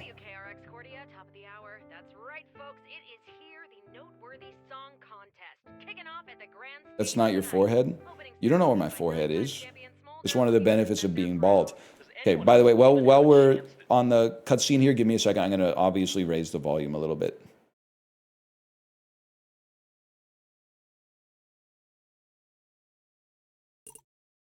Well, Councilman Sharp doesn't seem to think so. He's confident. People of Note. People need people to watch their stuff, man. People send people up to the moon.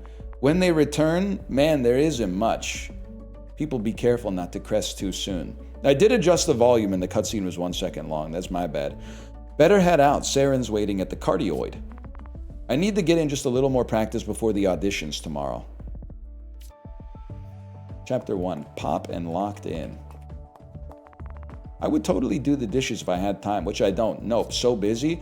The line is, I'm letting them soak. You cook scrambled eggs, and then you eat scrambled eggs, and you put both of the dishes in the sink and go, I can't wash those right away. I gotta let them get moldy first.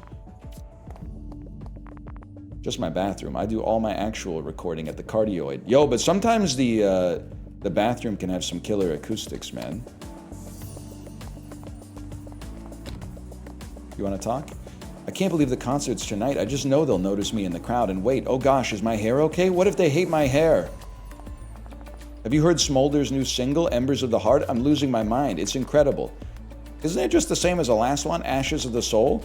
What? Nah, the bridge is totally different. It kind of goes dun dun dun dun dun dun dun. And the old one goes dun dun dun dun dun dun. I'm familiar with that. Okay, take me to BC Place.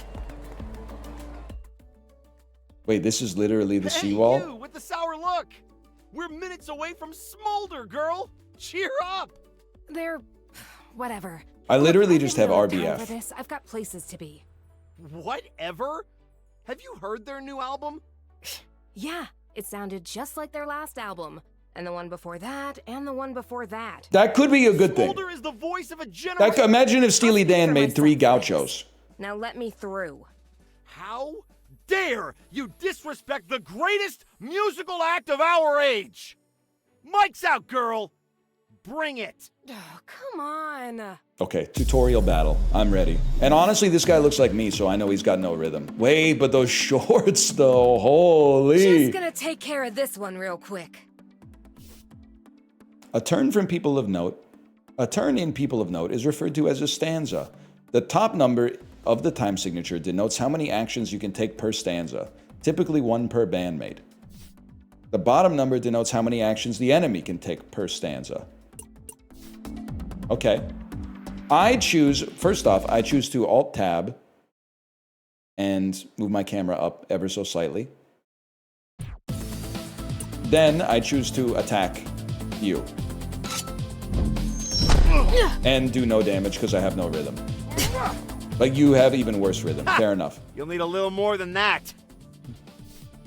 When performing music, you need to stay on the beat. Hit confirm as the circles overlap for a perfect strike. Stay on rhythm for maximum damage. Get ready.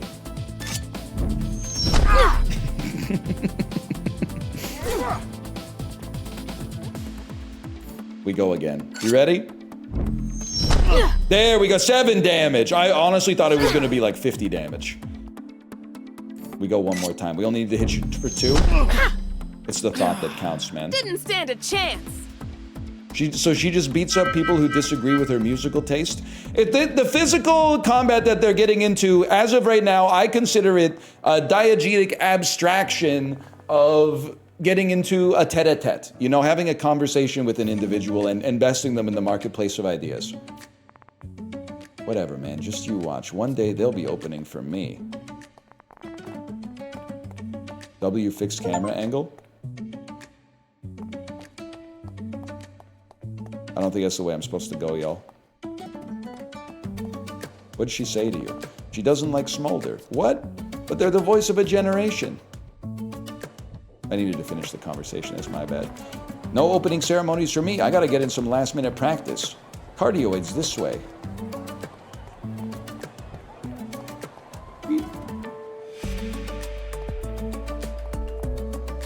Cardioid response. Hacker voice, I'm in. Saren should be waiting for me upstairs. Last chance to get some practice in. Last chance to go to the vending machine. Does sound a little bit like Ed Sheeran. Hey, there you are, ready to get started? Absolutely, let's get in there. Nobody better insult Bob Dylan, you're so right. Than this. I gotta go get it. I gotta put everything in. No, that doesn't sound... It sounded pretty good. It actually sounded kind of awesome. Kate, we've been at this for hours. No, I know, Saren, you've been great. I just don't think this bridge is working for me. Should we take it up half a step? I think it's fine, Kate. Staircases when they're broken. Yesterday. Escalators when they're broken. No, Saren. It's gotta be perfect. It's gotta be better than this. It's gotta be better. Who cares about a stupid trophy? I mean the record and promo deal. Winning Noteworthy is how I get up there, Saren. How I make it. You'll get there, Kate, but right now, the best thing you can do is go and get a good night's sleep. And let me catch the rest of the Smolder show. I can't believe how many years in a row they've won. Listen, I like them, okay? And I actually got good seats this time. Just one more run through? I think if we... Cadence. All right. You know I've got work in the morning, but sync me as Okay, soon as wait, I'm Chiblee out. reference? Sure. Have fun. Chiblee, did you hear that? He's got work in the morning.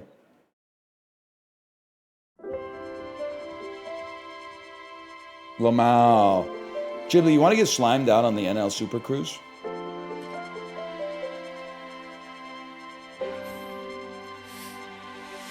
I gotta be better. I gotta be better than this. I gotta go get it. I gotta put everything in. I'm treading water instead of getting stronger, and I don't know why. The hours I put in seem they're never enough. I just can't break through, but I can't just give up. I see it right there. I'll make it somehow, I swear. I wanna be under the lights. I wanna be thunder and lightning. I swear that I'll find what I need deep in me to be under the lights. Those people up there, there's no heart in their sound. They follow the blueprint. Guess that's enough for the crowds. They don't deserve their It's a place, musical but should game. I There's good. learn It's what like they playing did? They just a musical game. You fight expect there to be back. songs. I can't find You don't go to a musical and expect not to see an American senator from the 1700s rapping. Like, that's what they do, man. seem to stay on key. Stay on key. I'm sorry, I really thought I could hit with the ad-lib there. Inside me, the voice that they hear when they look up and dream. I wanna be under the lights. Don't need any So the song is from the POV of a spicy chicken sandwich. and I'll make them believe. I could be under the lights.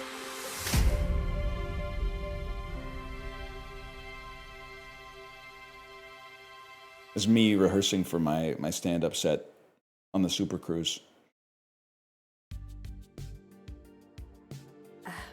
Councilman Sharp?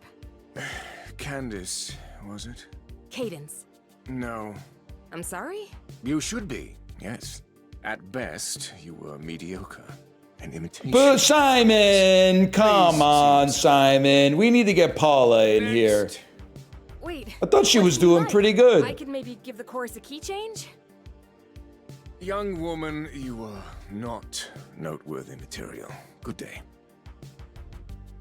Wait, this could be the show where they look for bad singers, though, but they pretend like they're looking for good singers?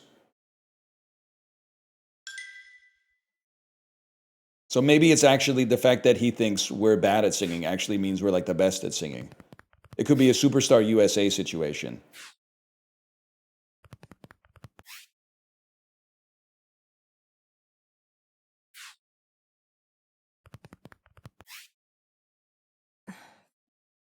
Some people just don't want to let anyone pass the gate, do they? Genu? Let me guess. Sharp crush your dreams too? The good councilman is completely closed off to new experiences. Maybe I should have sung Wait, something he's else. doing... Must have been pitchy in the second verse. Whoa, whoa. Are you kidding? You were lighting it up in there.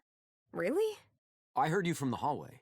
If I'm being honest, Sharp might have just dismissed you because you could have been a threat to those pretty boys' win record. He's Smolder's manager, you know. You think he'd do that? I absolutely do.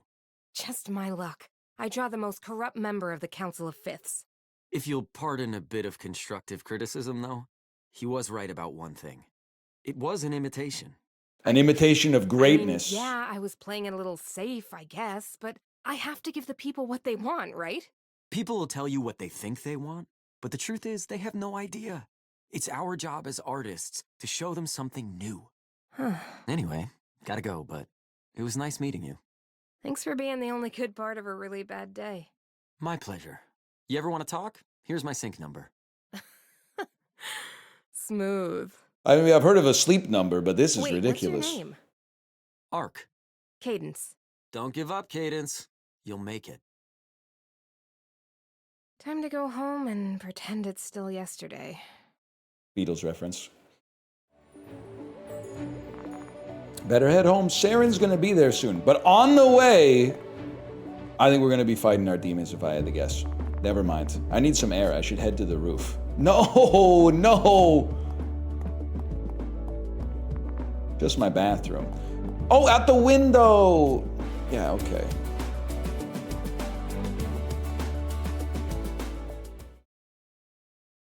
Maybe some music will cheer me up.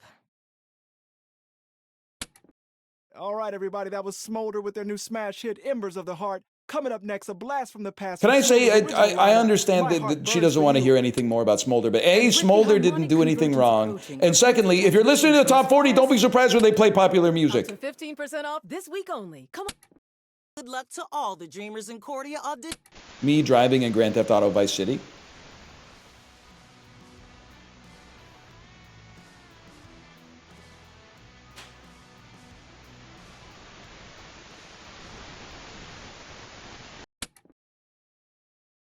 Ain't nothing on, man. Under the light.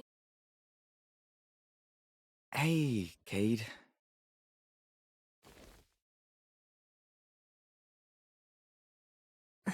Thanks, Saren. Hey, you know I got your back. Do you need anything? Pep talk? Snacks? Pillow to scream into? You really don't have to do this. Do what? Be nice to me. I lost.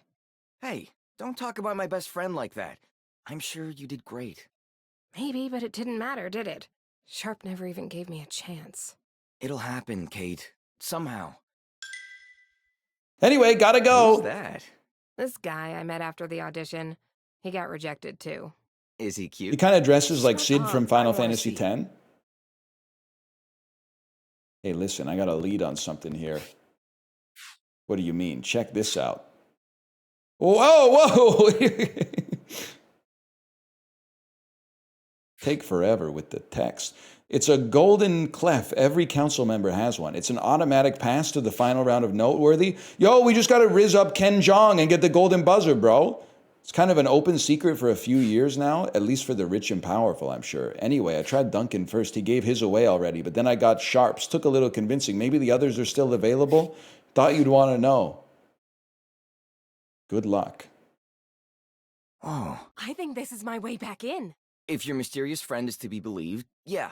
But even if you get back in the competition, are you still gonna go with Under the Lights? I mean, even if the other judges are impressed, Sharp is 1/5 the vote.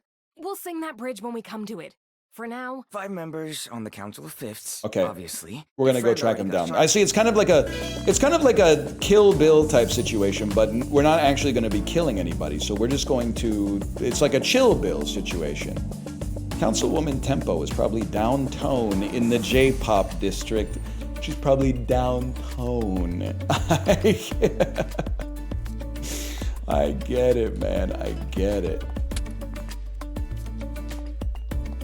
I get it. I get it, but I don't know how to get down.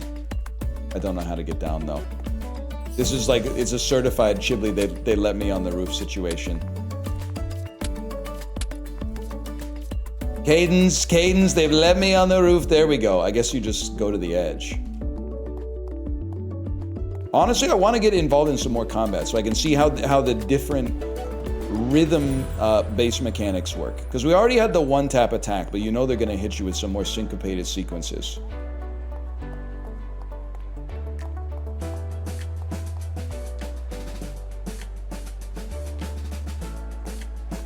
What a huge line that must be to get Mandy's autograph. Better check it out.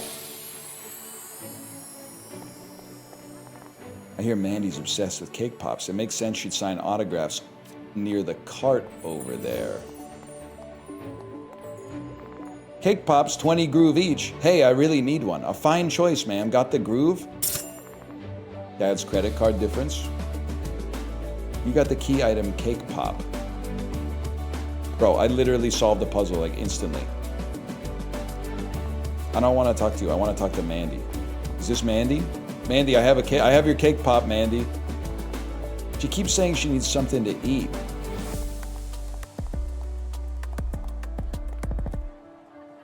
Guys, I think we actually solved the puzzle instantly. Hi. Excuse me, ma'am. You need to head to the back of the line. Wait, she's got a cake pop. She's like got a cake pop, which she maybe Is willing to gift to a kind and talented performer. Yay! To the front of the line. This is blatant corruption, but it's adorable blatant corruption, so I'm okay with it. OMG, so amazing. I love this city. Now, the autograph should go to... Just have her do a credit My card name's signature. Cadence, That should be fine. But I'm not actually here for that. I came to ask you about your golden clef. Oh. And we were like having such a nice time. Please, it's my dream. I have to get into that contest. No, I mean, it's sorta... I gave You gave the clef to Beneki? Oh. I told the council we should have like 4 or 5 at least. There are so many Me showing up special to the people cruise out with there. booster juice? Wait, Really? that's Really? actually... I was gonna say I wouldn't do it for a cake pop, but the Through booster it, juice like, might get me. Together. You like have a band, right? Me when the booster juice comes out sizzling? Been a solo act for a long time. Eh, But when I eh. perform, I feel connected to everyone out there. Oh, solo acts are so cool. But remember, like, one-way parasocial relationships are fundamentally incapable of fulfilling the basic human desire for intimate and creative connection. You know? Chad, don't listen to her. Yeah. Like, totally. Thanks, Mandy. She doesn't know what she's talking about.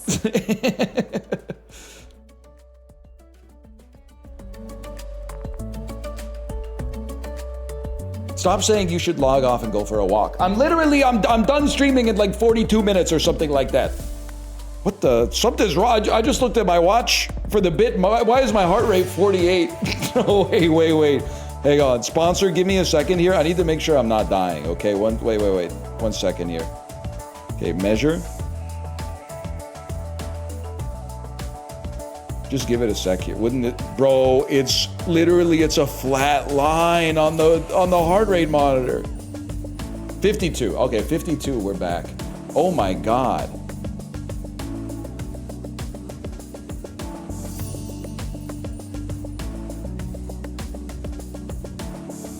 I don't know, man, it felt a little weak, to be honest. I'm just making sure I'm not gonna like die on stream.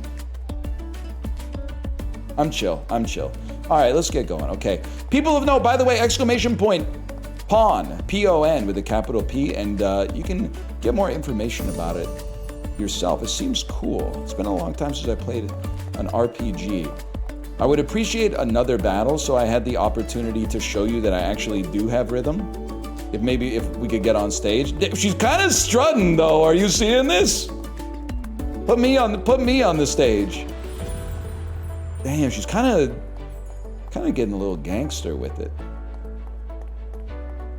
I got rhythm, bro. First, I got to go downtone and uptone. We need to take the one that takes us to the J-pop district. Where are you headed today, ma'am? Downtone.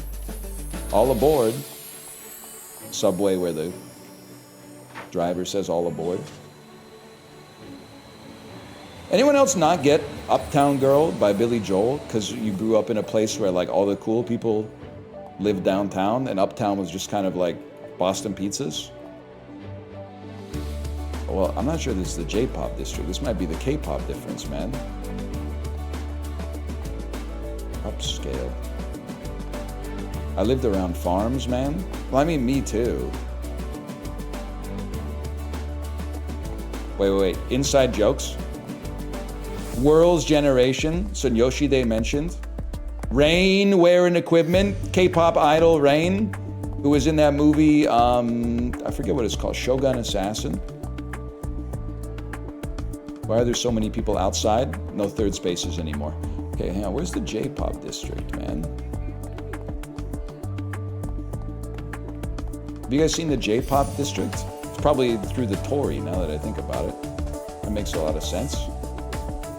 Does Napa Knee have an uptown? Bro, you don't know about the Reed's Furniture Building near Square Boy Pizza on Dundas West? Come on, bro. You don't know about the Reed's Furniture Building close to the Napa Knee River where the Salmon Spawning Festival happens? Come on. You think Tempo's in there?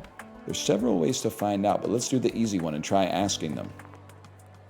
We've been on the standby list forever. Are we ever getting in? Hunger is the most potent spice, dear. Patience. Wait, that's legit true, though. That's facts.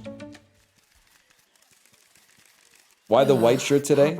It doesn't come across well on screen, but this is not just any white shirt. This is a white, dry waffle Muji shirt, bro. Anthony, over here. It is not simply a plain white tee like Hey There Delilah. This is from Muji, where it's not $700, it's like $1.32. Tons of really talented people this I got that shirt too. Well, I don't know what, I'm pretty sure that the shirt is made out of old recycled Pepsi bottles or something like that. But literally you put it in the washing machine, wash it, open the door, when the cycle's done, it's dry. It doesn't make any sense. I'm literally just gonna have all of my clothes is gonna be like a character creator. It's just gonna be like 8 different kinds of Muji dry waffle t-shirts. Those paparazzi aren't gonna let us in. Sure they will. They just need a little retuning. Hang on. You got some Pepsi soft shirt. stones equipped, right? Some Coca-Cola pants. Know how to do that. You bumpkin. All right. I don't give a Listen damn. up.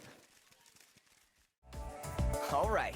You need to equip songstones to be able to use certain kinds of sound as abilities in battle. Okay, First, let me give you a songstone.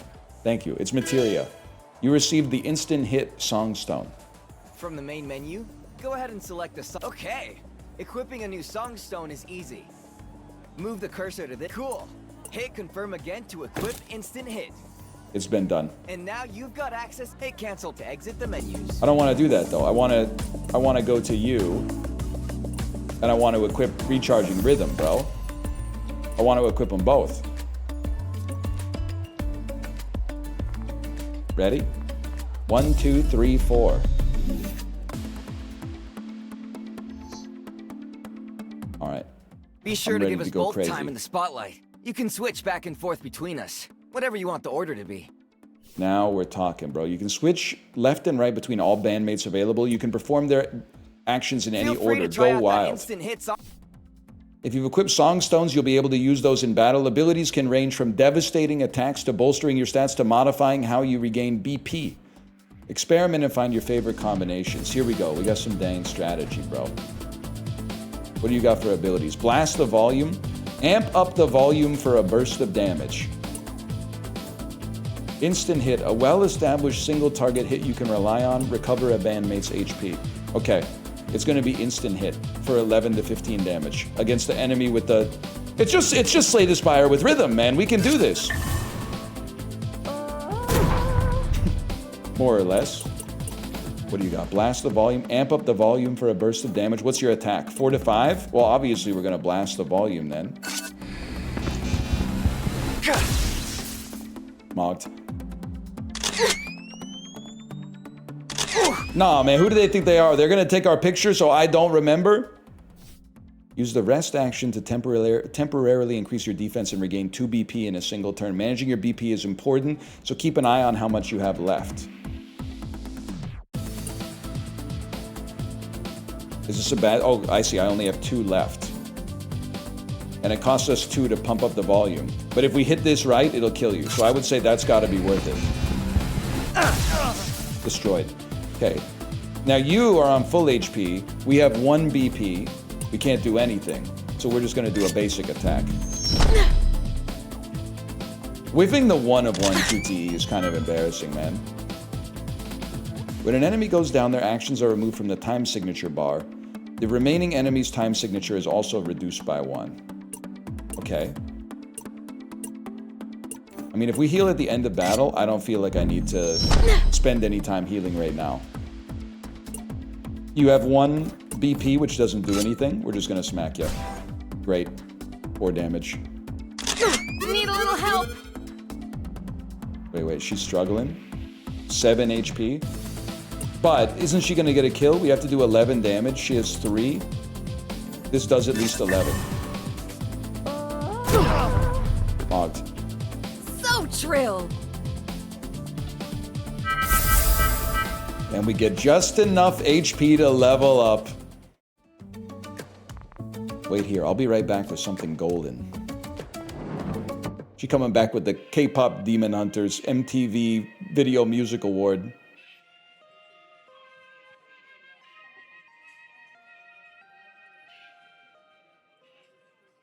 Councilwoman Tempo, may I speak with you? Few have the gumption to approach a member of the Council of Fifths during their meal, child. Then I suppose I'm part of the few, ma'am. Well, I suppose we should remain answerable to our constituents. Take a seat. I'm not sure where to start. Hesitating is always easy, but rarely advised. Okay, well, ever since I was God, it'd little, be so I had awesome this to be dream. like elected to a public girls. position, and Sorry then you to could just start interrupt, saying stuff like but the that, and people would be councilwoman and I like, have so some true. business to discuss, and I need to be back at my table before dessert. Excuse you? We're in the middle of a conversation.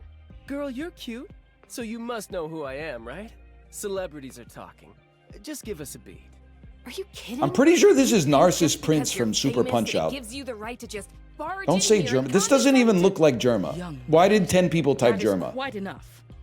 You yourself did the It does very have the thing, same energy interrupting my as meal in pursuit of personal the interest. GIF And that while for I a was while willing I to give you the believed was benefit of the doubt, Germa, this sort of where outburst was it's the guy breaking out of the No, prison on the CCTV, and he just keeps going like snapping and going like this, and like every time he does it, like more and more of the skin gets like eviscerated from the people who were supposed to be guarding You him. know I can't resist a good entrance. I'm very sorry for wasting your time. I'm still not 100% sure it's not him. Hey girl, sorry about that, but maybe I can make it up to you? Come check out our next show. You look like a backstage kind of girl. Gross. Do you realize what that just cost me? You're the worst.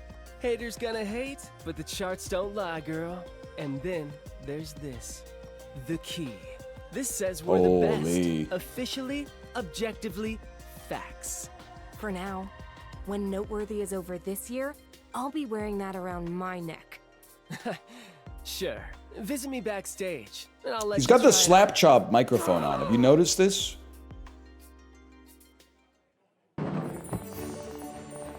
At the request of Councilwoman Tempo, you're not allowed back into the upscale, ma'am. That's disappointing to hear. That's gore of my comfort, Senator. Absolutely nothing. It's not over yet. It's getting dark. Want to grab some food, then hit that rooftop? I know you love the view. We can relax a bit and figure out what to do. All they do is relax, man. This is the true Gen Z experience. All they do is get like dream-crushing bad news and then console each other. The stars are so bright. Brightest since the last convergence, I think. 20 years ago. We haven't been friends for half that time. That's wild. I'm still surprised you're friends with me at all. After that night at the grand stage. What'd you do on the What, grand you stage, broke your man? hand? That's not your fault. You were just trying to get over the fence, same as the rest of us. I know, but you missed the entire show. We couldn't afford the tickets. You were scheming how to sneak in for months. Someone had to take care of you. Because Besides, she's going to say that was a long time ago, but don't worry about it. And then years later, he's going to do something wrong. And then she's going to be like, this is just like that time at the concert. And he's going to be like, I knew it. I knew it when you let me off the hook. You didn't actually leave me off the hook. That one shining moment before we had to go. You'll get up there, Kate. I talked to some of the biggest stars in Cordia today, and none of them think I have what it takes. Okay, so we've had some setbacks, but there's still one council member left. Right. Universe. What do you know about her? The crown queen of K-pop. She rules that world's generation. Then that's In that case, it'll be rough. you've told me everything I need to know. Oh, man, no, we're going to go broke, bro. We're tapping the Oyster card non-stop.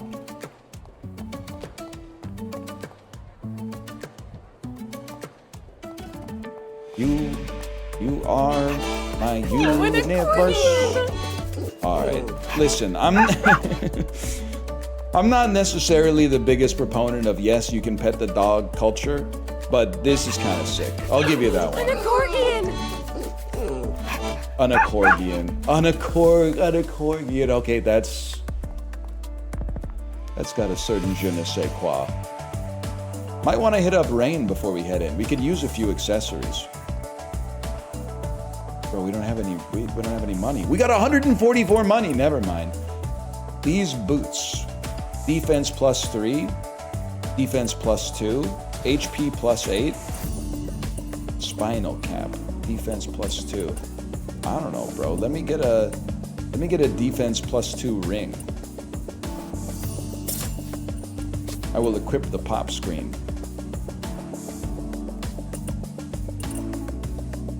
and then I will leave the shop, which is something that you can do with the right mouse button. They should have made the spinal cap go to 11, man. I got a company you should work for, bro. Excuse me, over here, please. Can I help you? I hope so.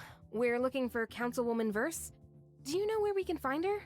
Apologies, but Councilwoman Verse is a wild tempest of perfection, and we would not see you diminish her storm. What? I told you. Could have just said no. Call me a ray of sunshine. We're seeing Universe no matter what. Security? We should expect a fight. Make sure. Okay, can I say something? They're not wrong, though. This seems like an appropriate situation to send security on you. Can't have you going any further. It's members only from this point on. Sorry, guy, we're getting back there one way or another. Let's keep on that beat.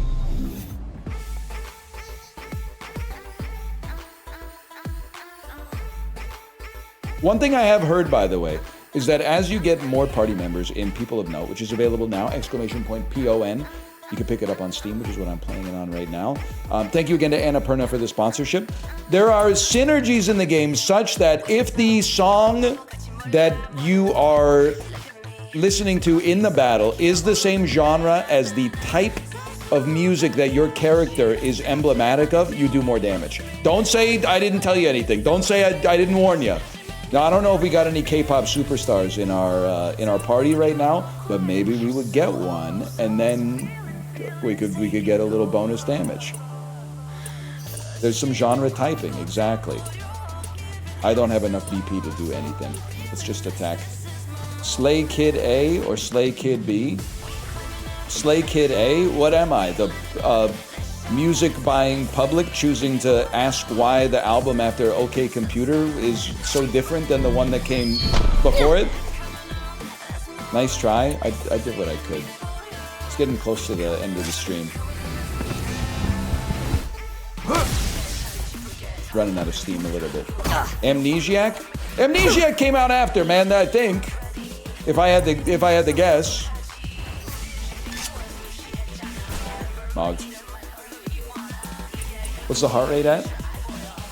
We're back at 60. We're back. It literally defibrillated myself.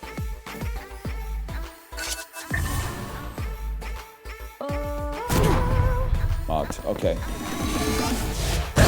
Get lit. 6-7 damage. Okay. 16 HP, 18 HP. I mean, I don't see a compelling reason to not just attack you as of this point. Can always heal you later. Can always blast up the volume right now. Feeling a little low volume. Okay. Alright, you don't mention. How about recharging rhythm and recharge your own HP? That was actually incredible. Maybe that's the thing is it looks like I lack rhythm, but that's just because I don't want to use my art to hurt people. I only want to use my art to heal people.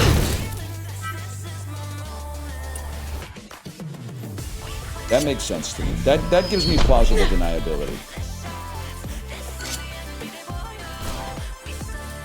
You're done, lad. Hitting the high notes. 193 groove off that too. Oh, and a treasure chest with the vinyl. I don't know what that means, but I'll take it. Vinyls. In dungeons, enemies will drop collectible vinyls unique to that area. You get at least one per battle. Well, now I don't feel as good about myself. But if you're lucky, you can score some bonus vinyls as well. Keep an eye out for people willing to trade you valuable items in exchange for your vinyls.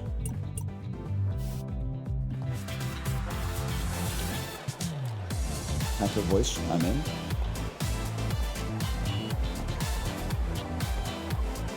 Hey, Saren, what should I do if I want to get into a fight?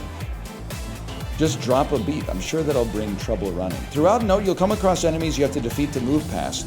Those enemies are denoted with a red, ominous glow.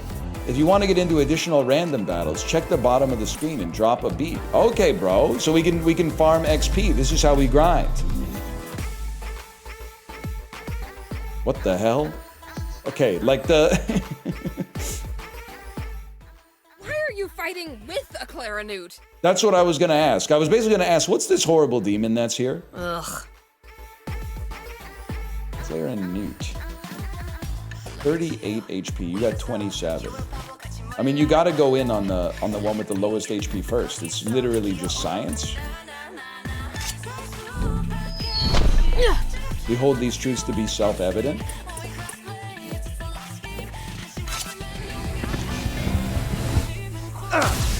You know, as a kid when I used to play RPGs, I didn't even prioritize like having the whole party attack the same guy. That's how bad people were, but mostly me at video games in like the 1990s. I would literally be like, okay, this person, this enemy, that's Cloud's enemy. This enemy is Tifa's enemy. This enemy is Barrett's enemy. And then I would be like, what the heck? This is the hardest battle like I've ever seen in my entire life. Huge.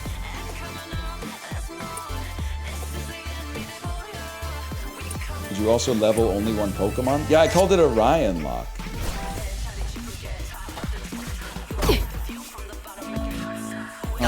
This is satisfying as hell. Why do you get to attack 3 times, man? Oh, because of the time signature, of course. 3 HP, you get attacked. You're done, lad. We have 2 BP, and you don't have any more AoEs. Mogged. Need a little help. That's fine, bro. Recharging rhythm. You know we hit these every single time.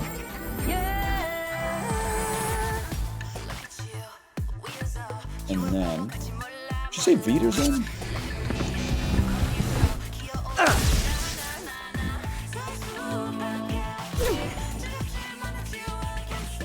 Thought I heard. She said Weezer? Don't leave me hanging. Based. I was listening to a little Gotcha. Weezer this weekend. I'm not embarrassed to say. I'm a little embarrassed to say. In fact, I'm even more embarrassed to say, and I'll tell you why that's obvious. I actually wasn't listening to Weezer. I was listening to Alone, the first Rivers Cuomo solo album, where he sings songs from the black hole, the supposed but later scuttled space opera that he wrote. Why? You and me, Kate, unbeatable. This has been a while, I guess, because it's been a while. I did not go on the Weezer cruise. I actually didn't even know that the Weezer cruise existed. But maybe I'll roll the NL cruise stuff into the Weezer cruise. Maybe we'll like let it ride. You know what I mean? Oh, dude, going all in on Red 14 on the roulette table and then letting it ride onto the Weezer cruise. Could be the move. You want to drop a beat and start a random battle? I do, man, because I want to farm. I'm the type of beast that wants to get to level 99 just blasting Waka's ball back at him before I even get off of Tutorial Islands. Wait, 3 of these guys is kind of nasty, though.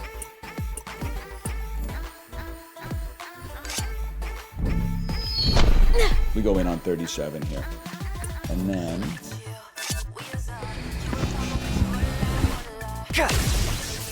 destroyed. Squeaks is announcing right now. That's my goat, bro.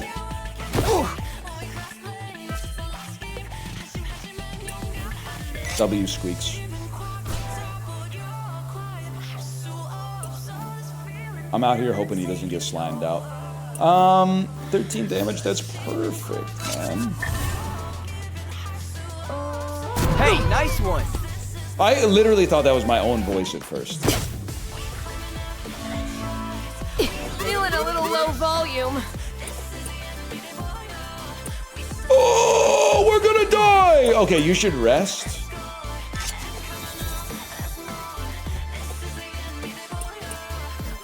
It's so typical, yeah. It's centrifugal motion. It's perpetual bliss. I literally died, bro. When a bandmate's HP reaches 0, they go into a faint count. They'll automatically get back up again with half their max HP after 3 full stanzas have passed. I'm gonna level with you. There's like absolutely no shot we kill these guys, so I think... Don't leave me hanging! I think I gotta retreat. Lose a vinyl and retreat from battle? Yeah, man, I'm not cut out for this life.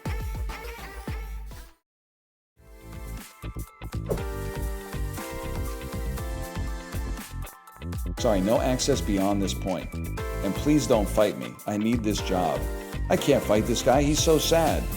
We have to get past him. So, okay, we have to solve the puzzle. We have to find a way to, on the environment, solve a... Damn, look at that. Why can't I do that? Look, it looks so easy. You're just moving your body. Why can't I do that? Maybe I could. You guys really need to stand here? Okay, they're not gonna let me by. I love two things, palindromes and dancing, and I'm all out of palindromes. This is how we were talking to each other in like 2009. Any chance I could squeeze by?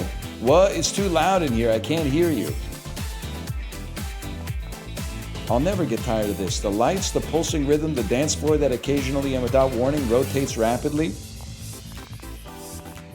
I love this dance right here. Damn, I kind of love this dance right here, too. Wait, but I kind of... This is awesome, though. I love that. I don't know. Why can't I do that? The best I can do is this right here. What are you wearing? When's the last time you were in a nightclub? Champions of Fire won Las Vegas. The after party was at the nightclub in Caesar's Palace in Las Vegas. It was not my vibe. The ceiling, I don't know if you've ever been there or maybe seen it in a movie. The ceiling is like modular, so they'll be playing a song that's like... And then like parts of the chandelier will like detach and then come down into the club and then like spin over. Yeah, Omnia. Yes, it is Omnia. Chuck Liddell was there. He was there until his contractually obligated appearance time was up, and then Chuck Liddell was not there.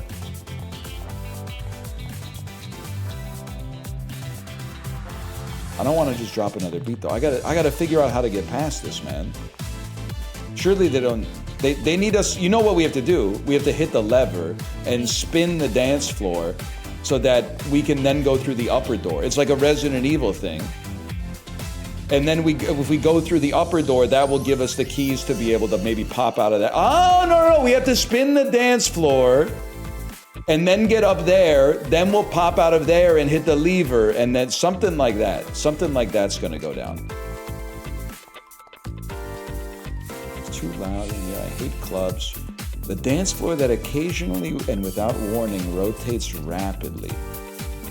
How have you not stood on the button? Listen, Zillennial, that's not a button, okay? That's the center of the record. The button's right there. It's not a button. Maybe this is a button. Maybe if you dance here.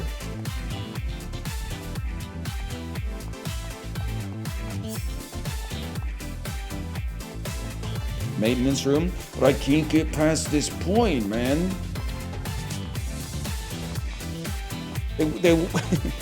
Wait, can I just go into the Everflow room instead? Oh, that'll probably solve it then.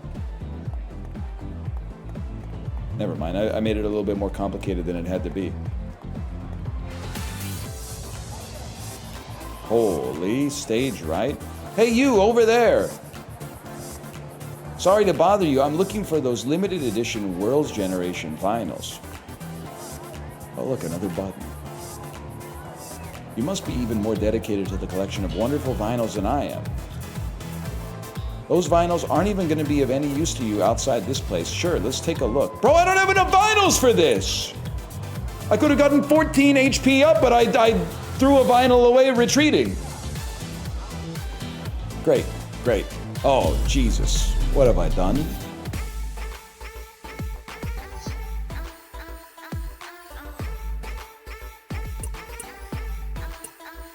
We're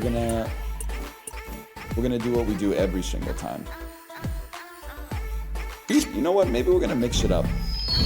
Great job. Maybe we're gonna attack the Clarinute first.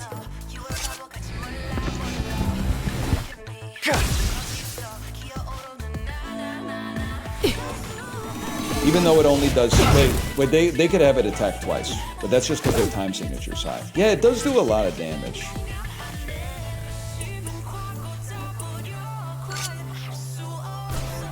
Get perfected, kid.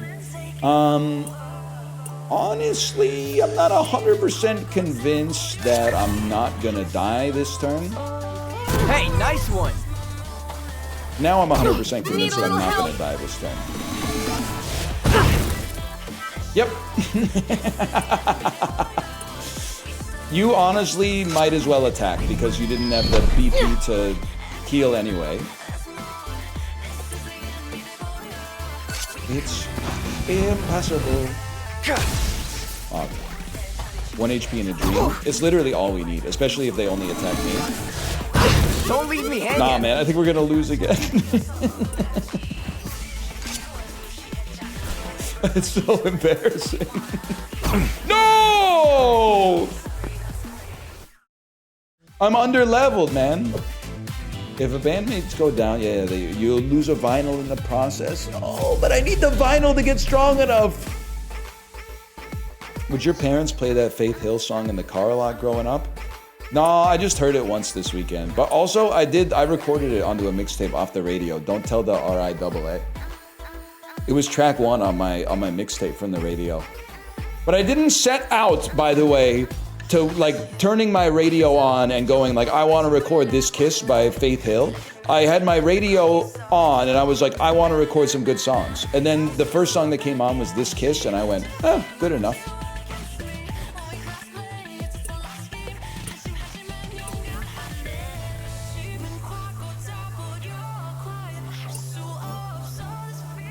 We're still going in on you.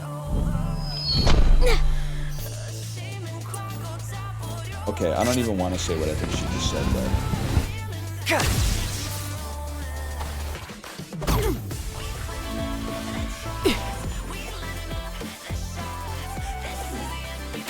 This is Balatro Persona? It literally sounds like a made-up name of the most awesome person in history. So if that was supposed to be... If that was supposed to be an insult, I don't take it as an insult, that's for sure. I would love to meet Balatro Persona.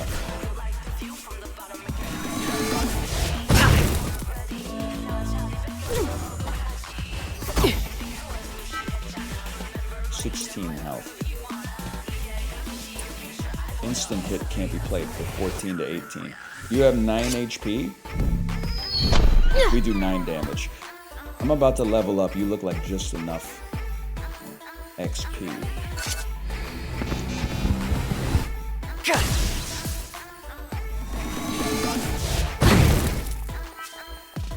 Then we go back to you. I think I've actually, and pardon the pun here, I think we've gotten in the rhythm.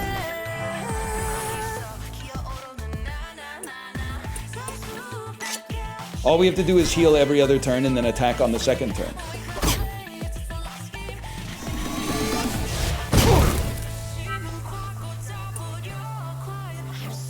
And then you attack. It's the type of thing that'll have you feeling like you're itchy and scratchy, bro. We fight and fight and fight and fight and fight. Oh my god, we actually Never underestimate an engineer. Do not type. I can't read that during the sponsored segment. You got me sliming out here, okay? Don't do that to my friend Apollo, okay?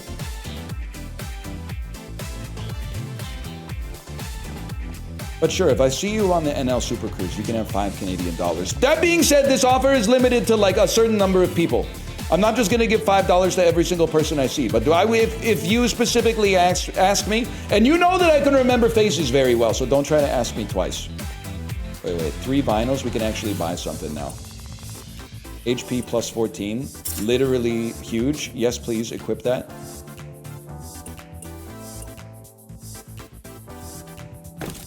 And then take me back. Would you like to sell your old pop screen for 45 groove? I don't think I would. Don't I have it equipped? Can we ask you to double it and give it to the next guy? Okay, I apologize for doing this during the sponsored segment. But double it and give it to the next guy on the cruise could be an incredible segment, man. 1 hour, double it and give it to the next guy segment. Oh, it might be bad though. It might be, I can sort of see the news stories coming out that's like, man physically assaulted after taking like $400 instead of letting the next guy get $800. And all the comments are like, how did he not see this coming?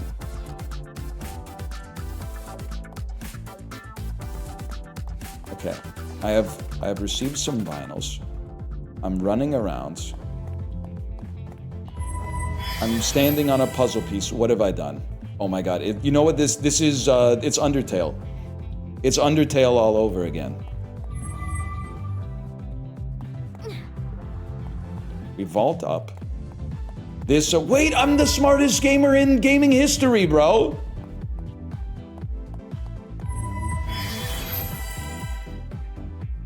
Okay, give me a second here.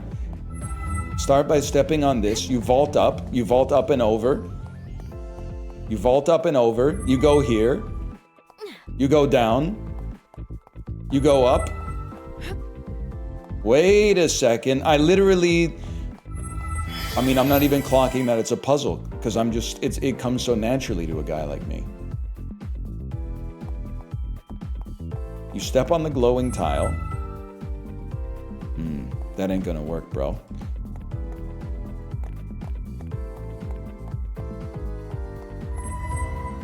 You don't step on the glowing tile. This one's unsolvable. You step on the glowing tile. Wait. I think I got it.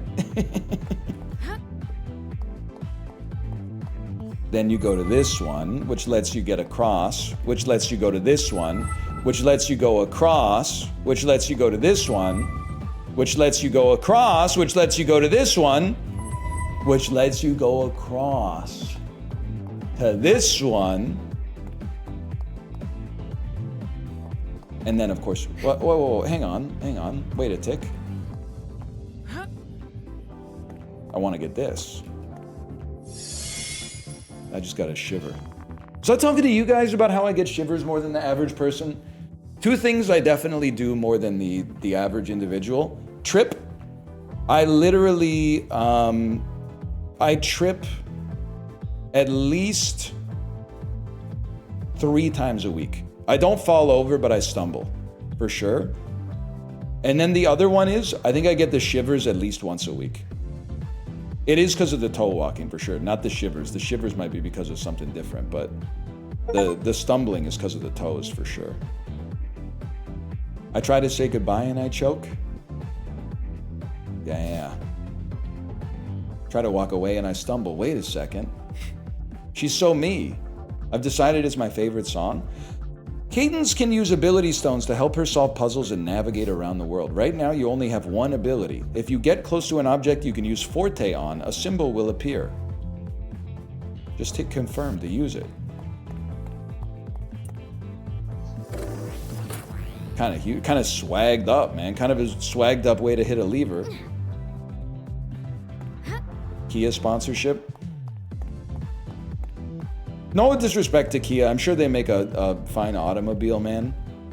I drove Kate's mom's Kia Forte once. Never again. Tell you what, I will say it was better than the Chevy Spark rental car we had in San Diego. The Chevy Spark felt like at any moment you could push the pedal down too hard and like the doors would fall off the car. But tell you what, I'll show you our experimental configuration. See if you can handle it.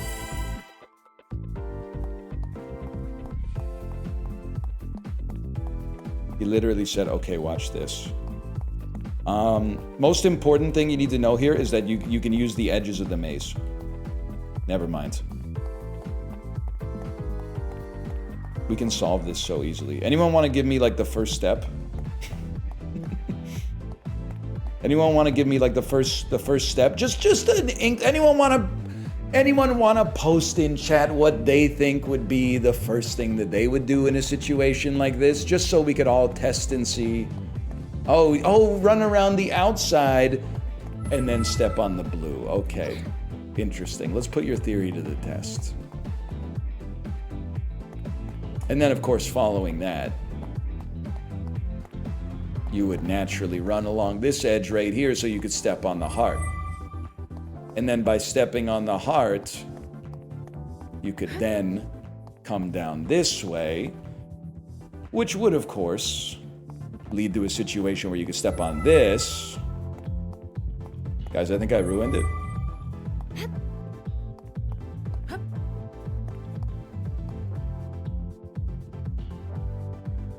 You had it? I'm gonna solve the puzzle, but I have to go pee so bad. In theory, there could only be like 5 minutes left of this, but I have to go pee so bad I can't solve a puzzle while I gotta go to the bathroom. I'm so sorry. I'll be back in 1 second. I'll be back in 1 second.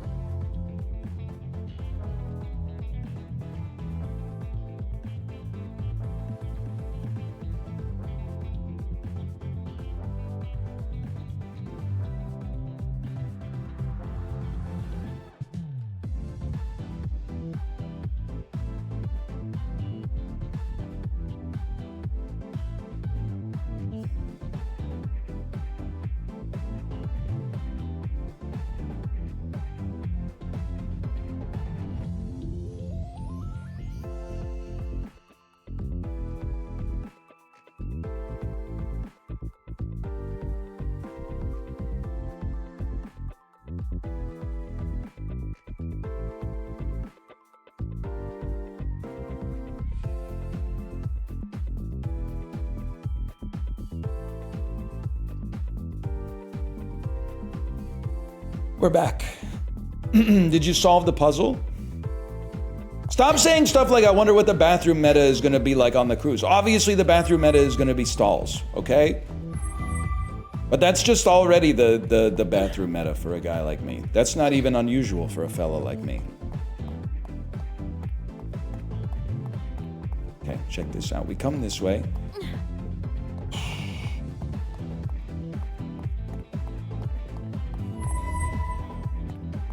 Now we're back at the part where I then hit this. Which then allows us to come this way. But to what purpose? Because what we want to do... Don't laugh at me. I'm looking at chat to see if you'll give me the answer. Wait, what if I just fall off?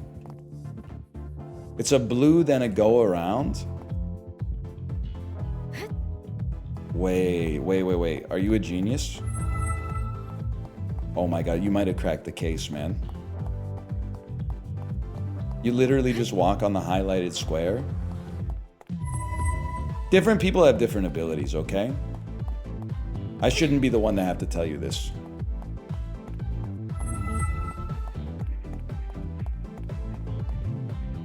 Okay, smart guy. But now... Now how am I... Then don't say jump on the highlighted square, okay?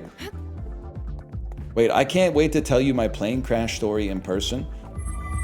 Could you tell me the plane crash story right now? I feel like I'm very interested.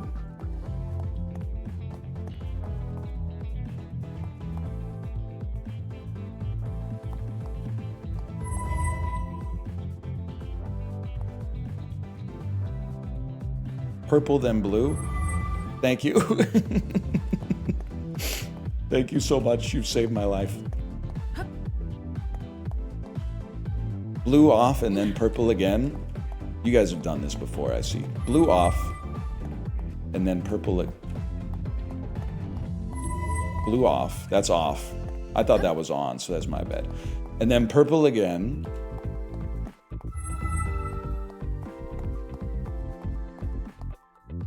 You gotta wait until the cruise to hear it? That's ominous, but I'm gonna choose to believe that you have a pure heart. Now red?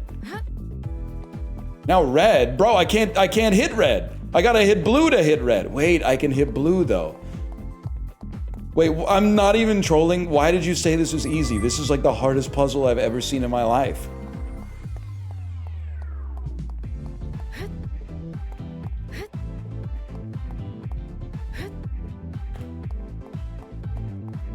It's literally easy. Did you see Justin doing the Resident Evil Requiem puzzle? Where you have to turn all the nodes red? Oh my god, I fell down. Chat, am I okay? Be so for real with me. Yes, I think I'm okay. You wanted to fall down. Now you just go around and finish. Oh, now I just go around and walk to the end of the puzzle? Yes! Huge.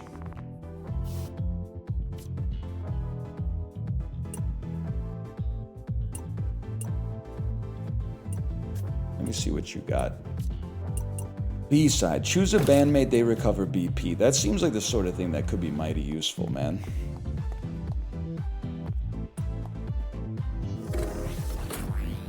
Honestly, they got no business making a puzzle that hard in a video game. That is crazy.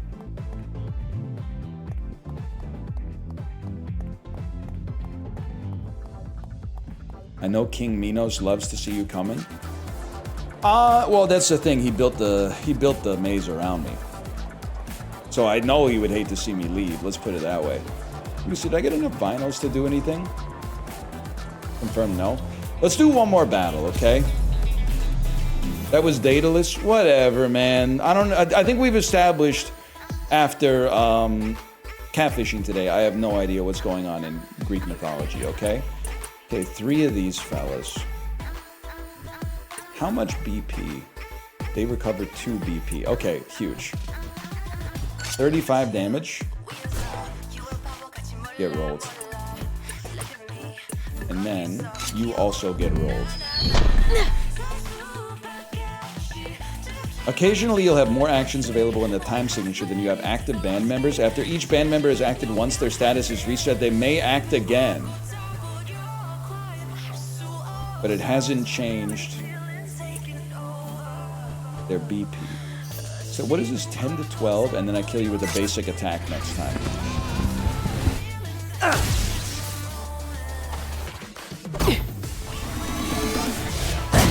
9 damage ain't even that much. This is Expedition 33 crossed with Mother 3. Okay, that's amazing news. It's the greatest video game of all time, is what you're trying to say. Exclamation point PON. People of Note is now available on Steam. I appreciate that. Thank you. You know what? Let me get one of those. Nice one. And then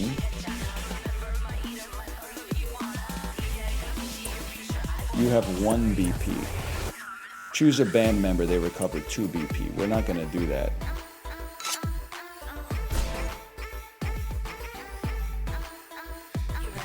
Let me have you. You're gonna do an instant hit.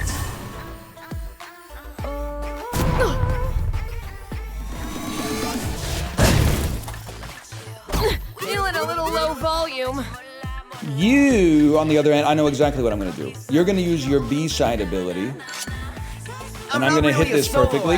I didn't even need to hit it perfectly. You're going to recharge yourself.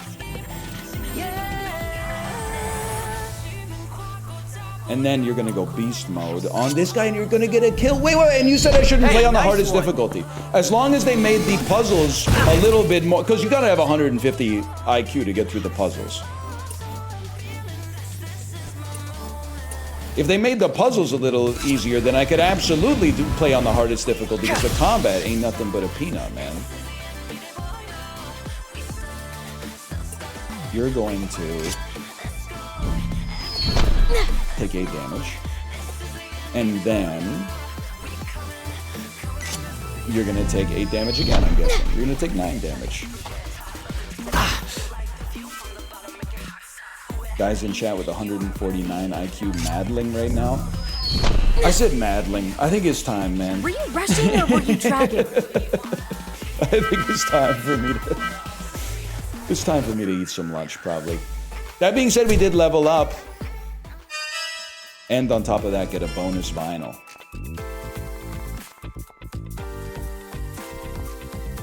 Get that chicken potato king. Thank you for telling me and giving me permission to get the chicken potato. This has been People of Note. I've had a really good time playing so far. I like a game with micro games. It's crazy to me that back in my childhood, we used to play RPGs and we would just click on attack and then your guy would go like, that's it, right? That seems a little antiquated. It seems a little antediluvian at this point. People of Note doesn't do that. It has rhythm-based mechanics. The better you do on the rhythm-based mechanics, the better your attacks are, the better your abilities are, the better your supports are, the better your spells get casted. Someone keeps, first off, exclamation point PON. Check it out for yourself. People of Note, available now on Steam. And thank you to Annapurna for the sponsorship. Let me throw a slash marker in here. Slash marker. People of Note. I keep getting harassed to show you my pen. And they did type pen, by the way. This is what we're rocking right now. It's not a special pen. You can see it's made of like a hard plastic. But it came with the Hoboichi Tekko that my wife got for me that I have not written in like a week and a half, which I really need to do. I need to get organized again. I knew that was the pen. No surprise. It seems like a good pen. Can I tell you, literally, this is how my brain works, and you're not going to believe me. Except if you saw the puzzle, you'll believe me. I was using that pen, writing in my journal, and then it ran out of ink. In order to understand this story, first you gotta look at it, okay? I ran out of ink, and I said, oh my God, I ran out of ink in my pen. I need a new one. And then Kate went, it has 4 colors on it. And I went, oh yeah. And then I tapped the blue ink instead of the black ink. And I went, you know, this is what I said to Dan earlier. I said, Dan, where would we be without the beautiful women in our lives? I guess I just assumed that it had one like inkwell. And it got dyed the color at the moment of writing. Blue ink does suck, man. Writing in black ink is so much better. Anyway, I'm gonna send you over to my wife's stream. I'll be back tomorrow. Bear Taffy, so awkward that we both announced cruises today? No, shop, bro. Really? Well, we should race. We should race. You talk to your captain, I'll talk to my captain. Let's do this. Let's have an America's Cup in international waters, man. Or we could just get them to pull up side by side and we could like play catch. We could like throw a ball from one ship to the other one. Volleyball. Damn, now we're talking. To jump from one deck to the other one. Anyway, bro, I'm so cold. I don't know what happened. It's 73 degrees in my office, but I've got goosebumps. I'm gonna send you over to my wife's stream. See you tomorrow. Later.